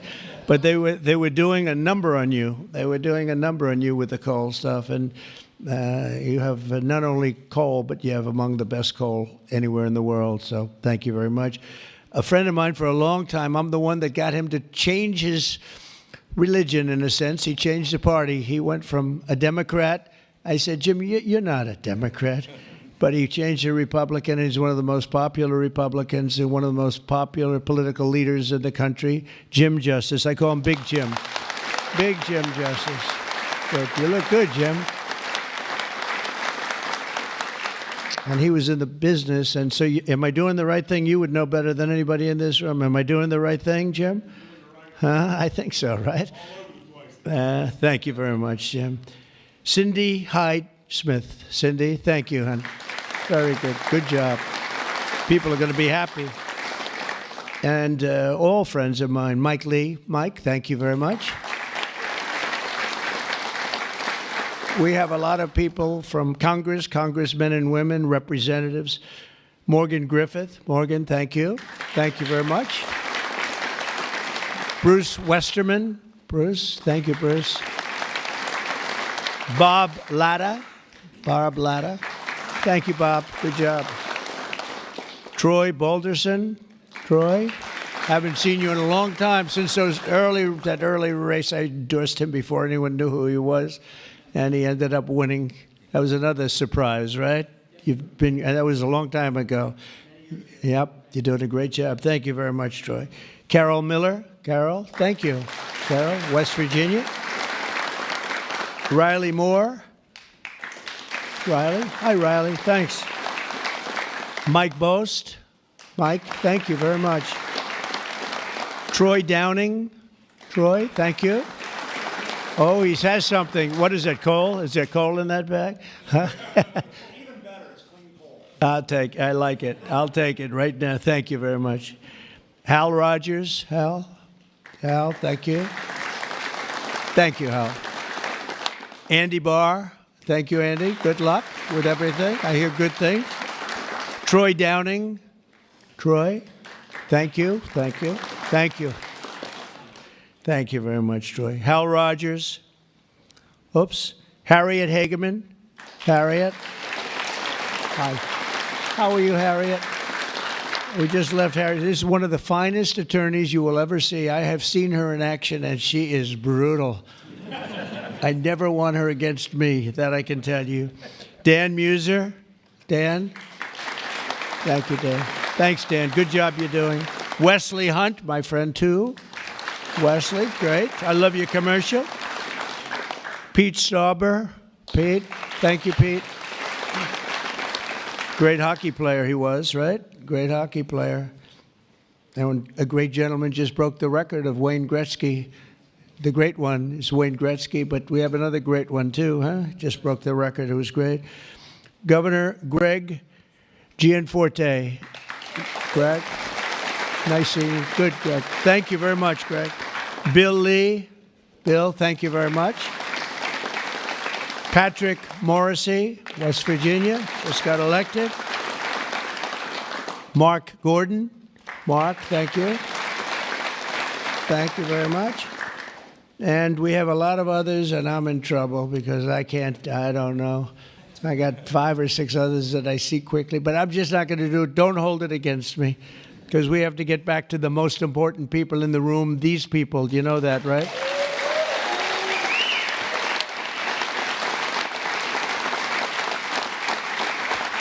So the energy workers and the coal miners in the area that I'm standing on, and that's a lot of weight on this platform, so I don't know what's going to happen. I hope it's structurally designed for you guys. I don't know. But we have just really well-deserving, great American patriots, and it's such an honor to be here and making such a big move, such a bold move in energy. Because, you know, for years, people would just bemoan this industry and decimate the industry for absolutely no reason, because with modern technology and all of the other things that we do, it's one of the great forms of energy. That's why other countries, leading countries, are using it, some exclusively. For 4 long years, Joe Biden and congressional Democrats tried to abolish the American coal industry. They did everything in their power while he was awake, which wasn't much, shutting down dozens of coal plants, banning coal leases on federal lands, and putting thousands and thousands of coal miners out of work, destroying their lives, actually, destroying their lives. I'll never forget when I went to West Virginia, which I won by 48 points, I think, right? Big Jim, I won by 48 points. But in the first campaign where Hillary Clinton was about 4 states too early, and she was talking about how bad coal was and how they were going to teach coal miners how to make widgets and gadgets and technology, which they didn't want to do. They want to mine. One thing I learned about the coal miners, that's what they want to do. You could give them a penthouse on Fifth Avenue and a different kind of a job, and they'd be unhappy. They want to mine coal. That's what they love to do. And she was going to put them in a high-tech industry where you make little cell phones and things. I don't know. Do you think he'd be good at that? I don't know. I would be. You don't want to be. And she was brutal about 3 weeks before, but then she had a problem. She went to West Virginia looking for votes, and that was a bad situation. You remember that? And there was a coal miner around the table with his family, and he was in tears because of what they had done to him and his family. And I hope he's still around, but that man made quite an impression on the world and the public. And we ended up winning in a great election, but we ended up winning by a lot. The Democrats' Green New Scam killed jobs and sent prices soaring here in America. But meanwhile, China opened 2 coal plants every single week, and other countries likewise went very strongly back into coal. Some of them never got off. Those are the ones that didn't have the problems. The Biden energy policy was to put America last. We want to be last. We got to be last. Not a good policy. Under my administration, we're putting America first. It's very simple. America's always going to be first. On my first day in office, I terminated the Green New Scam. I declared the national energy emergency and withdrew from the unfair, one-sided, and extremely costly to the United States only Paris Climate Accord.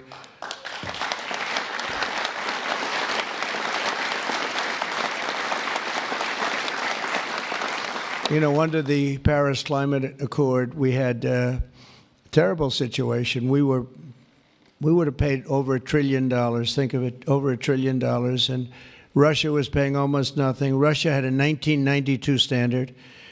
China was paying nothing. China didn't kick in until 2035. This was 5 years ago. So they didn't kick in for many years. India had no standard whatsoever. But we had the highest standard you could imagine, and we had to start paying from day one, and we had to pay lots of money. We paid for everything. So I was not a big fan of the Paris Accord, and I let it be known, and I got out of it early. Then they went back into it, and now we get back out of it. And hopefully we can be there for a long time, okay? A long time, because it was a scam to take money away from the United States and actually hurt us very badly with coal and with other things. Now, under the executive order that I will sign in a few moments, we're slashing unnecessary regulations that targeted the beautiful clean coal. We will rapidly expedite leases for coal mining on federal lands, and these 2 gentlemen are going to do a real job of it. You've already started. And we'll streamline permitting. We will end the government bias against coal, and we're going to unlock the sweeping authorities of Defense Production Act, the Defense Production Act, to turbocharge coal mining in America. They made it impossible. You actually, I know a friend of mine has a plant. He said, you know, it's a shame. I'm ripping it down and I'm replacing it with another form of energy. I won't tell you because it's also very good, but it's not as powerful as this. He said, you know, the plant I'm building, the new plant, is literally half as good. It's no less, you know, it's not probably even as good environmentally, but he said it produced half the power for more money, much more money. It'll never compete with that beautiful plant I have down the road, which was really a modernized coal plant. Well, he'll be happy to know that he can open that plant up very quickly, and it's going to produce a lot. But he was complaining. He said, this is so much better. He wasn't doing that as politicking me. He was doing that because that's what he felt. And he knew every form of energy. We talked about that. He knew every form of energy. But our government is going to do something that's very different. And I don't think even you two know about this. This was my idea from about 15 minutes before I got up here. We're going to guarantee that we have a strong business for many years to come, that your coal companies and your miners don't get all excited about their jobs, and then should a radical left liberal become president, they end the business right away, and somebody's built a plant and spent hundreds of millions of dollars in building a plant, and the plant is going to be closed because a Democrat got in or a liberal got in. They're opposed to coal, and Republicans are very much for it. Clean coal. And we're going to give a guarantee that the business will not be terminated by the ups and downs of the world of politics. So should somebody come in to this very important office and say, oh, well, you spent hundreds of millions of dollars and you guys have given up your life because you want to be in coal, and then all of a sudden you don't have a life anymore because it's what you know the best. That's not going to happen. We're going to give a guarantee that it's not going to happen, so that if somebody comes in, they cannot change it at a whim. They cannot just going to go. They're going to have to go through hell to close you up. All right, so that's pretty good. We're going to give that in the form of a guarantee that we're writing on right now structurally and from a legal standpoint. So your investments are going to also be protected.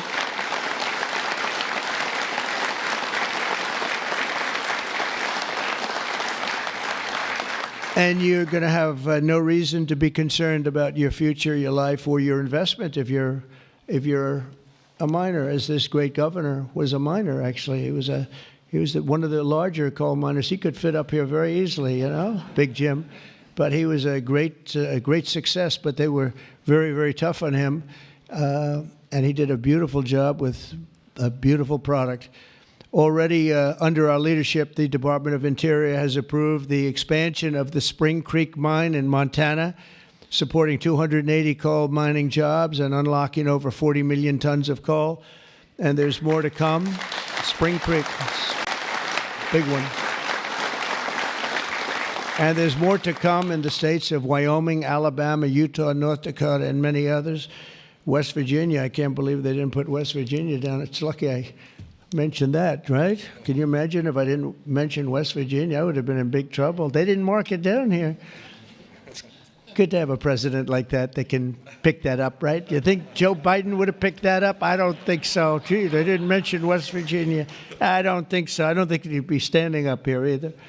The value of untapped coal in our country is 100 times greater than the value of all the gold at Fort Knox.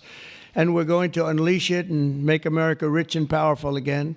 Under this order, I'm also directing Secretary Wright to use billions of dollars in federal funding to invest in the next generation of coal technology, which is an amazing technology in terms of getting the full potential of coal and also doing it a very clean, environmental way. Pound for pound, coal is the single most reliable, durable, secure, and powerful form of energy there is on Earth today. It's a big statement. You never hear those statements, you know. You've never heard that before from a politician, have you? Well, maybe from that politician, but not too many. But that's the way it is. I say it again. Pound for pound, coal is the single most reliable, durable, secure, and powerful form of energy. It's cheap, incredibly efficient, high density, and it's almost indestructible. You could drop a bomb on it, and it's going to be there for you to use the next day. which you can't say with any other form of energy. You're virtually indestructible. Most importantly, we have more of it here in America than anywhere else on earth. We have more coal than any other country. You go to Australia, they have fantastic amounts of coal. You know who they sell it to? China. They sell it to China. They're nearby. They sell a lot of it to China.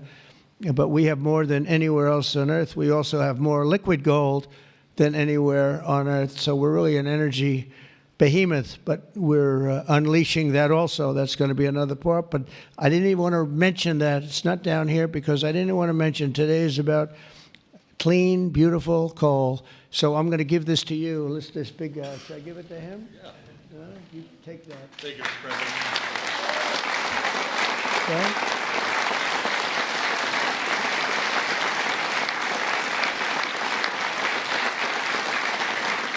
For example, we believe it's possible to extract enormous amounts of critical minerals and rare earths, which you know we need for technology and high technology in the process of coal mining, making in America the mineral superpower of the world, actually. In addition, I'm instructing the Department of Justice to identify and fight every single unconstitutional state or local regulation that's putting our coal miners out of business, and we are withdrawing all of those objections from our government today. It's all being withdrawn. So all of you people that have been fighting for your lives, we are withdrawing all of that today. We have excellent lawyers, excellent. Have you noticed that lots of law firms have been signing up with Trump?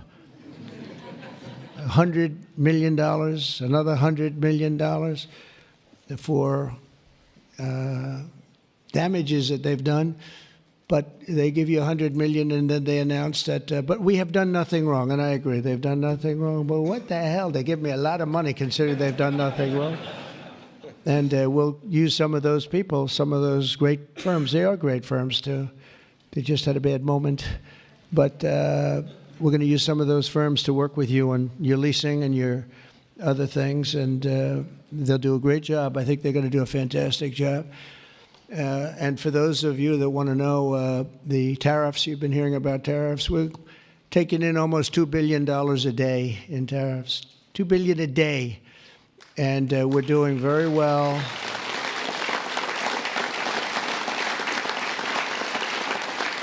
And we're doing very well in making, I call them tailored deals, not off the rack. These are tailored, highly tailored deals. Right now, Japan is flying here to make a deal.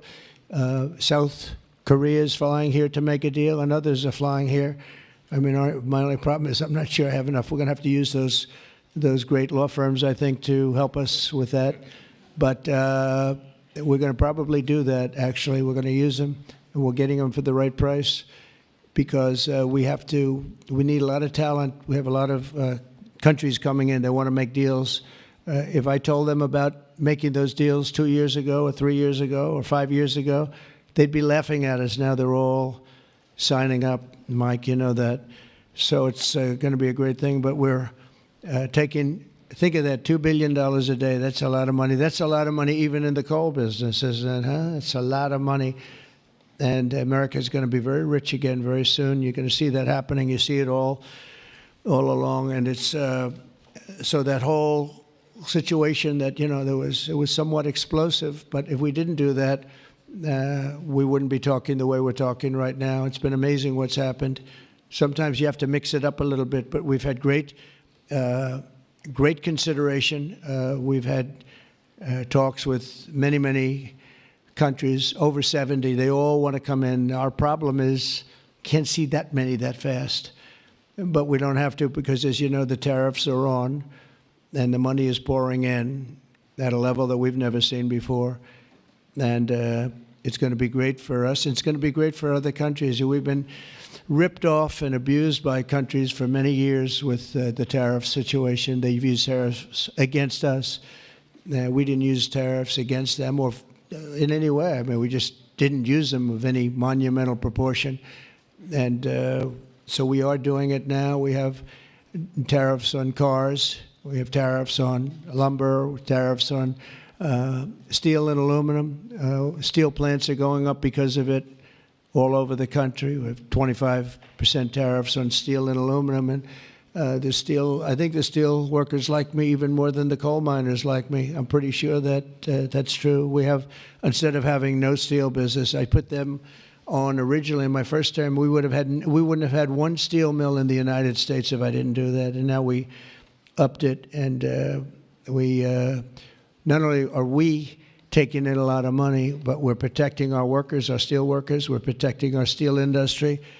And one thing you know, that steel and things like steel you need, because you need it from a defense standpoint.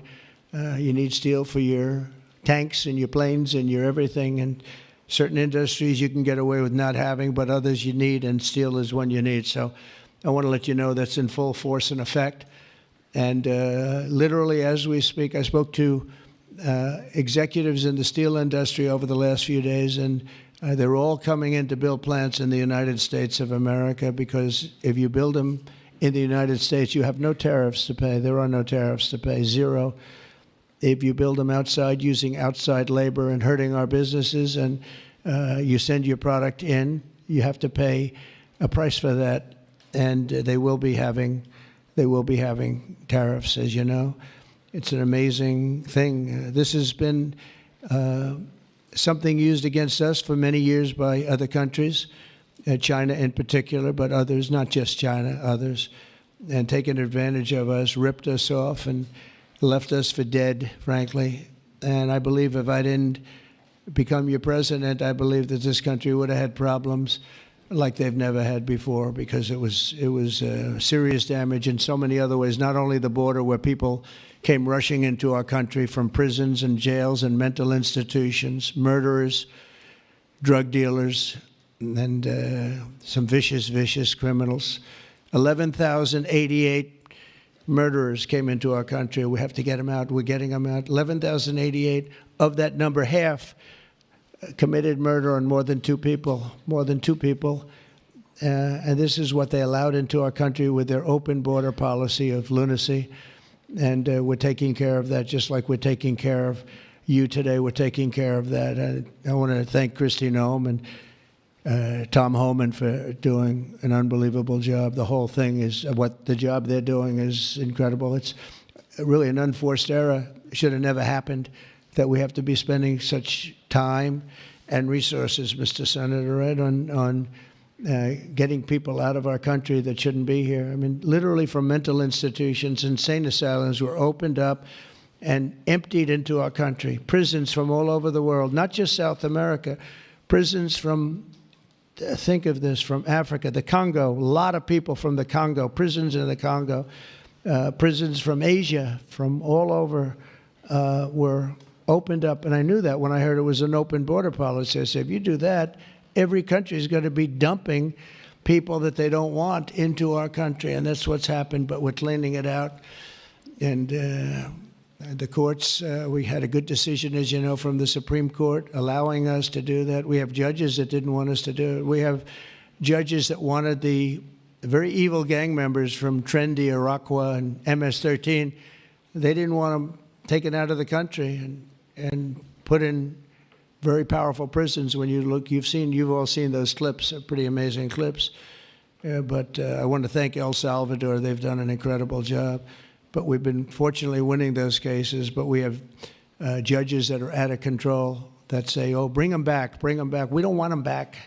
We don't want them back. Can you imagine? You spend all of that time, energy, and money on getting them out, and then you have a judge that sits there, a local judge who sits there, federal judges, sit there and says, no, bring them back. One was brought back, or they want to bring him back because he wasn't a member of Tren de Iroquois. He was a member of MS-13, which is just as bad. So they misidentified him, but it sounds to me like he was a member of MS-13, so they want him brought back because he wasn't treated properly. It's we got to be smart. Our country's got to get a lot smarter than it is, but we have to give the people that are empowered to do this kind of work, and it's not pleasant work. We have to give them the option of making our country great again, and that's what they're doing, and I have great respect for those people. And they're doing it out of love. They could get a much easier job. They're doing it out of love for our country. It's so important, just like I'm doing this with coal today for love for our country. Earlier this afternoon, I signed another executive order to strengthen our electric grid by ensuring that coal-fired power plants are always available to meet surging demand for electricity. Unlike wind and solar, coal plants can run 24 hours a day in rain, sleet, or snow, and you will not be subject to the incredible blackout situation that's taking place in California, where they have blackouts all the time. It's an amazing thing with California. They have blackouts and brownouts at levels that nobody's ever seen before, and all they want to do is keep going the way they're going, and they're doing a very poor job. As you probably heard, I released billions of gallons of water going in from upstate California, from the most northern parts of California. Probably comes in from Canada to a certain extent. Thank you very much, Canada. We appreciate it. And I released it. It was being sent out to the Pacific Ocean. I've been working on Gavin and some of the politicians for years, and they didn't want to do that because they were protecting a smelt, a fish that was perhaps in trouble, but it's not unique to that area. And because of that, you had numbers, you had fires. Nobody's ever seen anything like what happened. Think of what it would have been like if you had fire hydrants that had water in them, if you had sprinkler systems in houses. A lot of these luxury houses where they had beautiful sprinkler systems, there was no water. They had no water to put out the fires. Water is very good for putting out fires, you know. They just didn't learn it.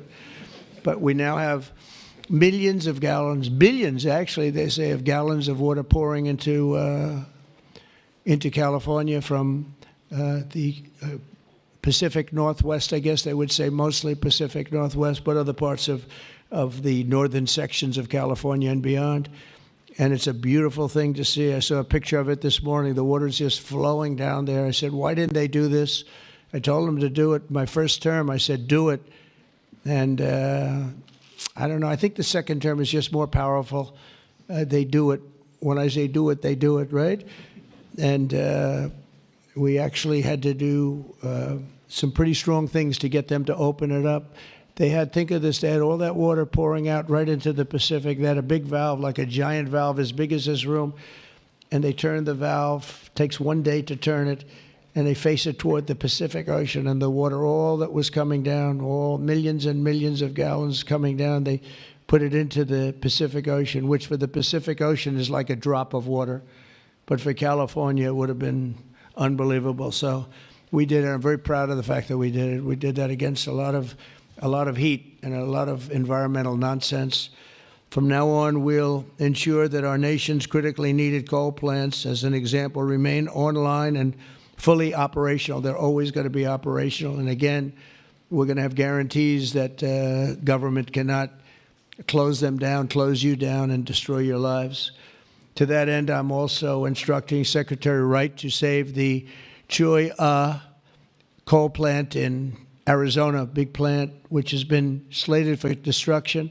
We're going to keep those coal miners on the job. Going to tell them to just remain calm, because we're going to have that plant opening and burning the clean coal, beautiful clean coal, in a very short period of time. You know all about that, right?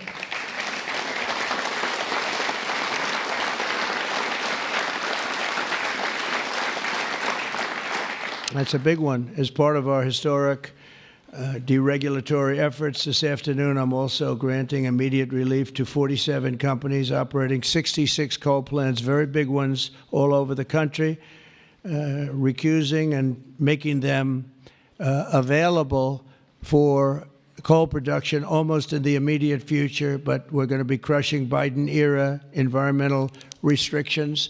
These are restrictions that made it impossible to do anything having to do, frankly, with energy, even beyond coal. It's really beyond even coal. We have clean air, we have clean water, and now we have clean coal. And at the same time, we're going to do other things and with other forms of technology and also energy, like our country has never really seen before and never been known to do before, because of all sorts of restrictions having to do with the Green New Scam, which, by the way, was devised by somebody that never even studied You know that they never even studied anything to do with the environment. It was a young congresswoman. She came up with the idea. And based on that, I guess we only have, well, actually, we should have all been gone because they gave us only a few years left on Earth, right? Right, Greg? We were going to be gone. We were all going to be gone. The environment. No, what they have to worry about is the nuclear heat. They don't have to worry about environmental heat. They have to worry about nuclear heat. And if we're smart, we're working on that right now with others having to do with Iran and some other countries. But that's the heat you're going to have to worry about. You don't have to worry about the air is getting warmer. The ocean will rise 1/4 of an inch within the next 500 to 600 years, giving you a little bit more waterfront property. They say this is going to, these guys can handle that. The nuclear we have a bigger problem with, right? So we're going to make sure that that's safe. We're going to make sure that that's safe. With us today are some of the amazing workers who will benefit from these policies, the policies that we're doing and so proud of doing, including Jeff Crow, a miner from West Virginia. Jeff, would you come up and say a few words? Jeff, come on up here, Jeff.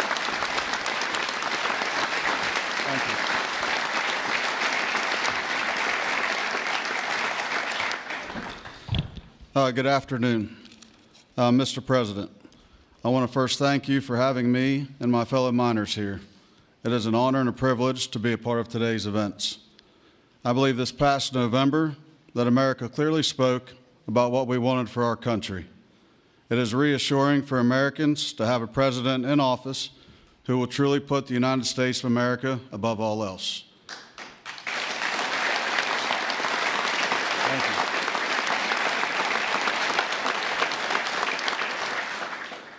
With putting America first, you have spoken numerous times about energy independence. I believe most don't understand the importance of that. Coal is one of the major factors in energy independence and accounts for a large portion of America's energy. Coal is one of the most reliable and cheapest forms of electricity. For too long, coal has been a dirty word that most are afraid to speak about. Most of those that would speak negatively about coal do so from an uneducated standpoint. Many are unaware of the engineering and technology that are used in today's mining to create a clean, energy-efficient product. All of this is done while using the safest practices in the industry. Speaking for West Virginia, coal provides approximately 50,000 jobs for those that work in the mines and the businesses that support them. It also accounts for over 50% of West Virginia's export product. To name a few, we employ engineers, teachers, physical therapists, accountants, truck drivers, high school and college graduates. All of these occupations and graduates have turned to the coal industry to provide a better way of life for them and their families. Everyone in our industry works long hours and days to provide a reliable energy product, and too many times it goes unnoticed. I've personally worked in the industry for 23 years. I choose to do this daily to provide my wife and children with the life that they deserve. Prior administrations have done all they could to eliminate the coal industry. Sorry, 1 second, I'm getting there. In my opinion, they have done so with an unethical and uneducated approach. But we are still strong, we are still here, and we are still needed in order to make America great again.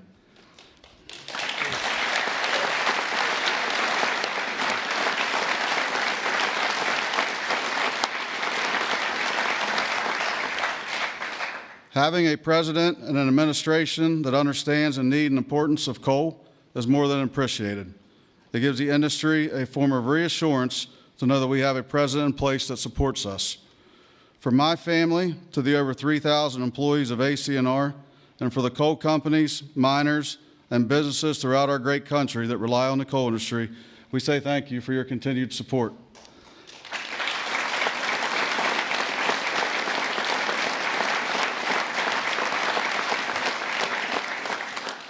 I personally thank you for what you do for our country and for our industry. It has been my pleasure to be here today to help you usher in the golden age of America. That's great. Thank you. Thank you. Thank you. Appreciate that. Thank you.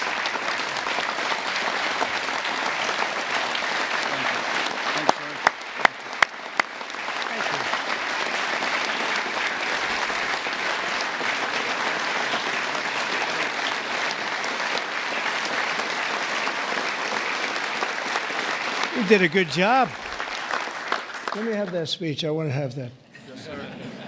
I had a couple of good lines in there when I came up. No, actually, what I want to do, I'm going to sign it for you because I mean, he worked hard. Look at it, and look how good his eyes must be to read that. I lost it once. And hopefully you can sell it tonight for a lot of money. No, sir, I'll keep that one.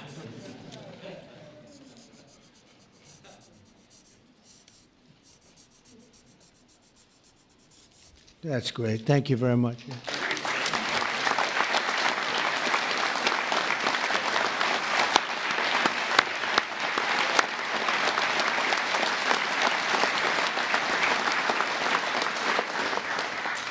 Thank you very much, Jeff. And also with us is Tony Campbell of the East Kentucky Power Cooperative. And Tony's quite a gentleman and very respected in the industry. Come on up, Tony. Thank you.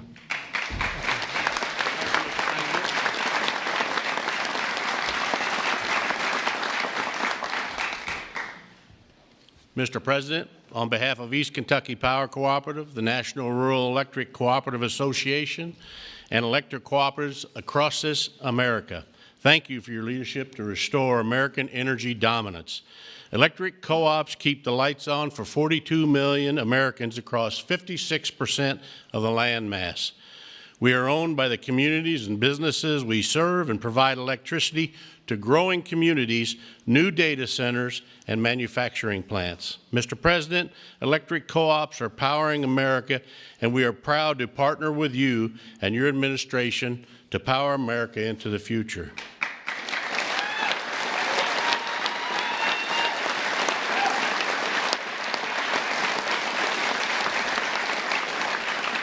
Our electric cooperatives in Kentucky understands the importance of reliable, affordable, and American-made energy, especially coal and natural gas.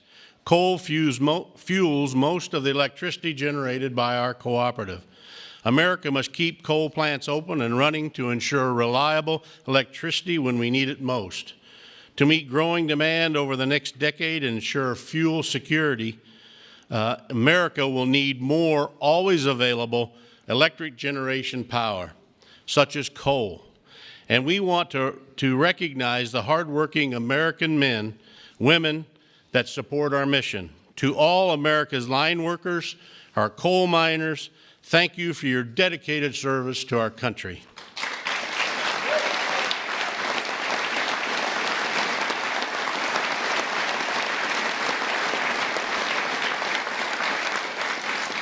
Affordable and reliable electricity is the cornerstone of our economy, especially American manufacturing.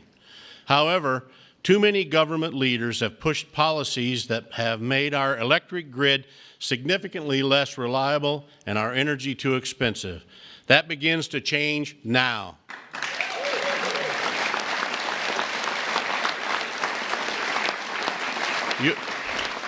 Your actions today will prevent the premature closing of essential power plants and help us meet tomorrow's energy needs. And they will help us continue to deliver reliable, safe, and affordable electricity. Mr. President, thank you in particular for providing immediate, much-needed relief from the Biden EPA regulations that would force the shutdown of critical coal units.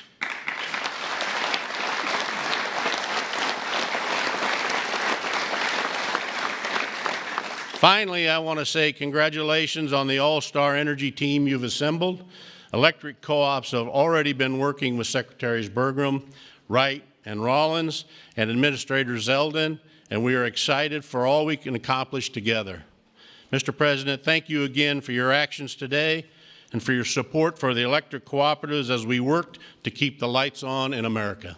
Thank you, Mr. President.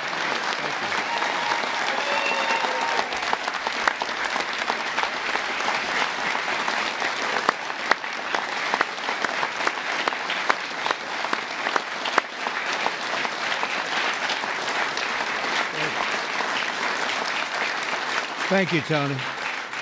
Thank you very much, Tony. Appreciate it.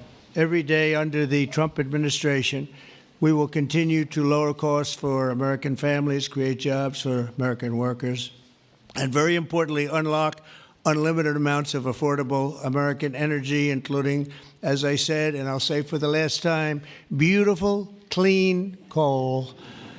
Our country is blessed.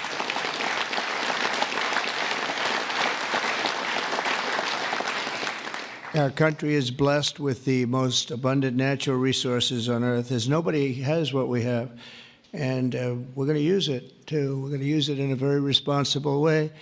Together, we're going to tap that magnificent potential to give our people the glorious future that they deserve, better than they've ever had in the past. I mean, they had a good future, a little, if you look 20 years ago, they thought they had a good future, and it was ripped away from them, torn away from them with nonsense. And we're not going to let that happen. This is going to be a glorious future for them. And I want to thank everybody for being here. And I want to thank you and you and you and that whole group and our senators, by the way, and our great congressmen and women for being here in such a large number, because you've been helping us make these decisions. These are big decisions, and this is a really big one. And this is one that's going to be, I think we're going to look back and with great pride at what we've done today, not just in putting people to work, but at really reawakening our country. And thank you very much, and thank you all for being here. Thank you very much. Thank you very much.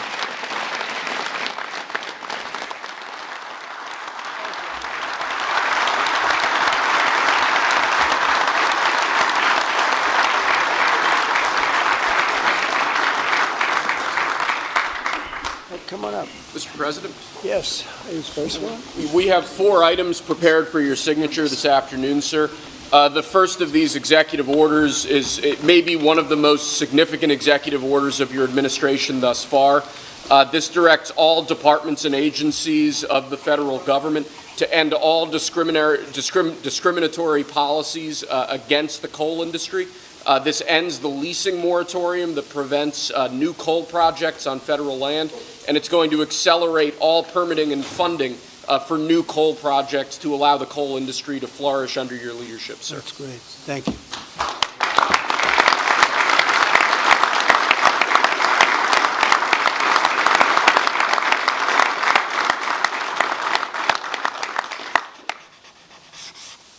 Okay.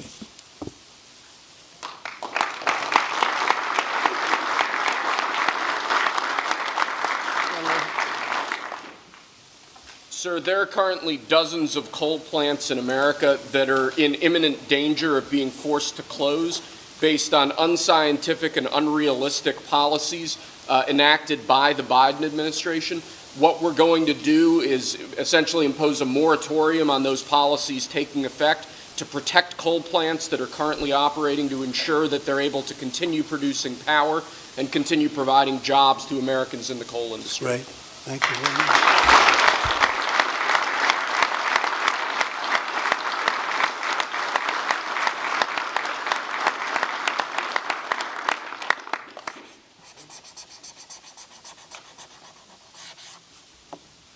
Okay.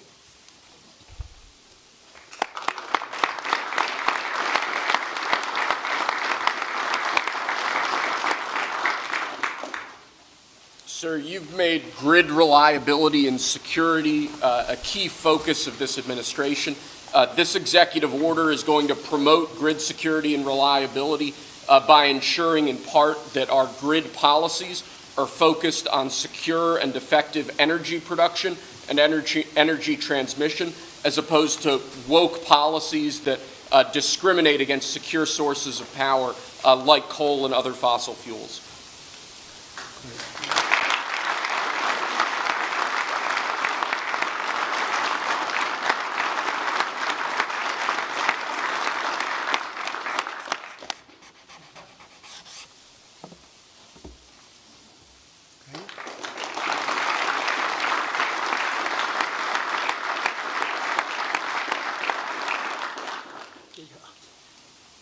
Lastly, sir, one of the biggest problems we have in this space is Democrat states, radical leftist states, enacting policies and enacting an agenda that discriminates against coal, against secure sources of energy.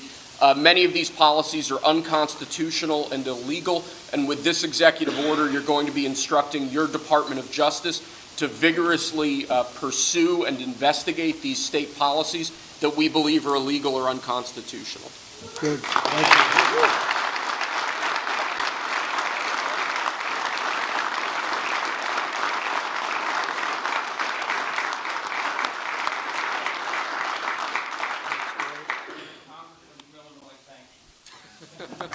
Thank you very much. Great job. He went to Harvard when Harvard was good. It was a while ago.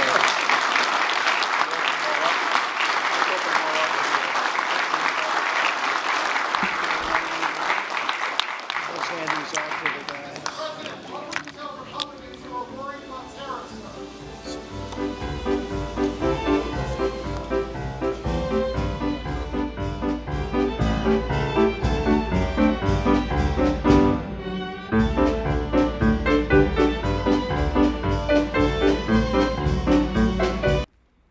All right, so that was President Trump's event on coal, and he didn't say much about the tariffs. He did say the tariffs are coming. Maybe they'll do like a picture. I think the music is still playing, so.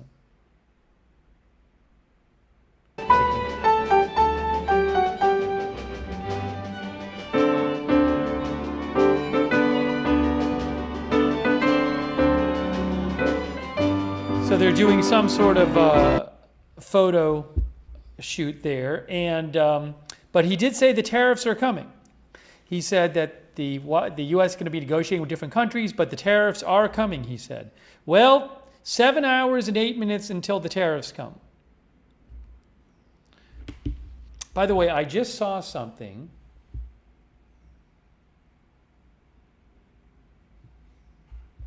By the way, Reuters' Idris Ali reports that a U.S. judge today ordered President Trump's White House to lift access restrictions imposed on the Associated Press over the news agency's decision to continue to refer to the Gulf of Mexico as the Gulf of Mexico in its coverage. But we're not going to cover that right now. He said there's going to be tariffs. Look, there's 7 hours and 7 minutes until the new tariffs take effect. That includes the 84% of new tariffs on China, on top of the additional 20% that was already there. That's huge.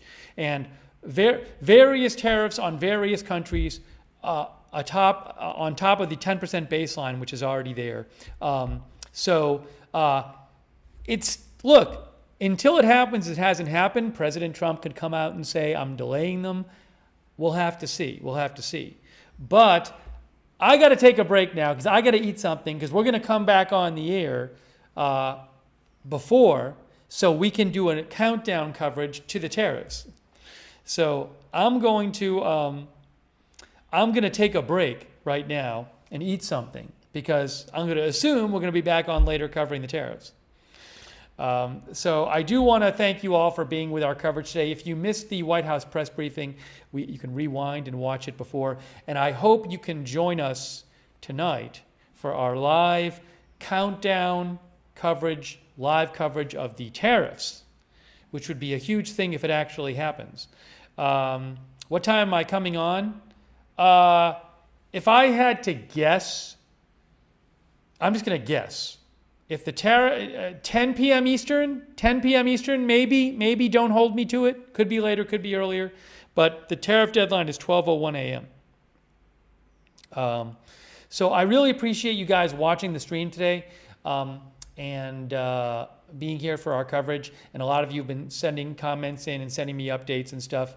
And I really appreciate that, letting me read your comments on the air.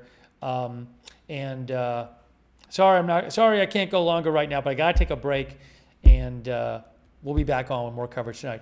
By the way, turn notifications on. We have a notification system to let you know when we're going live. I don't know when big news is going to happen and we're going to jump on the air. So turn on the free notifications. It's a free notification system. We do it through Discord. The mods will post the link in the chat. You can also find the notifications link to sign up in our in the description of this video on Facebook and YouTube. But again, much appreciated. Oh, shout out, by the way, I want to say a quick thanks to, I'm going to thank our moderators, but I owe a couple thank yous to Sevenfold for your support, Betta Fish Live, Louis R. Thank you so much, Louis R. Very kind of you.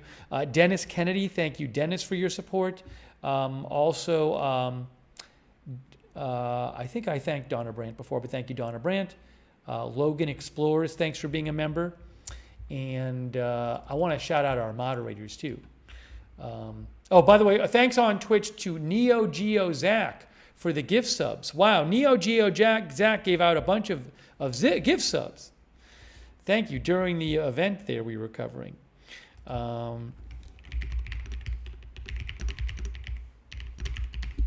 Thank you, Neo Geo Zach. That's very nice of you. Also, thanks to Trace for subscribing on Twitch. Thanks, Myco. And Myco Psycho gave out gift subs. Thank you, Myco Psycho. That's over there on Twitch. So nice of them. Friends of Wampus, thanks for your support over there on Twitch. And also Brady Cardle, thanks for subscribing on Twitch. Hey, by the way, I will post updates when I'm not on the air. I'll keep posting updates about stuff I see on my X account, which is @Lookner on X. You can follow me over there for breaking news coverage when we're not on the air. I'll put it on the screen right now for you. @Lookner on X. So follow me over there. Also, huge thanks to our moderators. We couldn't have chat rooms without our mods. I know a lot of people really like doing the chats. It's a huge part of the channel, essential part of the channel, and we can only do it because our mods are there, keeping things under control, keeping things civil. So big thanks to our moderators. Really appreciate it. Shout out to moderators like Ruth Krafasi and Beth Mythical over there on YouTube. Thanks so much for being there today, and all of our other YouTube mods. Linda Belk, Larry, Misha over there on X. Big thanks.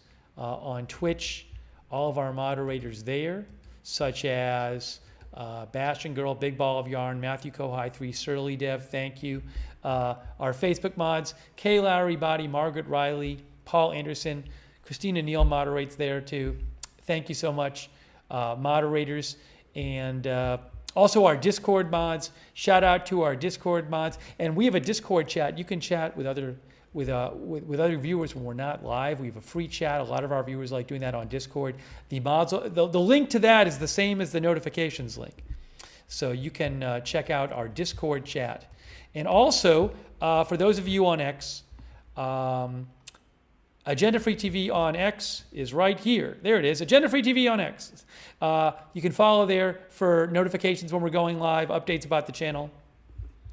And I want to just say a quick thank you to some of our subscribers on Twitch, like Matthew Kohai 3, Wall Street Shaggy, Uncle Floyd GG, Ruben Amorim, Ride and Dirty Llama, Gina Pina, Allistic. Thanks for subscribing on Twitch, Bogan04, and Corona Ninchin, if I'm getting that right, Barrel Bad Eye, and Allistic, Massachusetts Guy, Neo Geo Zach Trace.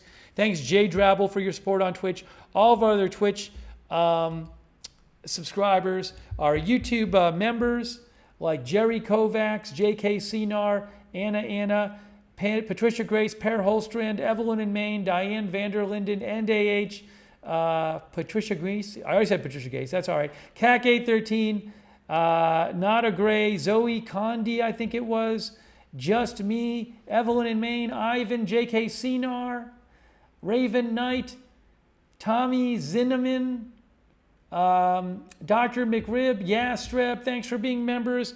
Our Facebook subscribers like Sharon Klassen Goslin, Robert Rial II, Eve Richards, Glue Glean, Kay Larry Body, Margaret Riley, Erin Van Ness, all of our other subscribers. Okay, really appreciate you being here, guys. Teresa, our member, Ronald Kame, and all of our other members, thank you. I'm wrapping this up because I'm going to take a quick break and I'm going to go eat something. And I'll be back later tonight for the live tariffs coverage. I hope you can join me for our live countdown tariffs coverage a little later tonight, maybe like 10 Eastern or so. Tariffs deadline, 12:01 a.m. That's when these new tariffs coming into effect, unless something happens. That's it for now. Thanks for watching. We'll see you soon with more live breaking news coverage. We'll see you tonight right here on Agenda Free TV.